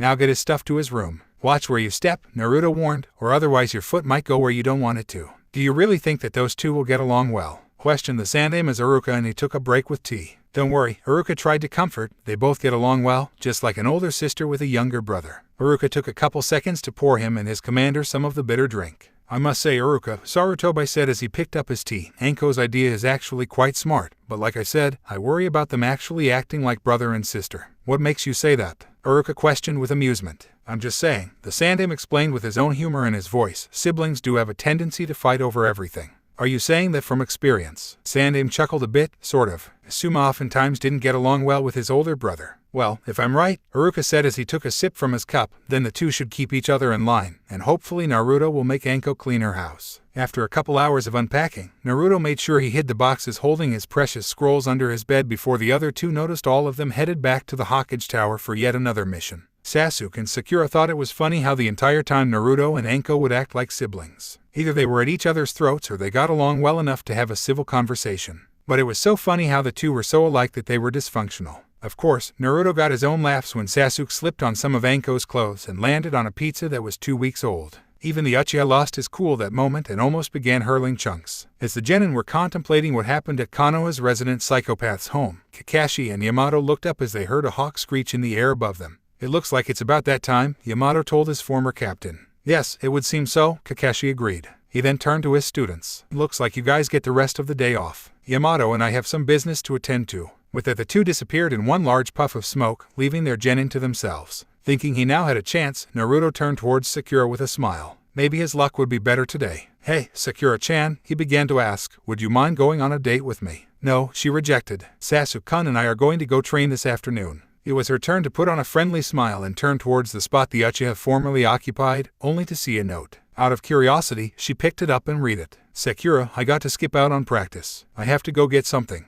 "Darn it," she muttered as she crumpled up the note. All the while Naruto was watching her, looking dejected over the fact that he'd been denied again. A square rock with eye holes snuck up from behind. The blonde was quick to sense the intrusion and felt his eye twitch as he turned to meet it. "Rocks aren't square," he shouted as he kicked it, making it and the occupants go flying. No sooner after they landed did Konohamaru, Udon, and Mogi step out from it. All of them looked dizzy after their brief flight, and the young Sarutobi looked to have a bump on his head, obviously getting the full force of the kick. What aggravated him, though, was that they were all wearing the exact same kind of goggles he wore before he graduated from the academy. "Boss, that really hurt," Konohamaru said while rubbing the new goose egg. "Yeah, well, rocks aren't square or have eye holes," Naruto told them. "Why are you guys wearing the same exact goggles as my old ones?" Then the trio noticed the new water goggles their boss was now sporting. "Hey, those goggles are different. Where'd you get them?" Udon asked while pointing. "I found them," Naruto answered. "Darn it," shouted Konohamaru. "Now we have to get new goggles." "Why are you guys here?" the blonde asked the trio. "You promised us that you would play ninja with us and we haven't been able to for a long time," Mogi said.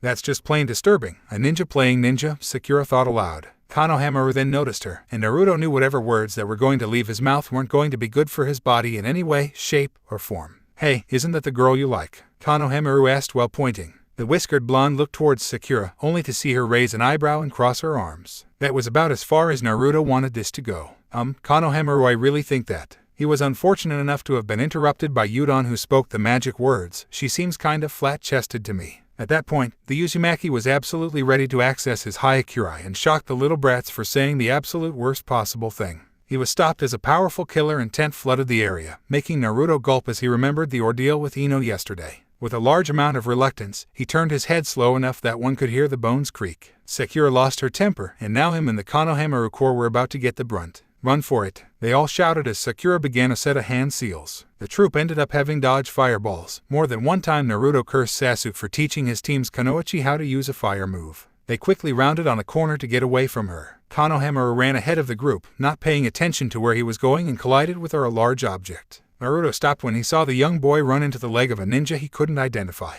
Sakura also got around the corner with a fireball ready for throwing, but stopped herself as she saw the two ninjas. The one Konohamaru ran into wore a black jumpsuit with a hood while his face had what the blonde could identify as war paint. On his back was a single bundle, but he didn't want to be the first to find out what it was. The ninja next to the newcomer was an older Kunoichi with sandy blonde hair and a war fan on her back. "That hurt," the male said, picking up Konohamaru by the scruff of his shirt. "I hate brats too." "Hey, sorry, we were running and weren't paying attention," Naruto tried to reason. "Kankuro, put him down. We don't need attention and there's no telling if he's around," the Kunoichi warned. "As long as the boss is away, I can have a little fun," Kankuro said as he pulled back his fist. Naruto headed it about there. Without much thought, he shattered his eyes and switched into the first limit that came to mind, Hyakurai. Temari noticed the spike of chakra and turned her attention to the other blonde as he got ready. "Naruto, you shouldn't," Sakura tried to warn, but stopped as she saw all of the nearby lights start flashing on and off. With a roar, the Konoha genin ran forward to Kankuro with the intent to save the young Sarutobi, but the sand nin saw him coming and laid out a set of chakra strings to make the enraged genin trip.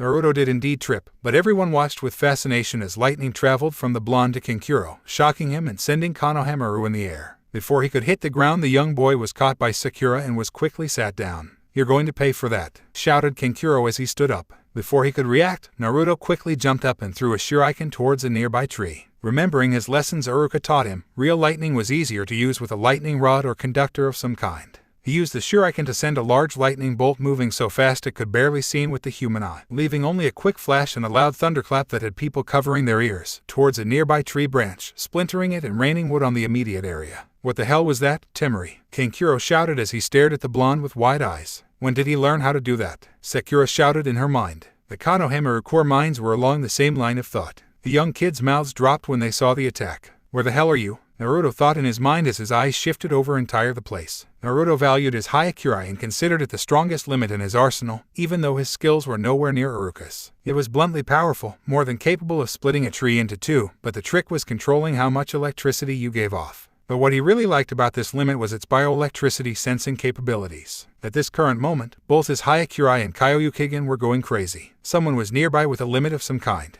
And with both the bioelectricity and limit sensing capabilities, Naruto was worse than any bloodhound that could pull out of someone's ass. There, the blonde quickly spun around while pulling out a kunai, sending it into the tree with a bolt of lightning following it. The electricity struck the tree, splitting it right down the middle. Everyone covered their ears, except Naruto. This was music to any Hyakurai user's ears. A red blur jumped away from the tree and landed in front of Naruto, revealing a redhead with a blood-red kanji for love tattooed onto the side of his head. What really caught the Uzumaki's eyes were the dark rings around his sea foam green eyes, a sign of severe sleep deprivation. The boy, no older than the sun-kissed Uzumaki, made Naruto feel as if he rattled a hornet's nest as a severe killer intent leaked into the air. Hey, Gaara, why you know we were on our way to the hotel A? And then Kankuro pathetically tried to explain. He stopped as chakra began to saturate the air around Gaara. Sakura felt her eyes widen as all the metal on her body, including her weapons, tried to escape her person and head to Gaara. Naruto also felt his Senbon and kunai begin to fight against their holsters. Feeling as if the redhead was challenging him, Naruto allowed his electricity to go crazy, allowing a marginal amount to exit his body and to show he was just as strong. Sakura watched in awe as lightning escaped from her teammate's body, dancing on him like a lightning rod.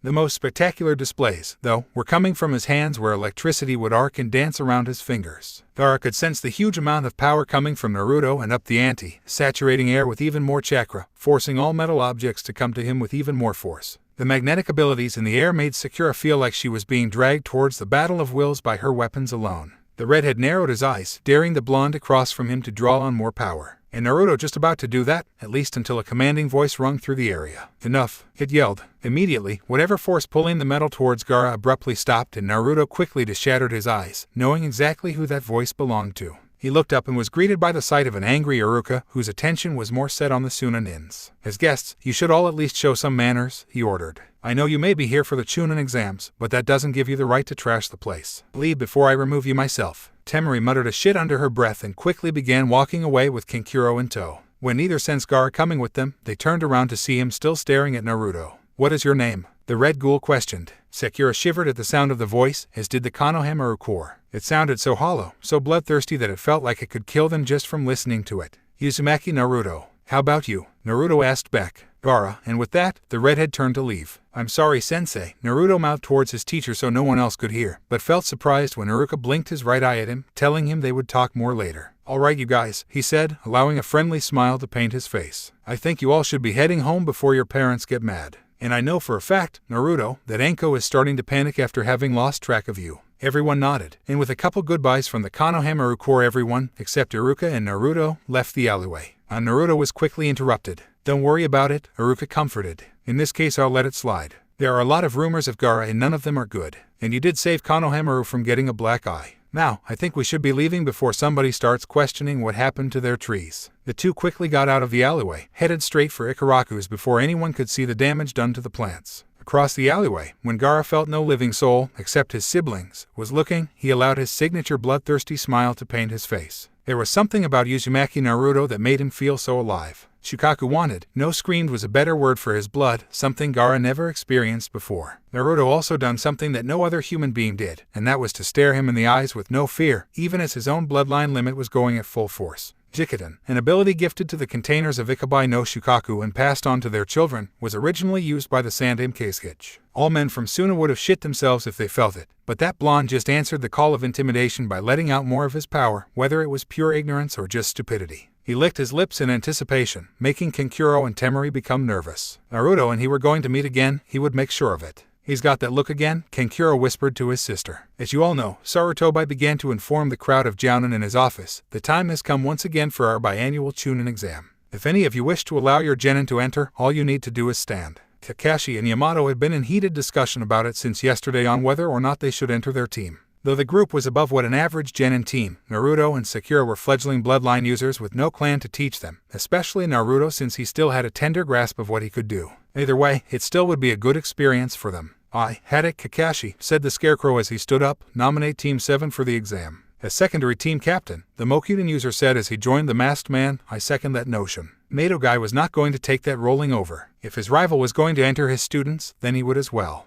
Mato Guy, the Green Beast yelled in his usual manner, nominate Team 9 for the Chunin Exam. Sarutobi Asuma, the chain smoker said, getting in on the action, nominate Team 10. I'm going to do the same. Kurenai stood up as well. I nominate Team 8 for the exam. Everyone raised eyebrows and the chatter among the senior ninjas began as they heard 3 rookie teams heading to the Chunin exams, something nobody in their right mind would do. Sarutobi even followed the crowd in surprise. It looked like the exam was going to be very interesting to watch this year, especially since Naruto was going to be there. Are you sure that is smart, Kakashi? All the occupants turned their heads towards the origin of the voice, finding Mitarashi Anko leaning on the doorway with her arms crossed. Do you really think your team is ready? I know this exam inside and out and it's never pretty. The silver-haired man knew what she was leading on to. He knew how close the woman and Naruto became and it didn't come as a surprise to see there was an underlying sense of worry, which only got worse when you added the Kyoryukigen into the mixture. She had every right to worry, but it was an experience his team needed. Kurenai was also caught off guard by Anko worrying about a particular team and suggesting them to stop. If anything, the crazy lady should be licking her chops at the thought of messing around with a bunch of rookies. She, in all honesty, thought for sure Aruka would be the first to try to deny a rookie team a chance to take the exam, not the psychopath. You surprise me, Kakashi said in his usual lazy manner. I thought for sure you'd enjoy it. I have my reasons, the purple-haired woman replied. Yes, I imagine you do, the man told her, lacing his voice with finality, but they are my team and I'm the one that makes the call. Besides, you need more faith in them, they're very capable. Anko knew she was fighting an uphill battle that was only going to get steadily worse the more she tried to push. She was already simmering on the inside at the thought of her surrogate little brother coming into harm's way, but she could only begin to imagine how much hell Aruka was going to raise once he got whiff of this. Your funeral, she muttered under her breath just enough for the Kakashi to hear. Hearing that, Kakashi immediately knew he had opened up a can of worms with Aruka. Even though there was not a single cloud in the sky, Konoha's skies were being lit up by a light show of epic proportions, a side effect of the lightning bolts coming from a nearby training area. If one were to take a closer look at what was going on, the person would see a wide-eyed, silver-haired man running around while dodging the mad electricity, all of which was coming from a thoroughly pissed, scarred man with hair in the style of a pineapple. 2 other jounin watched the action, one a woman and the other a male with a headpiece. The male spectator watched with a hint of amusement, but the female on the other hand wore an upset look that seemed almost as if she wanted the victim to suffer severe electrocution. You idiot, do not give those forms to them, Aruka shouted, allowing his Hyakurai full freedom. Kakashi was willing to admit that the normally docile man could be very dangerous when mad, especially when Naruto's safety was thrown into the mixture. Could I please explain? Kakashi tried to reason as he dodged a lightning bolt that came too close. You got 5 seconds, Aruka shouted, suppressing his limit to allow the copycat to explain himself. I'm doing this to get my team some experience, Kakashi said, trying his best not to figuratively step on any thin ice, or in this case, a set of dangling power lines. You know as well as I do it'd be good for them to see other ninja and not just keep doing these missions. It'll give them a reason to get stronger. What about Naruto? Aruka asked, narrowing his eyes. If any ninja from another country finds out about the Kyoryukigen, a lot of things could happen. It's too risky. Yes, I would agree, the silver-haired jounin replied, taking a cautious step backwards, but Naruto would also be able to copy many more bloodlines at the same time. It would only make him stronger. Besides, if anyone finds out, he jumped out of the way with his single eye the size of a dinner plate as another lightning strike hit where he formerly stood. Kakashi couldn't tell, but he had a gut feeling that particular bolt was aimed for his manhood. If anyone finds out, Aruka finished for him, charging the air with a massive amount of chakra as his temper started to get shorter. The 4th Great Shinobi War could begin. It's too much of a temptation for other countries to kidnap him, and there is no way in hell I'm going to let anyone near him. He does have a point, Yamato announced as he raised his index finger in the air, attracting everyone's attention. Think about it for a minute, Naruto adapts. It may seem like something simple at first glance, but the way he's learning the bloodline limits it at a speed that none of us could have dreamed. His Hyutin is already at a high level as it is already. Why not throw a couple more things out there for him to grasp?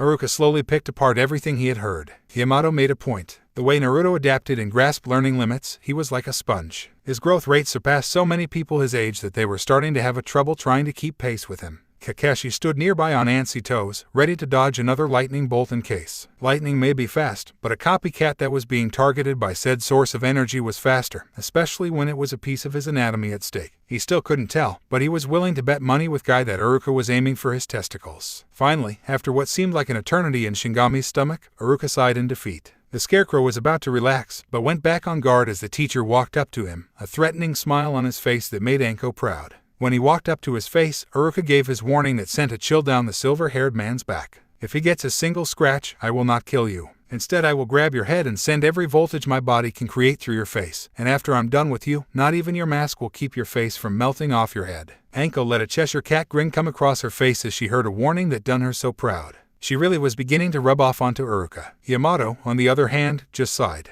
This is what happened when dealing with other ninja that thought of the blonde as their sibling. Both of them wanted nothing more to protect their little brother, even if it meant torturing the idiot stupid enough to harm him. Naruto sat at Ikaraku's as he waited for his ramen, thinking about what he had seen with Gaara earlier that day. Jikiden, it was powerful, enough so to maybe rival Hyakurai at full release. Ice and wood were powerful and had strengths many other elements didn't, but magnetism had so many advantages it wasn't funny. Here you go, Naruto, Ayame said as she put Naruto's normally large serving of his favorite comfort food in front of him. How you've been lately? Pretty good, the sun-kissed boy answered as he broke his chopsticks and began to take a couple test bites of his food. That's good, Ayame said as she leaned on the counter. I'm glad to see that so many people are now looking out for you. He stopped his eating as he took in what she'd said. It was true. Compared to when he was at the academy, so many more people had become precious to him. Yamato, Anko, Kakashi, maybe Sasuk and Sakura, and Haku when he had been alive. A sad smile painted his face as he saw how things were beginning to slowly change. Yeah, I guess you're right, he said as he dug into his ramen. Ayame shook her head at his table manners and walked back into the restaurant to help her father. Naruto was just about to finish his second bowl when it hit him.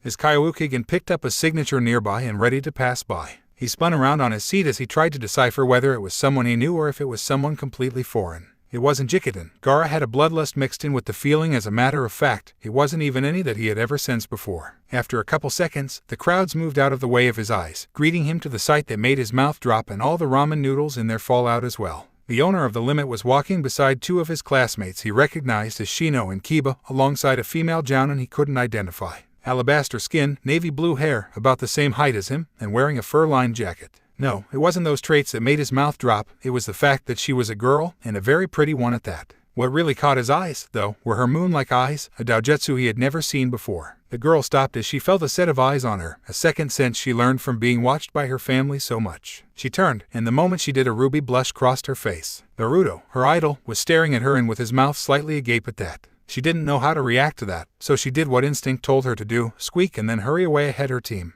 Whoa, Kiba shouted as Hinata speed walked ahead of him. What's the matter, Hinata? The said girl didn't answer the question and just kept walking. Hiranai looked back to see what spooked her student and felt her eyebrows shoot past her hairline as she saw a curious Naruto trying to look past the crowds of people. Was he being curious about her student? Before she could answer her question, a platinum-haired girl that she recognized as a Yamanaka stomped past her, looking outright agitated. Naruto saw her as well and paled in horror. Whatever happened was somehow linked to him, and whatever it was must have pissed Enma off enough to unleash his worst demon. Hell would freeze over before he stuck around for this. I quote him innocent. Naruto shouted as he took off like a fox that caught sight of a pissed-off bloodhound. Get back here. We're going to have a rematch. Ino shouted as she began to chase her quarry. No way. It's my day off, I'm not wasting it. He shouted back to her, not paying attention to where he was going. Hiranai watched the exchange and tried to figure out what that had been, but instead settled for shrugging her shoulder. When she thought back at the thought of Naruto getting curious about her student, she thought of how cute it was. Maybe she could get it to where the two could meet up.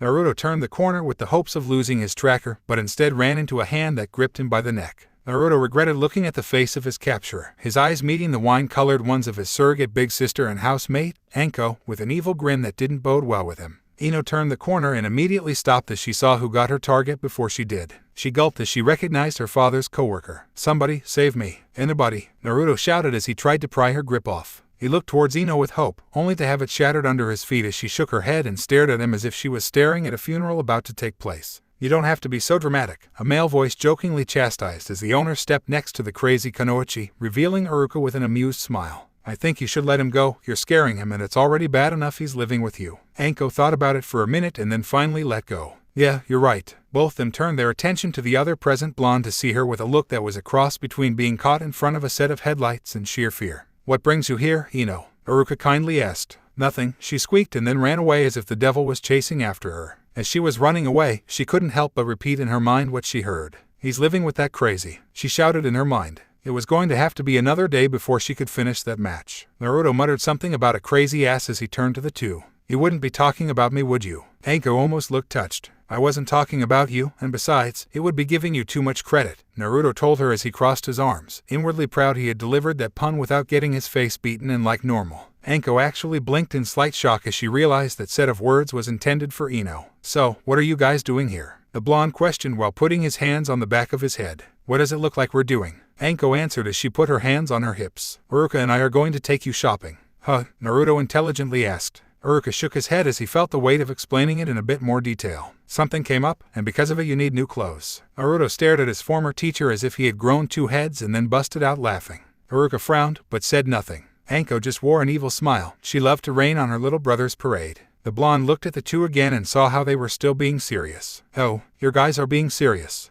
Yeah, Anko answered as she leaned forward with a toothy grin. Could we please talk about this? Naruto pleaded as he nervously smiled, taking a step backwards. If they wanted the orange jumpsuit off, they were going to have to chase him and rip it off. You don't have a say in the matter, Anko continued, standing up straight once more to take in how much work they needed to do. Safety orange to ninjas is not very safe, so we're going to remedy that. He pointed a pleading shock-filled look to Aruka, hoping his former teacher would save him, only to see the man stood behind every word the witch had spoken. "Ino-oh-oh," Naruto shouted in his mind. Sakura walked to bridge and sighed in satisfaction as she sat on the railing. She spent the rest of the day yesterday working on a new Kinzokyuden technique. The attack was incomplete and required chakra that she didn't have yet. She now had just enough chakra to pull out at least one pulled weapon, her favorite naturally being the spear. Her eyes traveled to a nearby tree, casting her sight on the last Uchiha lazily reclining on a branch. What piqued her curiosity was the package he was holding under one of his arms. "Hey Sasuk-kun," she greeted while waving her hand. "Is that what you needed to pick up yesterday?" He nodded his head and then leapt from his perch. Before she could ask what he was doing, he walked up to her and held out the item, looking away in slight embarrassment, though not enough to stain his cheeks any shade of red.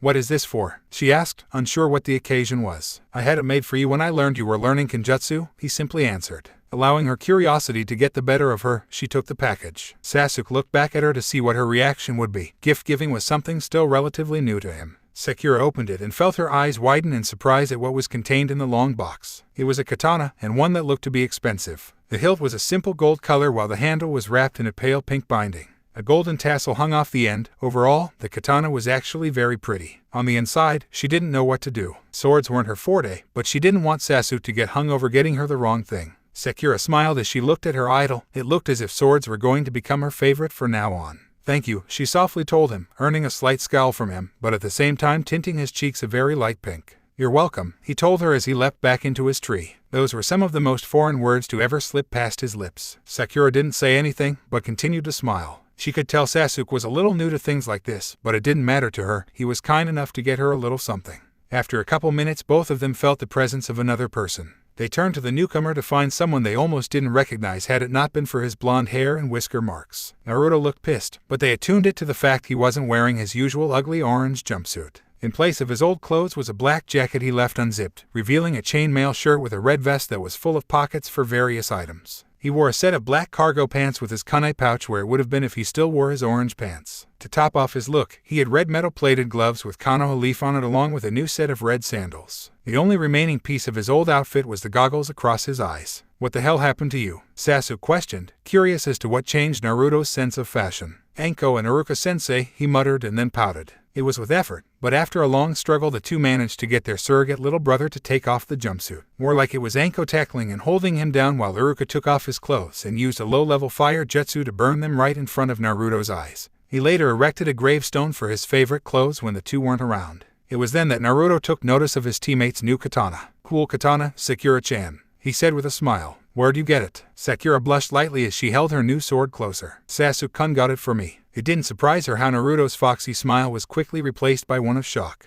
He numbly looked to Sasuk and saw his teammate not even paying attention to their conversation. Until the time their sensei arrived, the blonde prankster was for once at a loss for words. Sasuk never gave anyone a present. What had brought this about? If the head was starting to fall in love with his crush, then he'd have absolutely no chance to win her over. His day was now sucking. First, he had to wear new clothes Aruka and Anko had bought him, and now he was beginning to lose the race for Sakura's love. What else could go wrong? Before he could answer his own question, 2 puffs of smoke blanketed the area, signaling the arrival of their senseis, Yamato and Kakashi. "Yo," greeted Kakashi with a lazy wave of his hand. "We have some good news," Yamato told them as he walked up to the group. Before he could tell them what it was, he noticed the new duds that Naruto was sporting and the katana Sakura was holding. He first decided to guess what happened to the Kyoryukigen user. "Let me guess, it was Anko and Aruka." Naruto nodded and sniffled. "They burned my jumpsuit in front of me." Yamato then turned to Sakura. "A katana. I thought you liked to use spears and the like." Sakura winced as she heard Sasuk slip off of his tree and then land into the water. As soon as Naruto heard the splash and looked to see what happened, he fell off the railing and onto the bridge laughing. Kakashi raised an eyebrow, but had an idea where Sakura got the sword from. "Sasuk has been teaching me how to use them," Sakura answered meekly with a blush. "Oh," Yamato said. He waited until Sasuk walked back onto the bridge, sopping wet and moodier than normal to give them the message. "Anyways, Kakashi-senpai and I have signed you all up for the Chunin exams." Naruto stopped his snickering and looked at his teachers as if someone said he was getting free ramen for life. Sasuk heard it and his bad mood instantly disappeared, but Sakura, on the other hand, began to look nervous. Now, Kakashi began to explain. "It's completely optional for you guys. If you want to do it, show up. Keep in mind that you don't have to, but I highly suggest you do because it will give you experience you need." The blonde felt like he hit pay dirt and smiled as if he really did. This meant people from other countries were coming and that meant a lot of bloodline limits for him to copy. His grin widened as his imagination took over, giving him random daydreams of what he was going to see. "You all have the rest of the day off," Yamato continued where his former captain left off. "This is so you can think about it and if you want to partake in it, and so you can prepare as well. If you decide to do it, head to the academy." Sasuk nodded his head and made sure to not subconsciously pocket his sheet knowing the water in his clothes would ruin it. As he walked away, his bad mood returned as he remembered he got Sakura the wrong type of weapon. What a way to screw things up. Sakura left as well, frowning as she decided what to do. She was the weakest of the group after all, and she wanted to do her best to not drag her teammates down. Naruto was about to leap away to tell Aruka what happened, but was halted as Kakashi's voice stopped him. "Naruto, Anko and Aruka know about this already. I think that's why they got you the new clothes." "How'd they know?" he yelled as he turned around. Anko was present at the meeting, Tenzo answered. "Oh, now," Kakashi cleared his throat, "for various reasons, I haven't been able to teach you how to properly use Bayaku Chakra and at the least I would like to teach you to saturate the air with it. It is the basis for my stronger taijutsu form, and the cloud itself has many uses you might find handy." "Like what?" Naruto asked, not bothering to hold back the excitement in his voice. "Oh, like the extra sense of touch I told you about back at the Land of Waves, the ability to mess over some doujutsu like the Sharingan." Hearing that, Naruto was already bouncing on the balls of his feet at the thought of pounding Sasuk into the dirt, and to be able to increase the power of Ujutsu.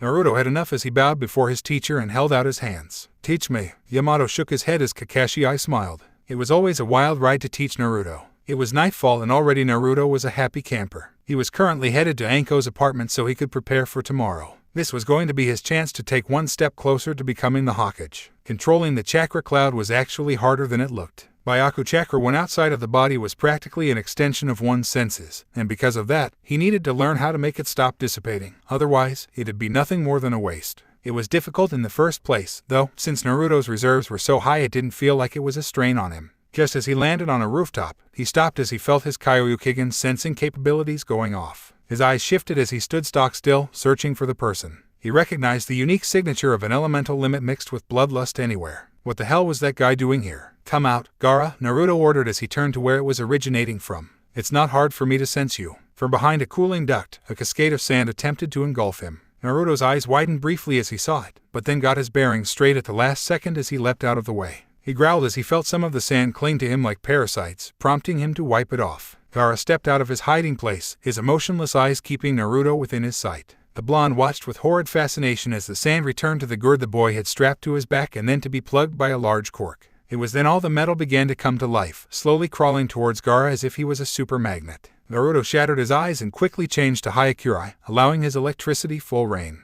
It was obviously something that the redhead wanted because his face split into a bloodthirsty grin. "You need to calm down," Naruto told him with a smirk. "Mind telling me what brought this about? Are you going to take the exam?" Gaara questioned. "Yeah, good." Naruto could feel the strain pulling his weapons to Gaara suddenly stop, signaling he turned off the Jikiden. "It looks like I don't have to kill you right now. That's going to help me sleep better tonight," the whisker-faced boy sarcastically said. "And what if I had not chosen to take the exam? I would have killed you right here. I don't understand why, but mother calls for your blood more than any other person." "Huh?" Naruto tried to ask, looking confused as he tried to decipher what the boy across from him said. "Who's this mother?" "The demon inside of my head, Shukaku, the incarnate of sand," Gaara coldly answered. Gaara slowly turned away and began to walk across the rooftop. Naruto made an attempt to call out to him and ask him to explain more, but the words were caught in his throat. A growl echoed from the back of his mind. Kyuubi evidently had a bone to pick with this guy, but as to what reason, he didn't have a clue. This Gaara, just the thought of him unsettled Naruto. There was something about him, an air of familiarity, but the likeness stopped at the aura of bloodlust the redhead bathed himself in.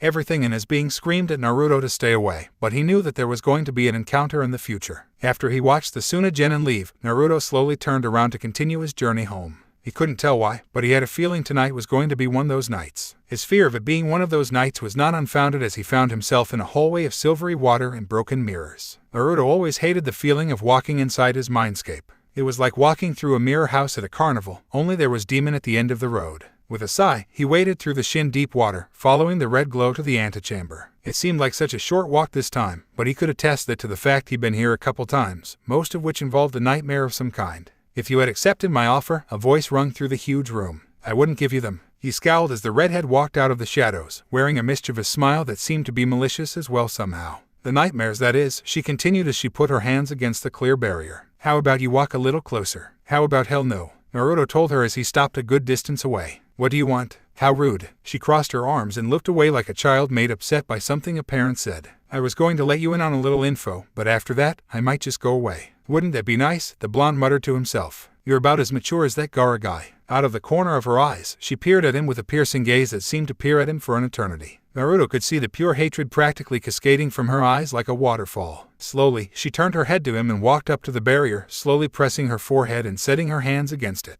Naruto could then feel the entirety of the room become saturated with a killer intent so great the air became distorted. It became hard to breathe, a cold sweat covered the back of his neck, and all of his limbs locked up. His wide eyes slowly looked to his prisoner, watching as her form slowly changed like it did whenever she got angry or mischievous. Kyuubi's cat-like, glowing eyes narrowed dangerously as her hair became messy and her nails lengthened to become claws. Slowly, a fox-shaped aura began to surround her, until a single tail made of chakra angrily swayed from behind her. Do not think so low of me. Her voice became backwards and almost sounded as if she was underwater. Do not ever compare me to that trash, or any lower being for that matter. If you do, I won't be as friendly. Kyuubi angrily struck the barrier, making Naruto fall onto his bottom and into the cold water. After that, the aura began to dissipate, lifting the killer intent in the air. It wouldn't do for her to lose control, otherwise she might lose her appeal, making it all the more difficult to bring her container any closer to setting her free. Despite her fear tactics, Naruto merely stood up and stared her in the eyes. He didn't fear her, and nothing she was willing to pull was going to change that simple fact.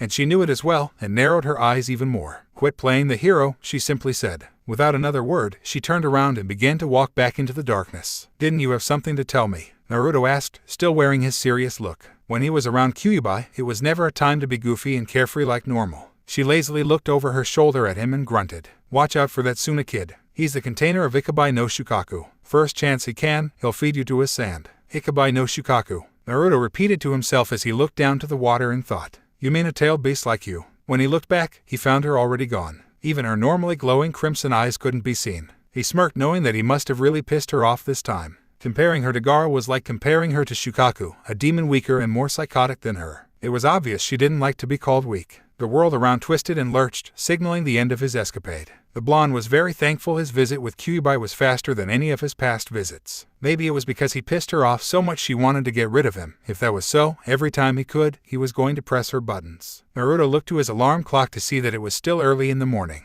More than enough time to meet up with his team. Sasuk leaned on the front wall of the academy as he patiently waited for his teammates. Today was the first part of the Chunin exams, and he hadn't wanted to be late. He was still simmering on the inside over the fact he didn't get Sakura something that better suited her fighting style. All night long he banged his head against a wall with the hopes that maybe the pain would dislodge the embarrassing memory from his head. He looked up the path to see Naruto walking towards him with a game face on, a foxy smile that announced to every living person that he was going to kick everyone's ass. A prideful and arrogant little bastard the blonde was, mainly in Sasuk's mind, because to him, the dope would always be just that, a dead last. Morning, head, Naruto greeted with a wave of his hand. Bird shit, Sasuk countered coolly. Aw, Sasuk got jokes today. The blonde smiled as he came up to him, still wearing the clothes he sported the day before, including the goggles that infuriated Sasuk to this day. Naruto turned back to the path he formerly walked from as his limit sensed the only Kinzokyuden user alive, walking towards them with her katana strapped to her back. I decided, Sakura took in a deep breath as she continued, that I'm going to do this as well. I just hope I don't hold you guys back. Great, Naruto shouted. The team quickly walked up to the door with Naruto excitedly rushing ahead to be the first to open it.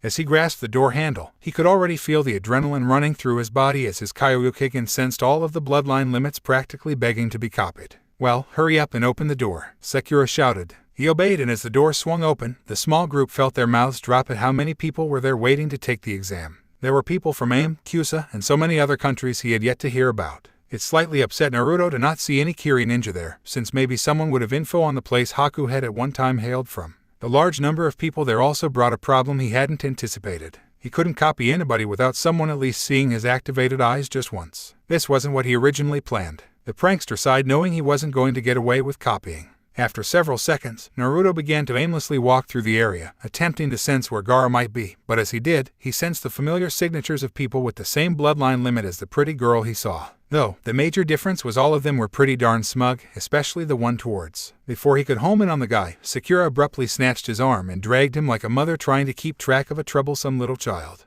"Idiot, come on, I found where we're supposed to go," she told him, bringing him to a door guarded by 2 Chunin. At the moment, Naruto finally sensed Gaara's location, 1 story above them and in a different room than the one Sakura was leading to. Naruto abruptly jerked his arm free, catching Sakura and Sasuk off guard. "That's not the right door," he told them. "What makes you think that?" Sasuk asked him. Naruto tried to figure out an excuse as his extra sense began to scan over the floor Gaara was. That was where the most bloodline limit users were located. He had to prevent himself from softly smiling as he sensed the familiar signature of the girl from the other day. "Well," Sakura rushed him. He readied himself to throw out something, but stopped as he saw the sight of familiar Chinese buns. From his distance, Naruto could see she was struggling to get through the door, obviously thinking it was the real one. "Hey, Tenten," he shouted, waving his hand and putting on a friendly smile. The said girl turned around and smiled as well when she saw him. "Oh, hey, Naruto. Hate to tell you, but this is the wrong room," he told her as he came up to her. "Oh, I know, we were just pretending," Tenten informed. "We wanted to look weaker, you know, to hide how strong we really are." "Smart idea." The 2 guards looked at each other and then turned back to the kids walking up to them.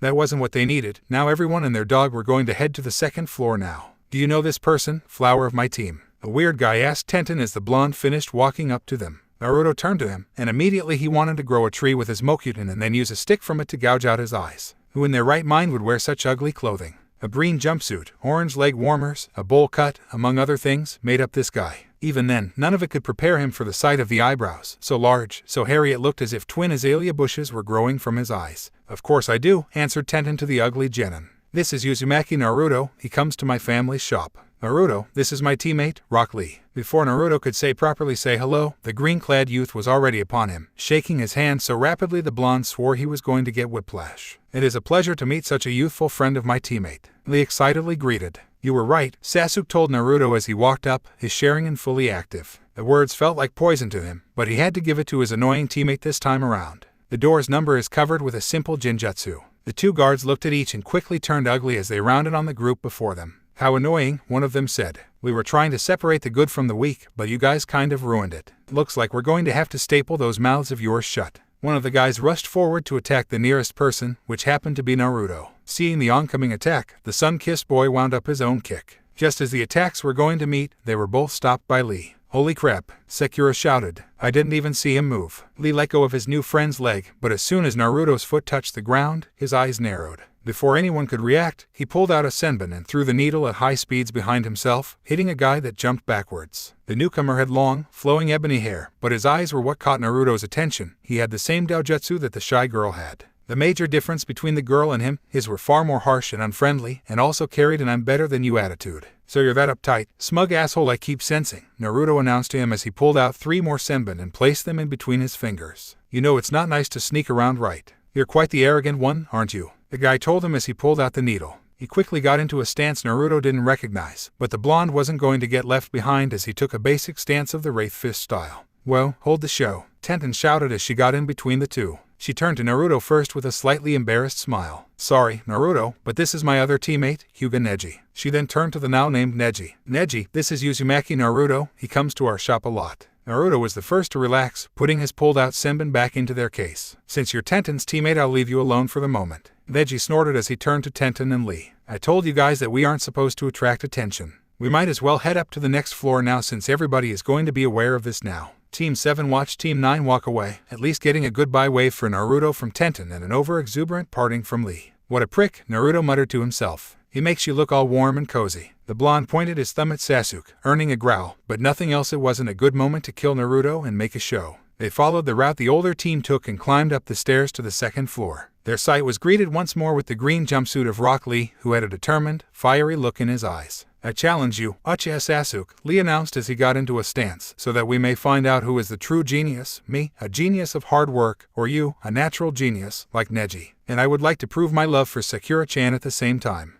He blushed as he blew a kiss towards Sakura, who squealed in horror as she jumped behind her crush for safety. Nasty, she yelled as she pointed at Lee from her crush's back. All right, Sasuk tried to agree. He was interrupted as Naruto stepped forward, wearing a grin. I want to fight you as well. Lee smiled as he relaxed. I'm sorry, Naruto-kun, but I must fight another genius in order to prove that we who struggle can be just as great. Naruto cocked his head to the side as he tried to figure out what the older genin was talking about. What is a genius of hard work, and what do you mean by we who struggle? Green Beast Jr. smiled as he answered, glad he could explain. There are two types of geniuses, the natural-born kind, and those that work hard for what they have. I'm a genius of hard work because I train so hard with the hopes that I'll be able to fight as good as a natural genius. Well, Naruto began with a foxy smile, how about a battle between geniuses of hard work? We're a lot alike, I had to work hard for all that I know. Naruto took a basic Wraith Fist stance and shattered his eyes, readying his Bayaku Chakra, mainly because he didn't want Sasuk to copy his moves. It would be rude to turn down such a fight. It got what Naruto wanted as Lee's smile turned 10 miles wide. Yes, he said as he got into his own stance, it would be rude. Sasuk was miffed that Naruto was getting the fight early, but settled for using his Sharingan to copy anything they'd show. Sensing a chakra spike from the Uchiha, Naruto let loose a cloud of Bayaku Chakra, invisible to the naked eye, but as bright as a sun to a Daojutsu.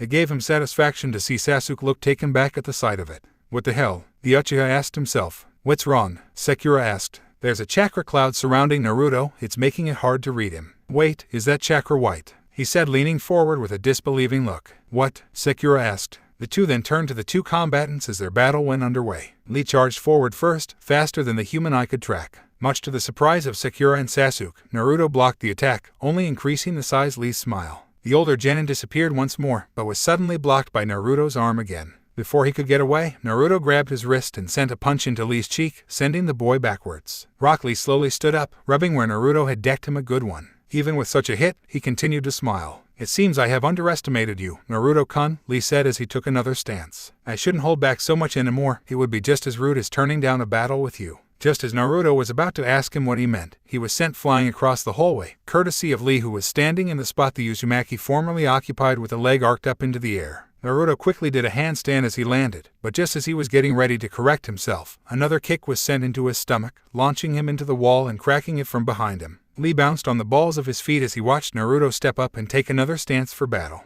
I'm going to have to add chakra to my muscles if I want to keep up, Naruto thought to himself. Thankfully, he had a huge reserve of the spiritual energy at his disposal. He added Bayaku Chakra to his muscles and, faster than before, charged at Lee, taking his turn on offense. Naruto sent a flurry of kicks at Lee, giving him hits harder and faster than ever. Taking advantage of a crack in his opponent's defense, Naruto did a roundhouse kick that sent Lee backwards, but he wasn't done as he sent another kick to his side. Much to his chagrin, Lee caught his foot. This is going to hurt, isn't it? Naruto playfully asked, though not really looking forward to the pain about to come. I'm afraid so, Naruto-kun, Lee answered. The taijutsu expert swung Naruto around and slammed him into a wall and then threw him up into the air. Before the blonde could hit the ground, Lee painfully kicked him even higher into the air. Sasuk watched everything. Although Naruto's white chakra made it difficult to read him, he was memorizing every move Lee made. The kid may have been weird, but he was a fountain of taijutsu techniques. Before Naruto could right himself in the air, his opponent performed Shadow of the Dancing Leaf, getting behind him. Naruto-kun, you're much stronger than I thought, Lee complimented. For that I will show you one of my strongest moves. Naruto could tell shit was about to hit the fan just for him when he felt Lee's bindings undo themselves and begin to wrap around him. Just before Naruto could figure out what was happening, another green blur entered the area and hit Lee into a wall, saving the blonde from disaster. Man, I would have felt that in the morning, Naruto said to himself as he landed. He turned to the intruder and immediately wished he hadn't. If one Lee was bad enough, a bigger, older and uglier version of him was a nightmare made real. Lee, my youthful student. The bigger shouted to the miniature. If you had used that move on Naruto-kun, he would have been hurt. Who the heck is this guy? Fuzzy brows. Naruto asked the obvious as his Kyoryukigen returned to normal. Forgive me, this is my beautiful sensei, Lee answered, introducing his teacher, Mato Guy, the green beast of Konoha. Okay, Naruto drawled. This is turning out to be one weird day. His eyes began scanning the area for any liable escape routes. He had to get away from this freak show. Already, he could feel his brain cells committing mass suicide from just watching the two. Naruto noticed something else. Sakura and Sasuk already made their escape. Damn it, he muttered to himself. They left without me. Just as he took a step backwards to run away, he watched as Mato Guy punched Lee into the wall. Lee, my beautiful student, you should not have used that move. You could have harmed Naruto-kun. Forgive me. Lee yelled as a fountain of tears came from his eyes. I owed it to him.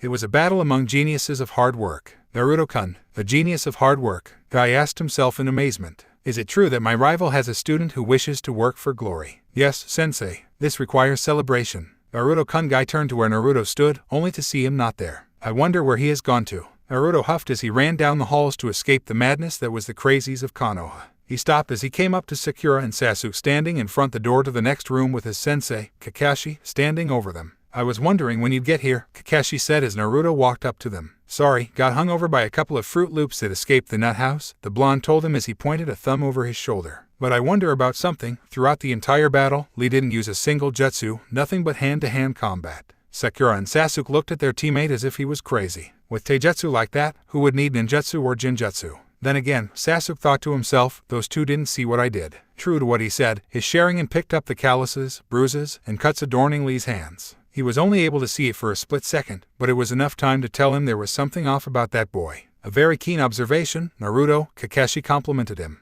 The reason he didn't use ninjutsu was because he simply can't. That doesn't make sense, Sakura voiced her thoughts. Isn't everyone able to use chakra? Well, that's not really the case with everyone, her teacher explained. Lee suffers from a rare disease that only allows him to produce enough chakra to live. Because of that, he was made the dead last of his class. But on a brighter note, ever since he graduated he's been working hard, mastering taijutsu to levels many shinobi dare not match. You could say him and Naruto are a lot alike. Hearing that, Sasuk and Sakura turned to their teammate with a little surprise. For Naruto, he could understand Lee well, to be looked down upon because you were the worst. They both had to work for everything. Kakashi quickly went back to teacher mode as he looked at the three, clearing his throat to capture their attention. Alright, now that you're all here, you can take the exam. All three of you had to come or you wouldn't be able to enter. Hearing that, Sakura was really glad that she came. If she hadn't, then she would have royally disappointed them both. Some advice for you three, Kakashi began. Don't show off. The last thing you need is to have a target slapped onto your back for doing something stupid. Sakura and Naruto knew what that meant, no bloodline unless it was absolutely necessary, especially Naruto, who was highly prone to showing off. Lastly, Kakashi told them, finishing up his speech, work as a team.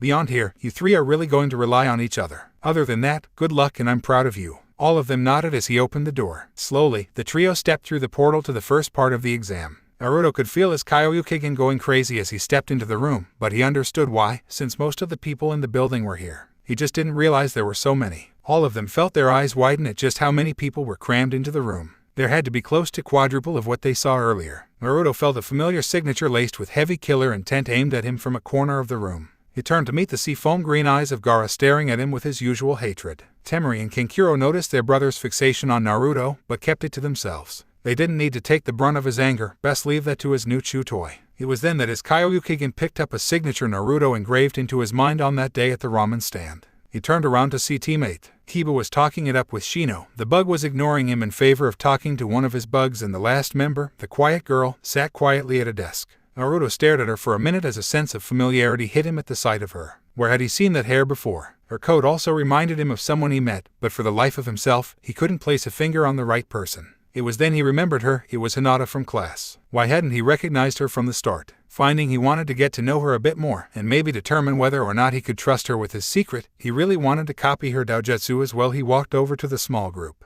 Kiba stopped his talking and put on a feral smile at the sight of his former favorite chew toy from the academy. I didn't know they let losers into this place as well, Kiba greeted him. Hey, Hinata-chan. Naruto greeted as he hopped next to her, ignoring Kiba, who grinded his teeth, and Shino, who raised an eyebrow at the intrusion. The Hyuga heir turned to the person who said her name, and immediately a blush lit up her face like a morning star. Normally, she'd make a quick retreat, but due to circumstances beyond her control, she wouldn't be able to sneak out of this one. Oh, by the gods, she hoped she wouldn't faint. Oh, Hi-and Naruto-kun, she stuttered while shyly waving her hand. Hinata couldn't help it as she let a small smile play on her face. She loved his foxy smile. It always made her melt in its presence. Hey, I was just in the neighborhood and thought I'd stop by and say hello, he said as he stood next to her desk. By the way, I never noticed your eyes before. They're really cool. He thought her eyes were cool. She hated her eyes. They were the reason her clan looked down upon her, but Naruto thought they looked awesome. This was a new concept for her. Thank you, she quietly said, earning another foxy smile from him. Hey, don't ignore me when I'm talking to you, Kiba shouted, trying to get Naruto's attention back onto him. Did you hear me, dead last? Close your mouth. I can smell you dog-ass breath all the way here," the prankster told him, holding his nose for extra effect. It made him smile hearing Hinata giggle, though it was at Kiba's expense. "Oh, I'm going to beat your," Kiba tried to tell him as he rolled up his sleeves. "Stop fighting," Sakura butted in as she and Sasuk came up to the small group. "Sorry, Naruto's been a pain in the ass lately. We've had trouble trying to keep him on his leash." She turned to her teammate to see him pull down his eyelid with one of his fingers and then stick out his tongue towards Kiba, all the while giving the feral boy the bird with his free hand. "You dirty son of a," the dog master told him through clenched teeth, Akamaru barking in agreement. Naruto's laughter and Kiba's threat was abruptly cut short as a banshee scream rung through the area. "Naruto." The said blonde blanched in horror and quickly hid under a desk near Hinata, making the said girl blush even more as Ino stormed towards the group, stomping and all. "You guys are here too. How troublesome," Shikamaru told them as he followed. "Why is Ino so mad at Naruto?" Sakura tried asking, watching as her former best friend began looking all over the place with a religious zeal for the absent member of Team 7.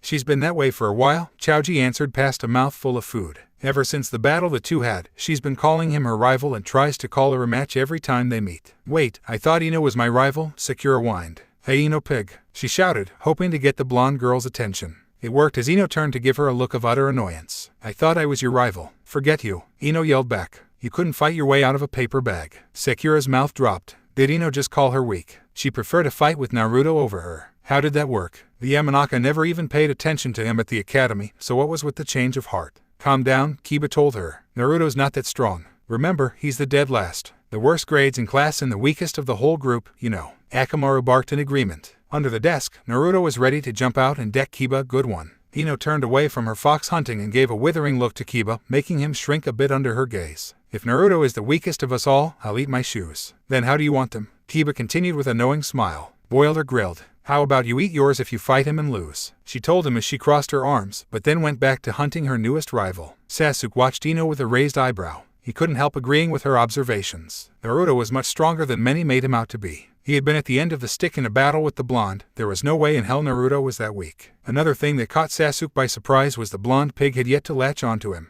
As a matter of fact, she had yet to acknowledge his existence. Part of him was confused about what changed, but his other half was relieved nonetheless to have gotten rid of a fangirl. Uchiha looked towards Sakura to see her looking dejected and horror-struck. This wasn't going to help her confidence levels later. "Hinata, do you know where Naruto is?" Ino asked Hinata, making her wither under her harsh voice. "Never mind." She then continued to look and grinned as she finally found his tuft of blonde hair from under the desk next to the blushing girl. "There you are," she yelled in victory as she pulled him by the hair, making the boy wince in pain. "You and I, a rematch, but this time, winner take all. Could you let me go, and maybe I'll think about it?" He yelled at her. He sighed in relief as she let go, looking at him expectantly. "You should have never pissed her off, you know that right?" Shikamaru asked from the seat he took. "What the hell did I do?" asked Naruto, confused as to why everyone wanted a piece of him. First it was Ino, then it was the bloodthirsty Gaara. He couldn't care if Kiba saw it fit to do battle with him, but the one person he really considered a rival was Sasuk. So why was everyone after his head? "I don't think it's a good a time for a battle," Shino told Ino, making Naruto thank the gods he didn't need to come up with an excuse.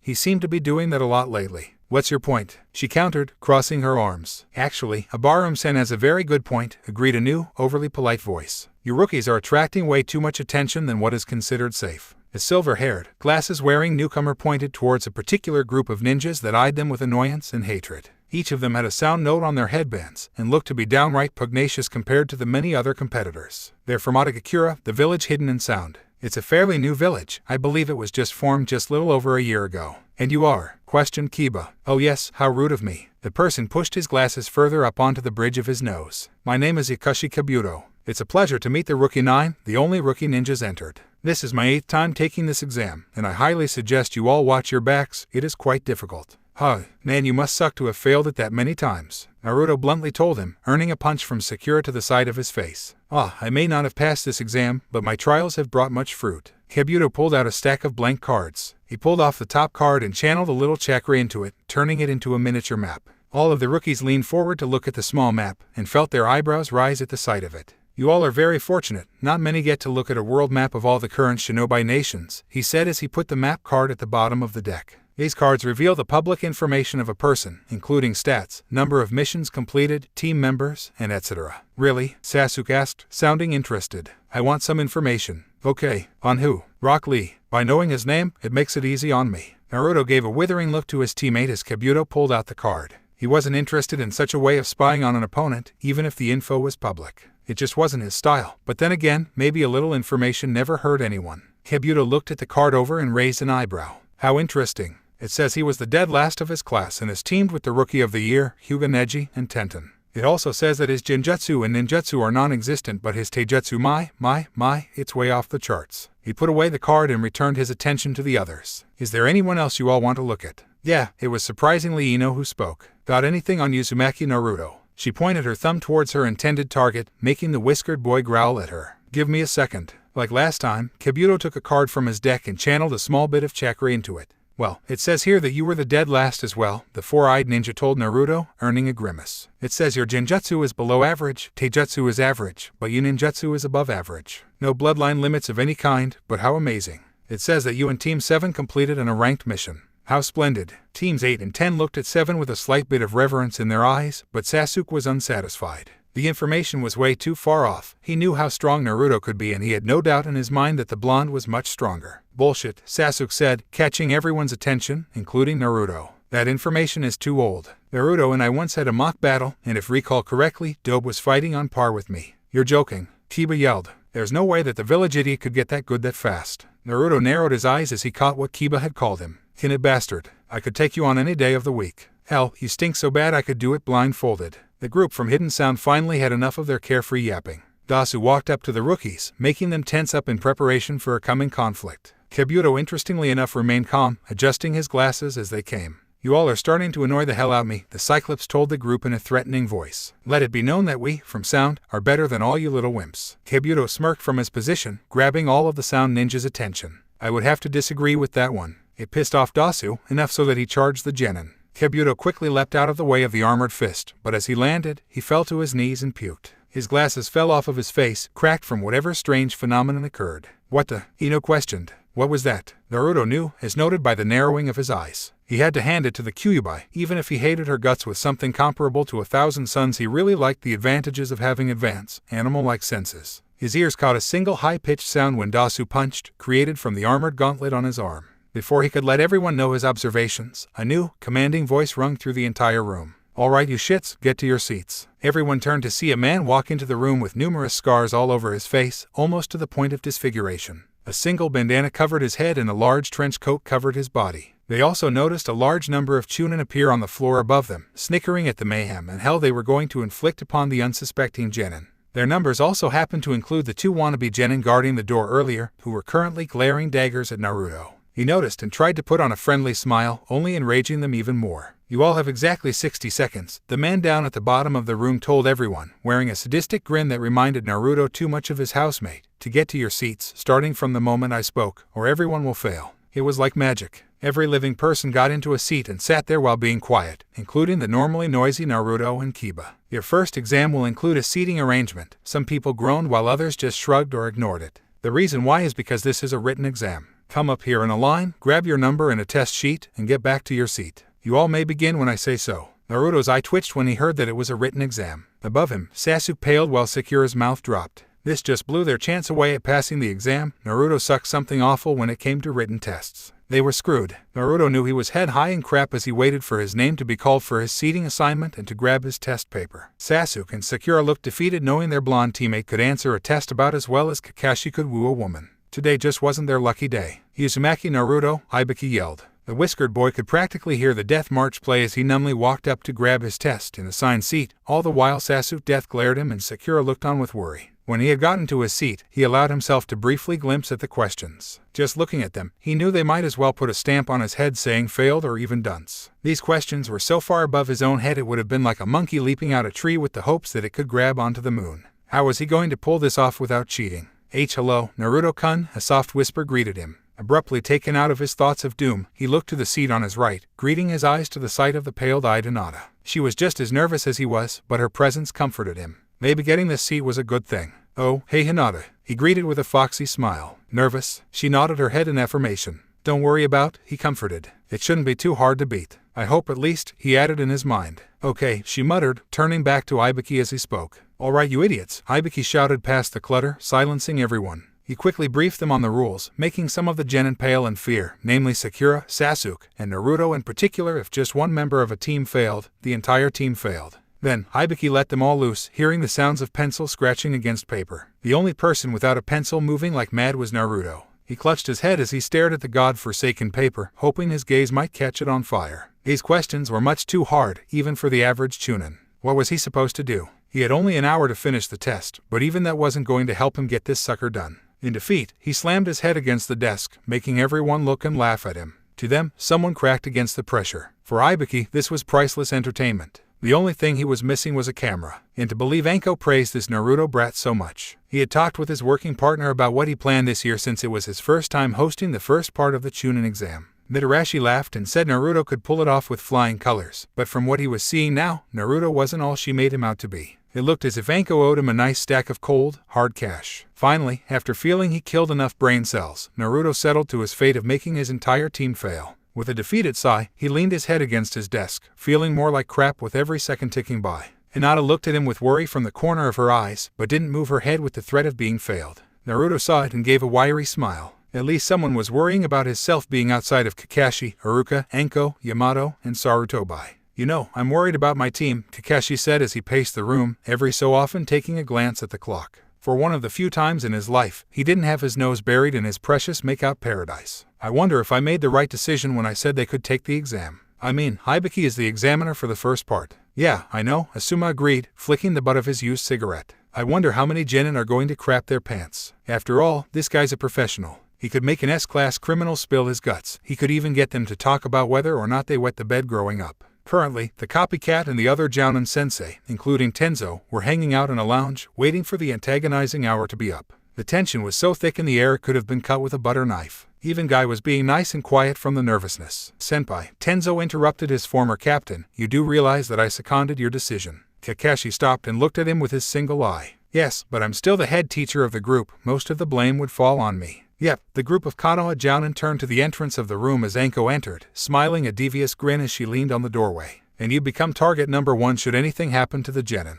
After all, it was your example that led everyone else to make the same decision. Kakashi blanched and his single eye twitched in fear. She was right. Though she didn't say the specific name of the man that'd hunt him, he was pretty sure the psycho was hinting towards Aruka. The thought of his face melting off his skull wasn't something that he enjoyed, nope, not at all. But you all can relax for the moment. Anko walked into the room and took a seat on one of the chairs. Why would that be? Kurenai asked. Out of nowhere, Anko pulled out a box of dango and began munching on the sweet dumplings. It took only a second before she emptied the stick and then threw it into a wall. Old Hibiki, she answered, only likes to play mind games. I've known him to pry secrets out of S-class criminals by just staring at them, and knowing him he's got something up his sleeve. She then snickered as she bit into another stick. What's so funny? Asuma asked, raising an eyebrow. Well, it's simple really. Naruto's going to pass this with flying colors. It was the chain smoker's turn to laugh. You put too much faith into him, Asuma said as he pulled out a lighter for a fresh cigarette. If anything, he's going to be the cause for Team 7's demise. Just as he put the cancer stick to his mouth, a dango stick struck it, sticking in the filter, but not going any further. The tobacco leaves flittered to the ground while Asuma pulled the filter from his mouth, staring at the stick stuck to it with awe and fear. Naruto must have learned Senbon usage from her, not Haru like he claimed. He looked at Anko to see her smile went upside down and her eyes now stared at him as if he committed a cardinal sin. You underestimate him, she said, standing and walking out of the room. I'd stay, but I have to prepare for the next part of the exam. Kurenai shook her head in exasperation. She'd been on a couple missions with Anko and she knew firsthand how the woman could be. It just surprised her to no end how she latched onto Naruto like an older sibling. Damn, she's a crazy ass, Asuma noted as he pulled out another cigarette, frowning at the waste of a good cancer stick. Naruto stood in a maze of mirrors. It seemed endless, and it was discomforting seeing his own reflection so much. Whereas in Kyubai's lair the pathways were bigger and covered in water, this place was dry and the floor itself was a mirror. If it wasn't for the fact he could see his own reflection on the ground, he would have sworn he was standing on air. Was he in his mind? No, he could see the differences immediately. Maybe this was a dream. Well, if it was he didn't like it, it was much too creepy. Shrugging, he took off on the first path closest to his foot. He looked out from the corner of his eye, watching as his reflection ran by his side. Looking down, he could see the mirror image following his feet. It was just disconcerting seeing all these reflections. He felt 1,000 times more comfortable in his mind where the mirrors were broken. Uzumaki stopped briefly to take a breath. He was stuck in another part of the maze, only it branched out into 4 paths. Crystals jutted out from everywhere, just as reflective as the environment around him. When he took a single step, thousands of him did the same. He hated this place, but at the same time he loved it. It felt a part of him, but at the same time, it felt as if every mirror he looked at was looking into his own soul. That's why he liked broken mirrors so much. It was a distortion of his self, enough so he couldn't see himself clearly, he couldn't see his own blemishes. It was one thing to look into another's soul, but it was something else altogether to look into his. To see oneself was to see their own flaws. It was natural for a person to either look away or to look over them. Naruto shook his head. This wasn't a time to get philosophical. On instinct, he ran towards the path he subconsciously chose. He ran as fast as his legs could take him, as if something, or someone, was waiting for him. When he finally came unto the end of the path, his silvery eyes were greeted to a spherical room of mirrors so much like the rest of the maze, but the only difference was a single hoary flower looked to have been fastened from the purest silver. Naruto couldn't place what type of flower it was, but it was highly beautiful. Slowly he walked around the room, looking into the mirrors. With every step a resounding echo moved throughout. The only thing breaking his picture-perfect image were the lines separating the mirrors. He stopped as he suddenly saw a reflection of himself standing over the flower and gently caressing the petals. With a confused look, he looked back at the flower, but found no soul there, not even a shadow clone. The dream seemed to be getting weirder the longer it kept going. With a grimace, the blonde turned back to the mirror, but almost jumped back as he saw his image. He put his hands up to his face to feel his eyes, moving his finger over his eyelids and cheeks, watching as his reflection did the same thing. His eyes were different, though. He wasn't feeding them chakra, his irises were shattered, but it wasn't this sending him for a loop. It was the fact the white of his eyes also became mirror silver. His icy tears were rolling down his face, but they weren't there. He put his hand against the mirror, but jumped back as it rippled. Cautious eyes scanned the room as he tried to figure out what was going on, if there was someone else or if the Kyuubi was present. Either way, he couldn't sense the Red Fox Queen, making him wonder what was going on. Naruto blinked as he felt a cool sensation on his hand. He lifted it up, finding that liquid silver stained where he touched the mirror. Out of panic he rubbed it against his clothes, only scattering the substance. What the heck is this stuff? He muttered to himself, becoming only angrier the more he rubbed it onto himself. He snorted as he looked at his palm. It looked as if it never came off, but still scattered more of itself onto him at the same time. His eyes widened as he heard a whisper. Hoping to find someone who could tell him where he was, he tried to follow it, frantically looking about the room. All he could see though was the flower placed in the center of the room. With a dismayed sigh, he began to stare at it, all the while thinking of possible ways he could remove the silver off his body. Naruto frowned as he saw a single petal fall from the blossom, and then melt into the floor where it touched. That was when the worst half of this nightmare happened. Suddenly, he could feel a cool sensation crawling all around his body. With wide, panic-filled eyes, he looked to see the silver he scattered on his person begin to grow, slowly engulfing him. His breaths began to come faster as he looked at his palm, watching it as it covered him in a liquid vine, branching out and covering him. He tried to rub it away, but that only stained more of his body. Slowly it moved, and Naruto was doing everything he could do to stop it. Anything from pulling out a kunai to scratch it away to using his bare nails, but it felt painful, as if he was harming himself. The more he rejected it, the more painful it became. Finally, every inch of his body was covered, and slowly the thing was moving onto his face. By now, Naruto was hyperventilating, all of his muscles locked up. He couldn't do anything because of fear. All he could do was stand there as it took over him. He closed his eyes as it covered his face, and then went into his mouth. There was no taste, but the sensation made him want to vomit. Naruto fell to his knees and tried to pry open his eyes, but the liquid nightmare prevented all attempts at such things. His chest convulsed as he attempted breath, but it was futile. Out of fear, he began to grate at his face, hoping to tear it off, but it felt as if he was clawing at his own visage. At long last, he fell to the floor, subjugating himself to his demise. He wanted to cry. He could be leaving the people he cared so much for. He hadn't become Hokage like he wanted to, and there was so much more he had yet to experience. Why did it have to end now? At the last second, his eyes shot open, and while he was lying on the ground, he looked into a mirror. But before he could see the image before him, it all ended. In the real world, Naruto awoke with a start and fell out of his chair. In disorientation, he gasped for breath while holding his throat. Sweat beaded his brow as he felt all over his face to make sure that silver piss wasn't on his face anymore. That was one hell of a nightmare. After seeing he wasn't being suffocated by liquid silver, he could suddenly feel the room saturated with enough killing intent that even Zabuza would have been scared shitless. Slowly he turned to the room and found he caused quite the ruckus. Everyone was now staring at his sweating form, some with more hateful glares than others. He looked towards Ibiki and could see that the man wasn't very thrilled with his falling asleep either, and some of the proctors were just waiting for the orders to grab him and fling him out of the room like yesterday's garbage. Shit, Naruto muttered in his mind. His momentary fear of the room was forgotten as he felt chakra being fed into his Kyoryuken. That always seemed to happen when he experienced a nightmare, and it drove him nuts. He stopped feeding his eyes chakra, sat his chair straight, and sat back down. If you disrupt my class one more time, Ibiki threatened, making a chill go down everyone's spine, I'll make sure we give you special treatment when you leave. Naruto gulped. Unlike what Anko dished out at home, that was a bona fide threat. With fear he nodded his head and turned back to his paper, staring at it as he felt every eye in the room drilling holes into the back of his head. Out of the corner of his eye, he could see everyone slowly turn back to their papers. That wasn't a good way to make friends. He sighed as he picked up his pencil and began to twirl it in between his fingers as he stared at his test paper. Unbeknownst to Naruto, one of his 2 great secrets had been just discovered, all because he didn't know what a particular pair of milky eyes were capable of. Next to him, the owner of those moon eyes was in deep shock. The Hyuga heir had seen something both beautiful and astounding. She had been using her eyes to cheat, something she wasn't particularly proud of, but was then startled by Naruto suddenly waking up, making her put all of her attention onto him. It was then her Byakugan momentarily allowed her to see past the goggles. What she saw made her confused, but curious at the same time. It was wonderful, and it made her wonder why Naruto would want to hide such a thing. At first, she had expected to see crystal blue eyes, but imagine the surprise when she saw the silvery pupils and irises in the form of shattered mirrors. And then she saw him turn them off, allowing her to watch as the shards fell away, revealing the normal joy-filled blue she was familiar with, but still leaving those piercing pupils. Was that why he wore the goggles? Compared to the Byakugan, she would be more than willing to trade her cursed eyes for something so immaculate. Another thought hit her: they were alike. They both had Doujutsu. Did he have a clan like her, or was he the last of the Uzumaki like Sasuk was of the Uchiha? So many questions in such a short period of time, but she doubted get answers. Naruto was wearing goggles, which meant he obviously wanted to keep his eyes as secret as possible. She would stay silent for the moment, but later she had to talk to him about it. If she didn't, the curiosity would eat at her until she did. Naruto continued to stare at his paper with something akin to never-ending hatred. Back at the academy, Aruka made him work like a dog before tests were to be done, but even then he still failed them.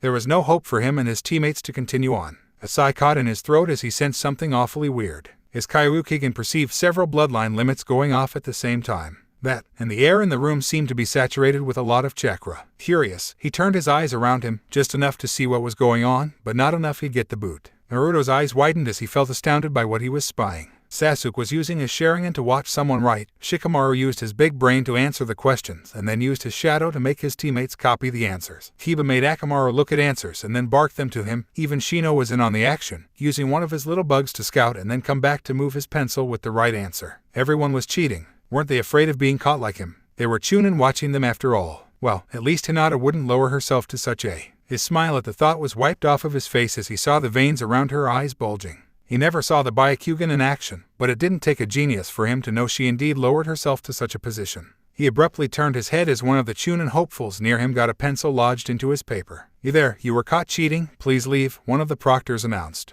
The hopeful left with a sour scowl on his face. His teammates threw some nasty words in his direction, but he ignored them. Naruto gulped at the thought of becoming the loser. He turned back to his paper, allowing his mind to bounce around. The blonde stared at his paper as he read the first question again. What trajectory is needed to gain the maximum velocity for a shuriken? How the hell was he supposed to know something like that? The better question would, why in the 9 hells would he need to know something like that? It was simple, throw the damn star and hope it made contact. It was such a hard question, but why would a Chunin need to know? If Naruto wasn't in such a predicament, he would have smacked himself silly for not picking it up earlier. These questions were much too hard, even maybe for a Chunin. It was as if the proctors wanted to encourage the genin to cheat. His thoughts were abruptly interrupted as more genin were failed. Looking around the room, he could see them getting picked off like flies getting squashed by an oversized fly swatter. Then he thought a little more deeply. You needed to cheat to pass, there were no ifs, ands, or buts about it. It was only a matter of if you got caught. The only ones who were getting failed were too obvious or stupid about their ideas. Naruto grinned like a fox. This kind of test was right up his alley. But he couldn't help but ask himself how to pull it off, especially when every one of his prankster instincts were shouting inside his head.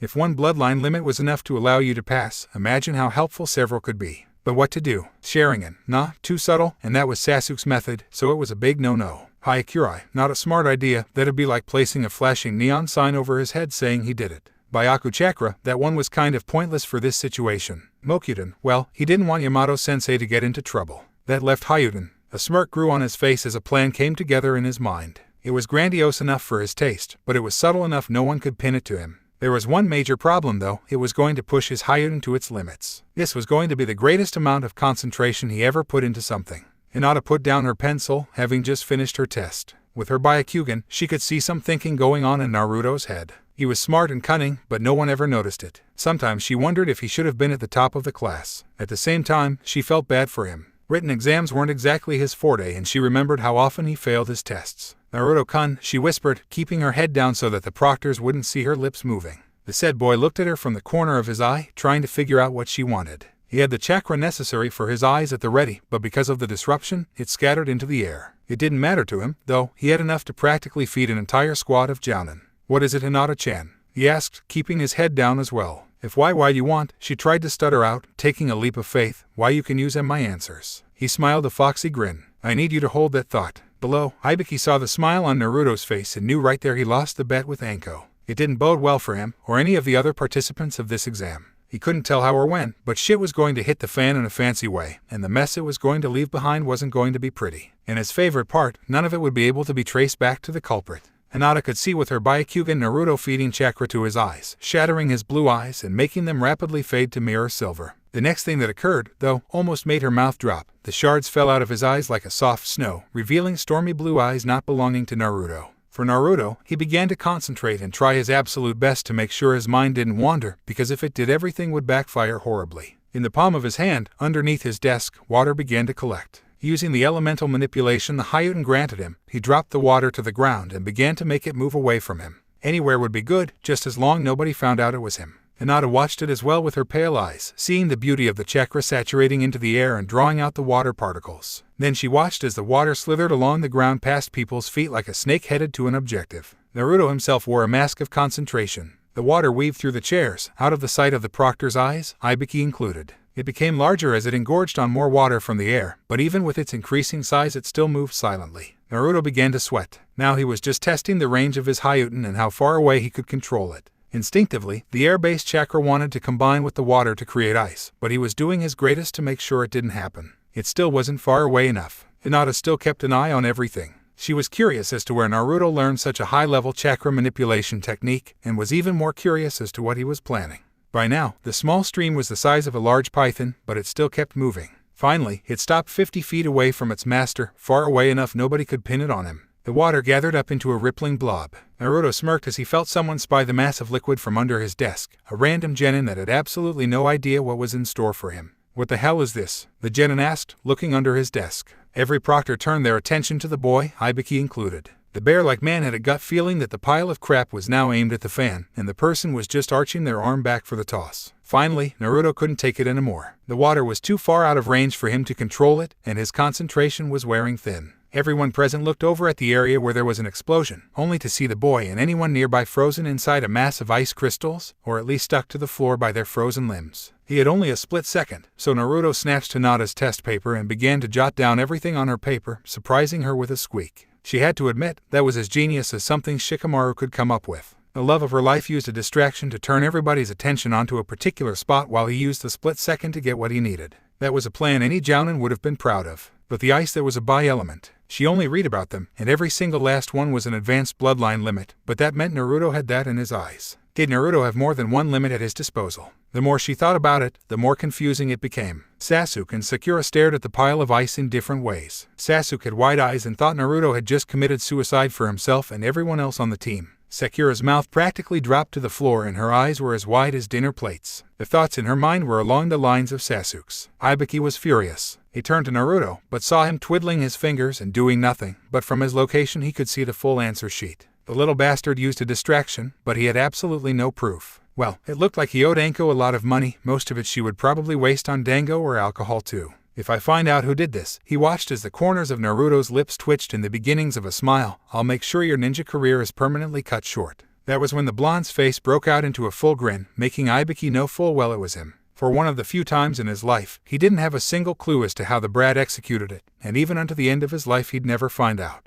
All the torn-up man could do was sit in his desk and wait for the end of the class, all the while glaring at Anko's adopted little brother. Towards the end of the time, Naruto was getting nervous. He never answered the 10th question, and it was the only thing he had trouble figuring out. It was blank and it asked nothing, making him worry as to what the proctor had up his sleeves. Hibiki still continued to stare at him knowing he'd done it, but at the same time couldn't prove it. All that did was make Naruto snicker. The blonde had looked into the face of the devil himself when he was angry, so this was nothing compared to it. Besides, Aruka could track everything Naruto did down the wire with his Haikyuri, and if he did get caught it was because he hadn't gone into the sewers. He thought it weird how Hinata tried to peek at him every so often. Did he have something on his face, or was something hanging from his nose? At that last thought, he begged the gods the latter wasn't true. Sasuk and Sakura relaxed when they felt the proctors were never going to find out it was Naruto who pulled off the ice explosion stunt. though they had to give their teammate kudos for having the bronze marbles to pull off a stunt of such grandiose level and then somehow get away with everything. Then again, unless you knew who had the bi element, it would be difficult to trace it back to the original person anyways. Ibiki turned to the clock and smiled. This was the part he'd been waiting for because now the number of genin was going to be cut to less than half. And maybe this time he would screw over that blonde brat so he didn't owe Anko any money. He stood up and cleared his throat, gaining everyone's attention.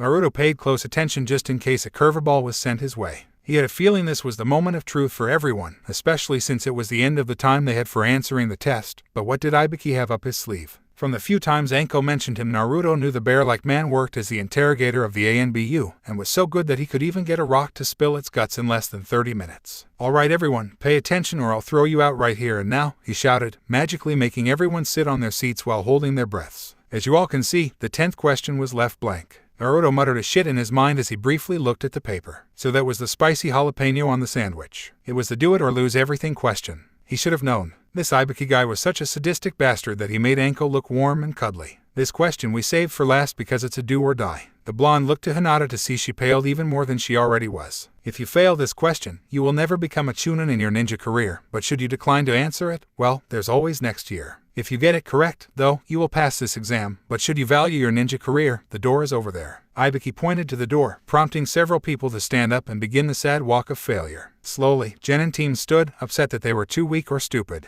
Teams looked angry at each other, some of the closer members looked forgiving. Either way, Naruto didn't want to become like them. Hell or high water, he was going to answer that damn question. Up above him, Sakura was having second thoughts. Yeah, Naruto may have cheated on the test and got the answers, but was she strong enough for something like this? Would her teammates be forgiving and understanding of her choice? She wasn't powerful, she knew that even with her Kinzokyuden. The poor girl slid further down into her chair as she thought about throwing in the towel. Naruto looked towards Hinata and found her shaking, slowly her inching her arm up. She couldn't do that, and he wasn't going to allow it. The Hyuga air was so nice to him, making him at least want to give her a favor. Maybe all she needed was a small boost of confidence, and who better than for the one who was practically brimming with it to be the one to dish it out. Ibiki turned his eyes on Naruto as he stood up with an angry scowl painting his face. Above the blonde, Sasuk looked at him with murder while Sakura sighed, both of them thinking the pressure got to their teammate. Sakura was at least thankful she hadn't stood up. Hinata watched her crush with sad eyes and thought about doing the same. After all, they were dead lasts. Before Ibiki could dismiss the blonde, Naruto added chakra to his hand and smashed the desk he sat at, splintering it down the middle and startling Hinata next to him with his outburst.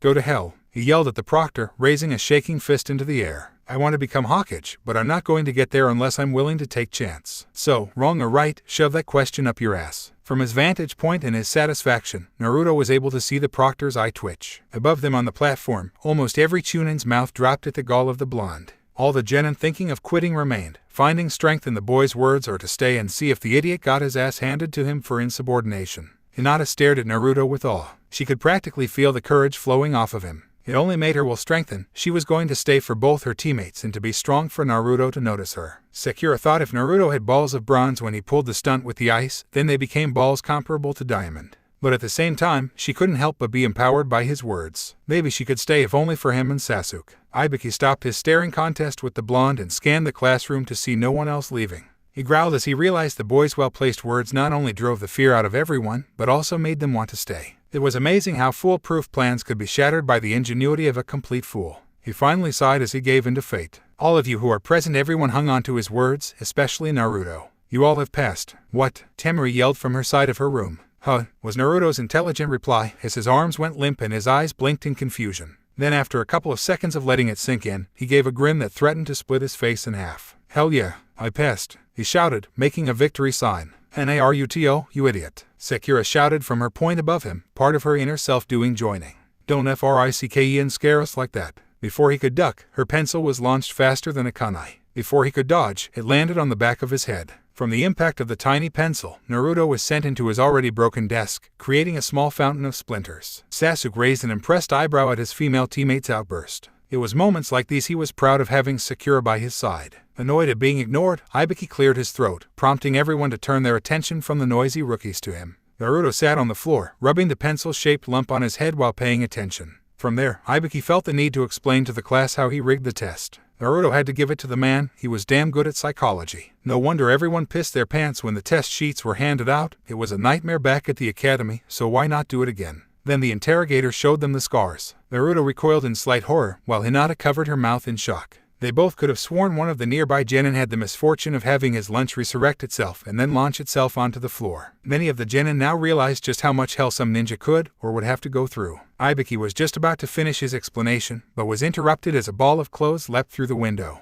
Everyone watched as the person threw a kunai with a banner on it to the ceiling, announcing who the newcomer was, Mitarashi Anko. "Hello maggots. Don't be getting comfortable," she yelled to the class, wearing her trademark psycho grin, because Anko is here and the second part of the Chunin exams will be getting underway. "You're a little early," Ibiki told her, moving aside the banner so he could see her. The duck-haired jounin looked at him, blinking her eyes as she registered what he said. "Damn," she muttered after a couple seconds, now pouting angrily. "You." Anko heard a familiar, accusing voice. With blinking eyes, she looked up at Naruto, who was pointing at her with an angry face. She grinned at the sight of her adopted little brother. Then she turned to Ibiki and made a gesture, prompting the big man to pull out his wallet and dig out a nice-sized wad of cash. With an even bigger grin, she counted the money. At that, Naruto's mouth would have dropped to the floor if it wasn't for the fact it was attached to his skull. "You were making bets on me." Anko lazily looked at him and then answered with a peppy voice she was sure would aggravate the blonde. "Yep, this is my alcohol money." For added effect, she waved some of her money in the air, earning hungry glances from ninjas hailing from poor shinobi villages. For one of the few times Naruto could recall in his life, he was at a loss for words. Even looking back on this moment, he couldn't think of a good comeback like normal. He tried to say something, but the words caught in his throat.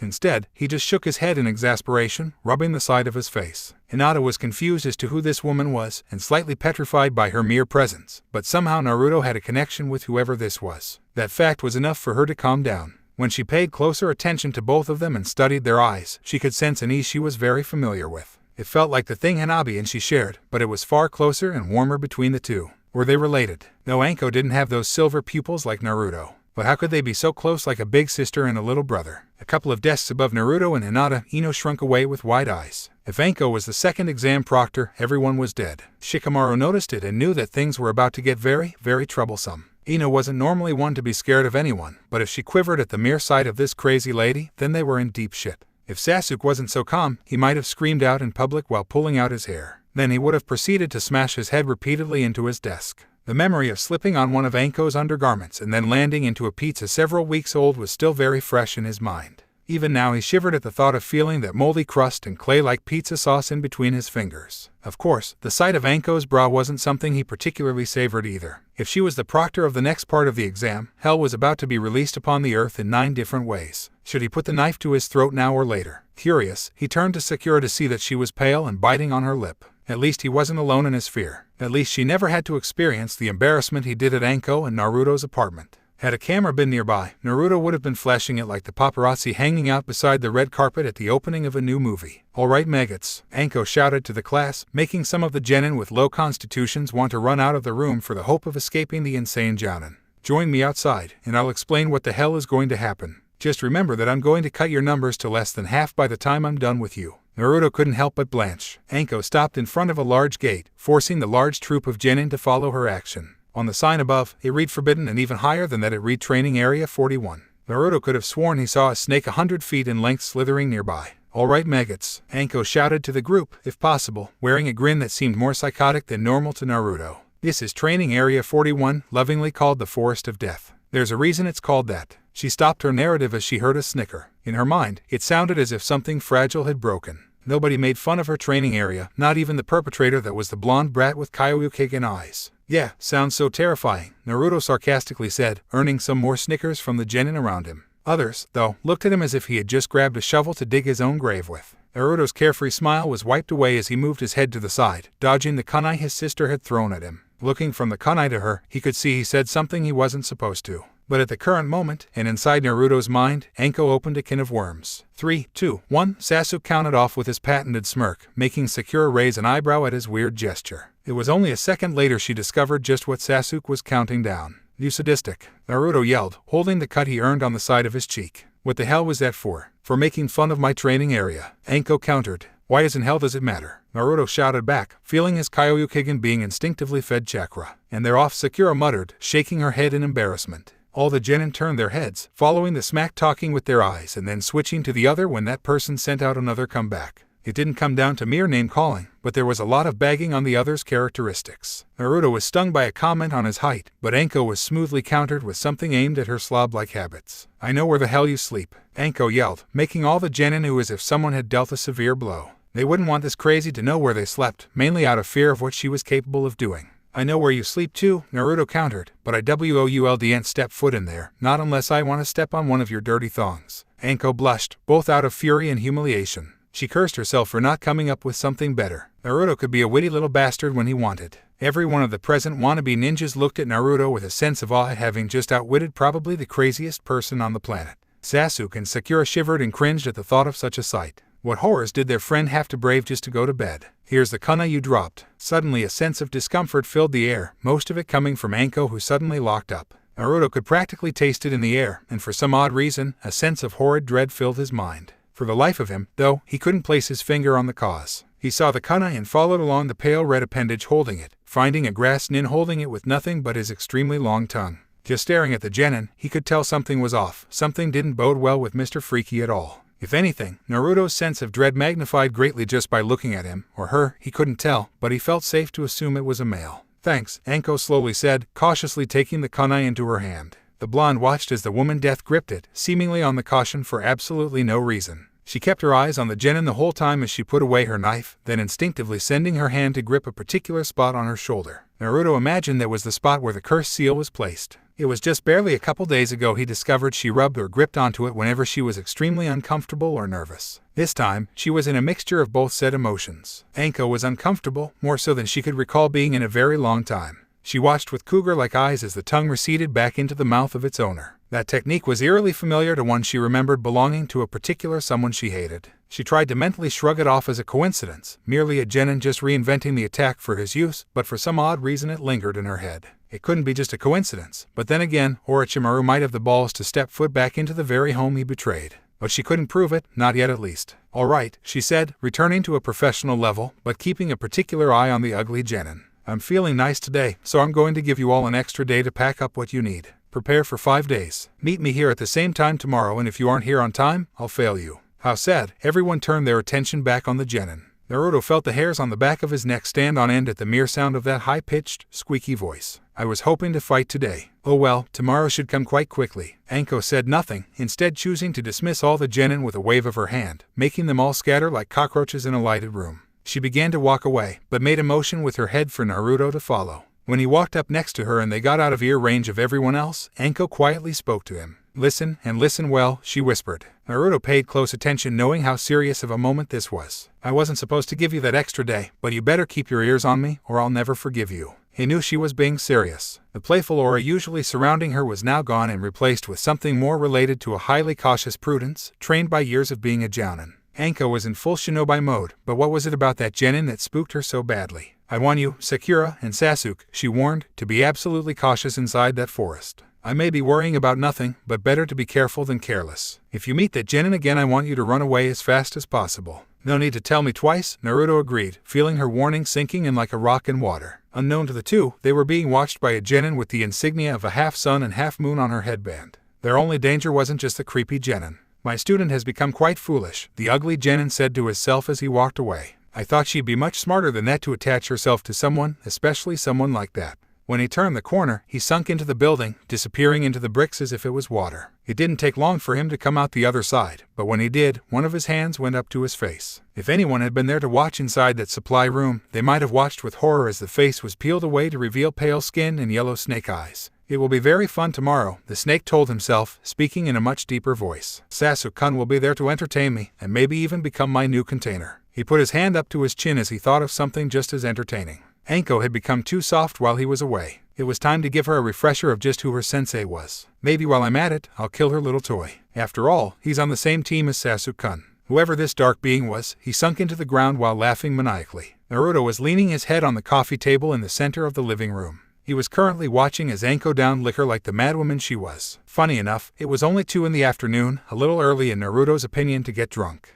But then again, his older sister figure wasn't kidding when she said she was going to use the money she won for alcohol. To get more comfortable, she got a change of clothes, now consisting of nothing but a tank top and beige shorts. The zipper and button were undone, allowing Naruto to see her purple underwear, but with what little time he already spent with Anko, he practically became immune to such sights. It was awful. She had absolutely no sense of dignity. Thankfully, he had yet to see her nude, but such a sight might make him want to gouge out his eyes the moment it might happen. Anko just finished her second-to-last bottle of rice beer. Her cheeks were now flushed from all the alcohol she in her system. Naruto had to give it to her. She could hold more than 15 bottles of the liquid and not even get close to vomiting all over the place. She got fully drunk after the 11th bottle, and now she was working on her last one, the 24th he believed. When she got the last drop out of the bottle, she turned it upside down and shook it, not wanting to waste a single bit of it. Nothing came out, prompting the woman to shrug and then throw it over her shoulder, making it go out the window. The sun-kissed boy heard a cat hiss and then yell at getting hit by the glass item. "I hate my job," Anko said out of the blue, obviously fueled by her intoxication. Her speech was slurred and she was starting to sway, despite the fact she was sitting down. "Why would that be?" Naruto amusedly asked. Better to play along, Anko was now highly unpredictable. He knew firsthand there were 3 types of drunks, the quiet ones, the emotional ones, and the angry ones. Emotional ones were the funniest, especially when it was someone who was normally uptight and serious. It was worth a million ryo to see them spilling their guts about their love problems. It was up until this moment he couldn't classify Anko into these categories. He was well aware of her love of beer, especially with all the piles of cans and bottles of the substance in their apartment. "Because I don't get to see Aruka come that often," she whined, attempting to lean her head on her hand, only to miss and hit the table. It didn't matter, though, she just kept her head on the table. "Why, do you like Aruka-sensei or something?" He was afraid of the answer, but curious nonetheless. "Like him?" She sounded slightly offended, even as she stood up, wobbling like any other person who consumed too much alcohol. "I absolutely love him," Anko finally shouted triumphantly, raising one of her hands for added effect. "That's nice," Naruto thought aloud. That wasn't good. In the future, Aruka was going to get saddled with a very crazy lady as his wife. At least he would be the sane half. But this moment finally allowed Naruto to classify the type of drunkard Anko was. She was indeed an emotional drunk. He smirked as he thought of all the dirt she'd practically yell out loud, and all he needed was a bottle of tequila for the fun to begin. He was about to grill his older sister for more blackmail on herself he could possibly use for later, but the alcohol finally went to her head. Anko's eyes rolled into the back of her sockets and she fell backwards into a pile of cans, all the while smiling like an idiot. Obviously, she'd be dreaming of Aruka. For a second, he thought about grabbing a marker and taking it to her face, mainly as revenge for throwing the kunai at his cheek, but he felt he should value his life a bit more. With a hangover, Anko would be moodier than usual, and therefore more liable to kill him out of annoyance. What am I going to do for the rest of the day? Naruto pondered to himself. For starters, he needed to head to town and pick up enough supplies for 5 days. It was going to be ugly in the forest of death, and he was pretty sure if it wasn't for the fact she was going to be passed out until morning, Anko might have taken him out for supplies. Shrugging, he grabbed his black jacket off the couch and made his way to the front door, but not before putting his goggles on.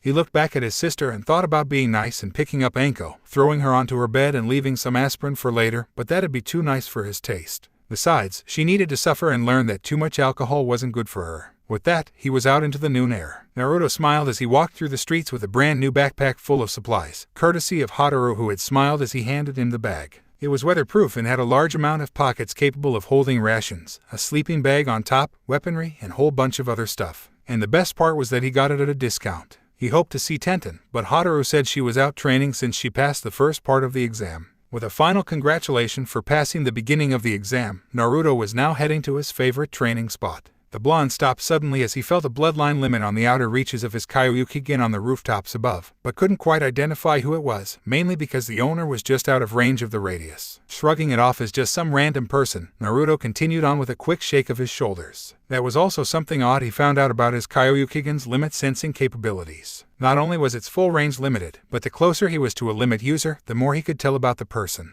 At one part of the radius, he could just sense them. Closer, he could pick apart the signature of the bloodline, even as far as to identify what kind it was. Even closer still, he could sense the feelings of the person. It was actually often bloodline limit owners skidded the edges of his sense, but he ignored those without much thought. He kept going, still with joyous steps, but stopped with a happy smile as he found some spare pocket change. But as he bent down to pick it up, his silver eyes allowed him to pick up something off. The person stopped when he did. Naruto grunted angrily as he realized someone was following him, and it was quite apparent that this person was a tracker. Otherwise normal bloodline users, even Aruka was prone to this, would stupidly stumble onto his radar. Finding he wanted to be rid of the annoyance, he pretended as if he never sensed anyone. He went in various zigzag directions, and even took a couple random alleys he knew. Mainly he learned about from trying to escape pissed off Chunin during his academy days. Even then, the person followed like a bloodhound on a scent. He even resorted to jumping backwards with the hopes of catching the mystery person off guard. He came close, but the person immediately backed off before he could identify the person. "Ah, that's it," Naruto finally yelled in aggravation, grabbing his head in a comical manner and earning a couple raised eyebrows from the nearby populace. Some of them thought the village pariah was finally going nuts. He leapt to the rooftops and began to head to Training Area 7 at high speeds. Naruto hoped his speed might be enough to make the person lose his trail, but the person stayed on his tail and just far enough away that it was like trying to swat an annoying bug away from the edges of his radar. At long last, he landed on the training grounds and caught his breath. Naruto thought he lost the annoying person, but groaned and held his head as he felt the person step barely in range of his Kyoryuken once more. Grinding his teeth, he stood up and dropped his new bag next to the monument. This person deserved a royal ass-kicking for bugging him more than Anko at a dango shop. "Alright, I know you're there, so come out," Naruto yelled, pointing at the direction of the person. When no one came out, he lost it. Instinctively, he dug into his Senbon holster and launched one of the needles at the tree the person was hiding behind. He wasn't disappointed when someone fell on their bottom from shock, though the person he saw wasn't quite what he was expecting. The pale-eyed Hinata squeaked as she jumped back up, covering her mouth with both of her hands. She hadn't anticipated Naruto picking up on her like that, not after several of the training sessions she went through with Kurenai-sensei. This was at the top of her 10 most embarrassing moments in her life, but she had to know. Even after they left to ready for tomorrow, she had to find out about those beautiful silver eyes. Oops, Naruto said to himself. If he'd known it was Hinata, he might have been nicer. Sorry. He smiled nervously, rubbing the back of his head sheepishly. I don't take too well to being followed. Sorry, she stuttered as she began to fidget with her fingers. It was kind of cute, Naruto noted. But I had to know about them. Naruto cocked his head to the side in confusion. Know about what? Why, your eyes, she quietly answered, shrinking even more. It had only been a couple of minutes ago she decided that she was going to step out of her comfort zone with the hopes of understanding Naruto a little bit more. She then became worried as Naruto looked shocked momentarily, but then a foxy smile traced his lips. "Oh, you must be talking about my Hyuden," he proudly exclaimed while snapping his fingers. Yamato-sensei taught him some excuses for moments like these. Their rule in such a moment when someone saw too much was to let them have only a small slice of the whole pie. Ice manipulation is pretty cool, huh? Hinata fiddled with her fingers again. She knew what she saw. It was definitely not an elemental bloodline limit, but now that Naruto said it, this was probably his second limit, just like she thought earlier. But what about your doujutsu? She prodded some more, though it was 1,000 times more gentle than some of the other methods used by certain members of Team 7. Naruto knew he could take whatever they dished out, but Hinata was a little different. He couldn't lay a finger on her and not feel guilty. I don't know what you're talking about, Naruto said, completely blowing off what she said. This tactic was his last resort. My eyes are still blue. The heiress knew that she was getting nowhere. If anything, it only proved that Naruto was trying his absolute best to make sure no one, and she really meant absolutely no living soul, knew about the wondrous gift he had. What here was things she didn't understand. Why hide it? Naruto was now desperate to get away from her. Normally, he might tear a person limb from limb if they knew so much. But now his secret was shattered and prone to the world, and the one person he couldn't willingly harm discovered it. How, he thought to himself, how did she find out? Naruto took a closer look at her, and almost slapped himself knowing he should have paid more attention to the people around him. It's her eyes. You saw them, didn't you? He asked quietly, his eyes wide with a mixture of emotions. Hinata softly nodded her head again, completely worried about what he might do. She could sense the numb shock in his voice. It was one of those moments she needed to navigate the waters carefully, or otherwise blow everything out of the water. He now felt more prone than he could ever recall feeling. Could she see Kyuubi? What else about him could she see he couldn't? It felt so weird to have the mask he cultivated all his life suddenly crumble in front of him, and all because of a quiet little girl he never thought of staying away from. At that moment, Hinata had a brilliant idea. Maybe Naruto thought his eyes were really awful, looking like her own. She wringed her fragile-looking hands as she took the leap of faith. I thought why your eyes were very pretty. The blonde was caught completely off guard by what she said. He thought his own eyes were amazing looking, but their beauty just seemed to fade the more he learned about them. Mizuki's death was something that would be forever ingrained into his memory, even if he didn't like the man. But for somebody to come up to him and remind him that sometimes flowers had their thorns, an even deeper appreciation of that beauty would bloom forth. For the first time in what he could recall in a long time, he abandoned the mask. Hinata couldn't place what emotion Naruto was feeling. It could have been a mixture of longing, sorrow, or just plain dumbfounded awe. You do. His voice caught in his throat. All Hinata did was nod her head with a sincere smile. It was different to see Naruto not acting goofy and high-strung, but she felt sympathy for him, especially with all of the insecurity he was showing. They were so much alike, more so than she ever truly thought. I hate them, he whispered, feeling tears well up in his eyes. I hate mine too, she told him, knowing exactly how he was feeling. Naruto now didn't know how to look at her. She hated her eyes. Why, I like them, he told her with a wiry smile. It was Hinata's turn to smile. Yes, they both were so much alike. Naruto took off his goggles, revealing the mirror silver to Hinata. At that same time, he also cried, but they were tears of joy. The cool feeling of frigid steel against his face felt refreshing, but even more so because they weren't the tears of sadness he cried before. Both of them smiled. For Naruto, it was because he had a new friend, and the first one his own age. Hinata softly smiled because now she could be with him. Aruka scrutinized the passed-out Anko, all the while putting his hands on his sides. He stood over her form, watching as she snored loudly with a string of drool making its way down the side of her face. The teacher clicked his tongue at her habits. At the moment, he needed her awake. To do this, he picked her up and slapped her a couple times across the face, but all that did was make her head hang limply to the side while she continued to snore. It was also at that moment Aruka discovered that she sleep-talked.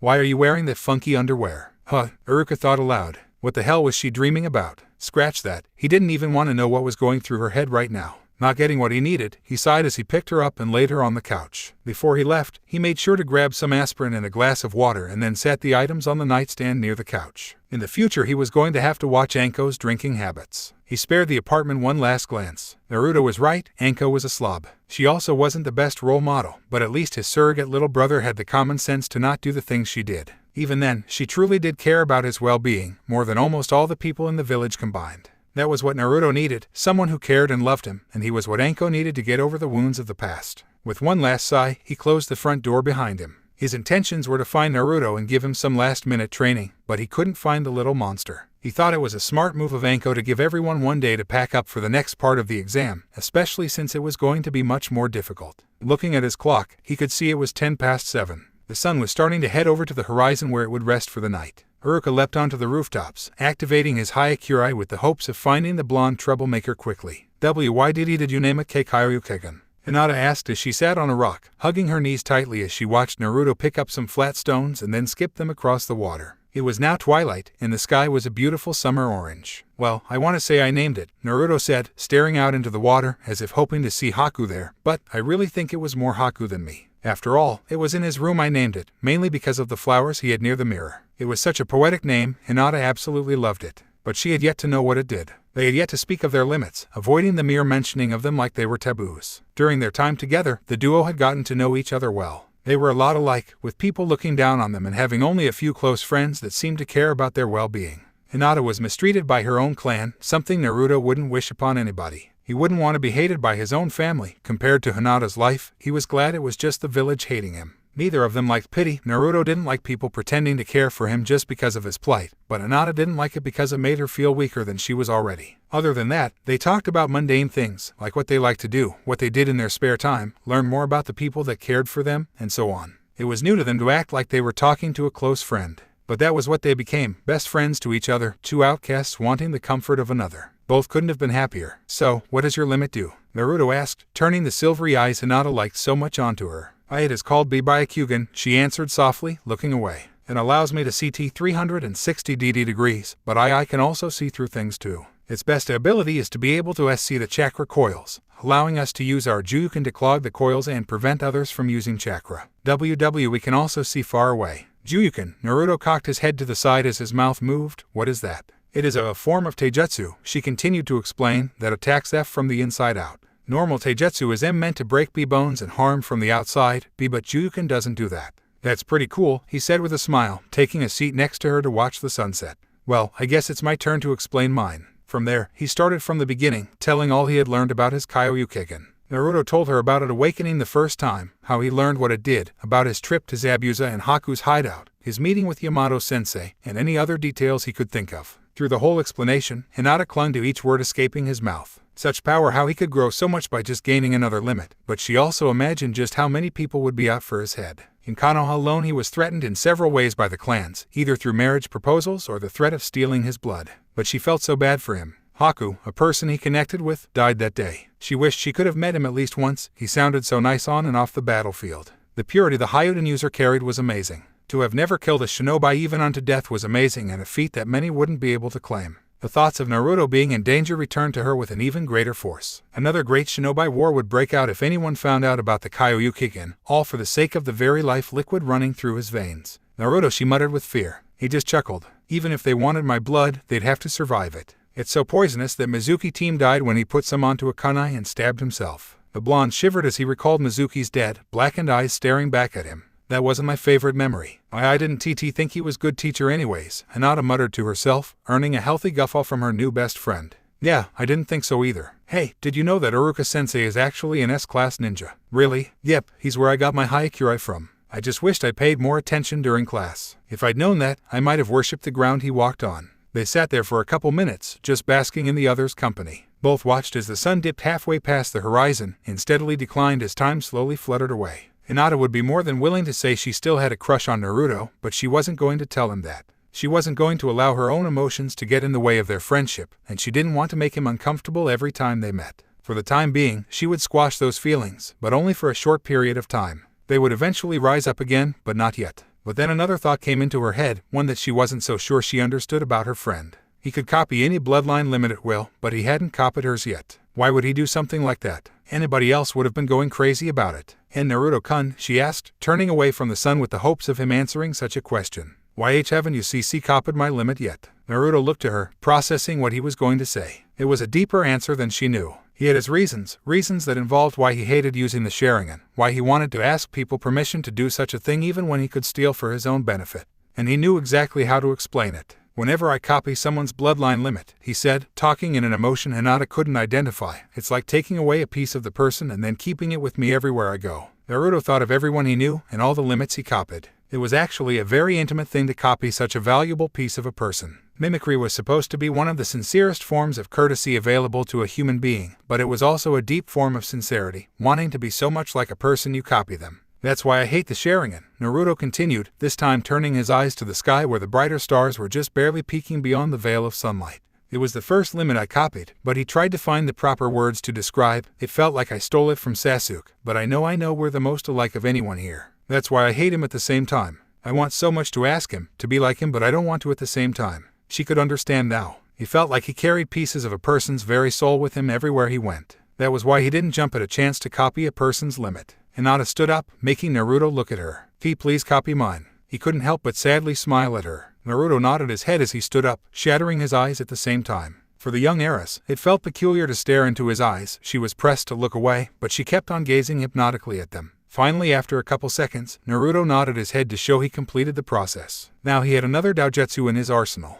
Thanks, Hinata-chan, he said. Thanks for being my best friend. Hinata couldn't help it as she blushed under the usage of the suffix. Yes, they were best friends, outcasts of the very society they served so loyally, and they wanted to stick together through thick and thin. Both of them turned around as they heard someone clear his throat, greeting their sight to a smiling Aruka. I'm sorry, Hinata, but I'm afraid you might want to head home before your father finds out you've been out for so long, he gently ordered, making the girl look down at the ground in disappointment. But don't worry, after this business with the Chunin Exam, you two should be able to hang out more often. She looked back up with a soft smile before nodding. Aruka and Naruto waved at her as she left the clearing. The scarred Chunin then turned his attention back onto the blonde, wearing a deciphering face. Hinata found out, didn't she? Aruka asked, seeing that Naruto's goggles were hanging around his neck, letting his eyes glint in the waning light. Naruto merely nodded and then said, she won't tell anyone, though. Even then, I'm still worried, Aruka thought aloud. I imagine she found out with her Byakugan, but if she did, that means it's possible for her clan members to find out as well. If that's the case, be absolutely careful whenever you're around Hyuga members. The blonde nodded again.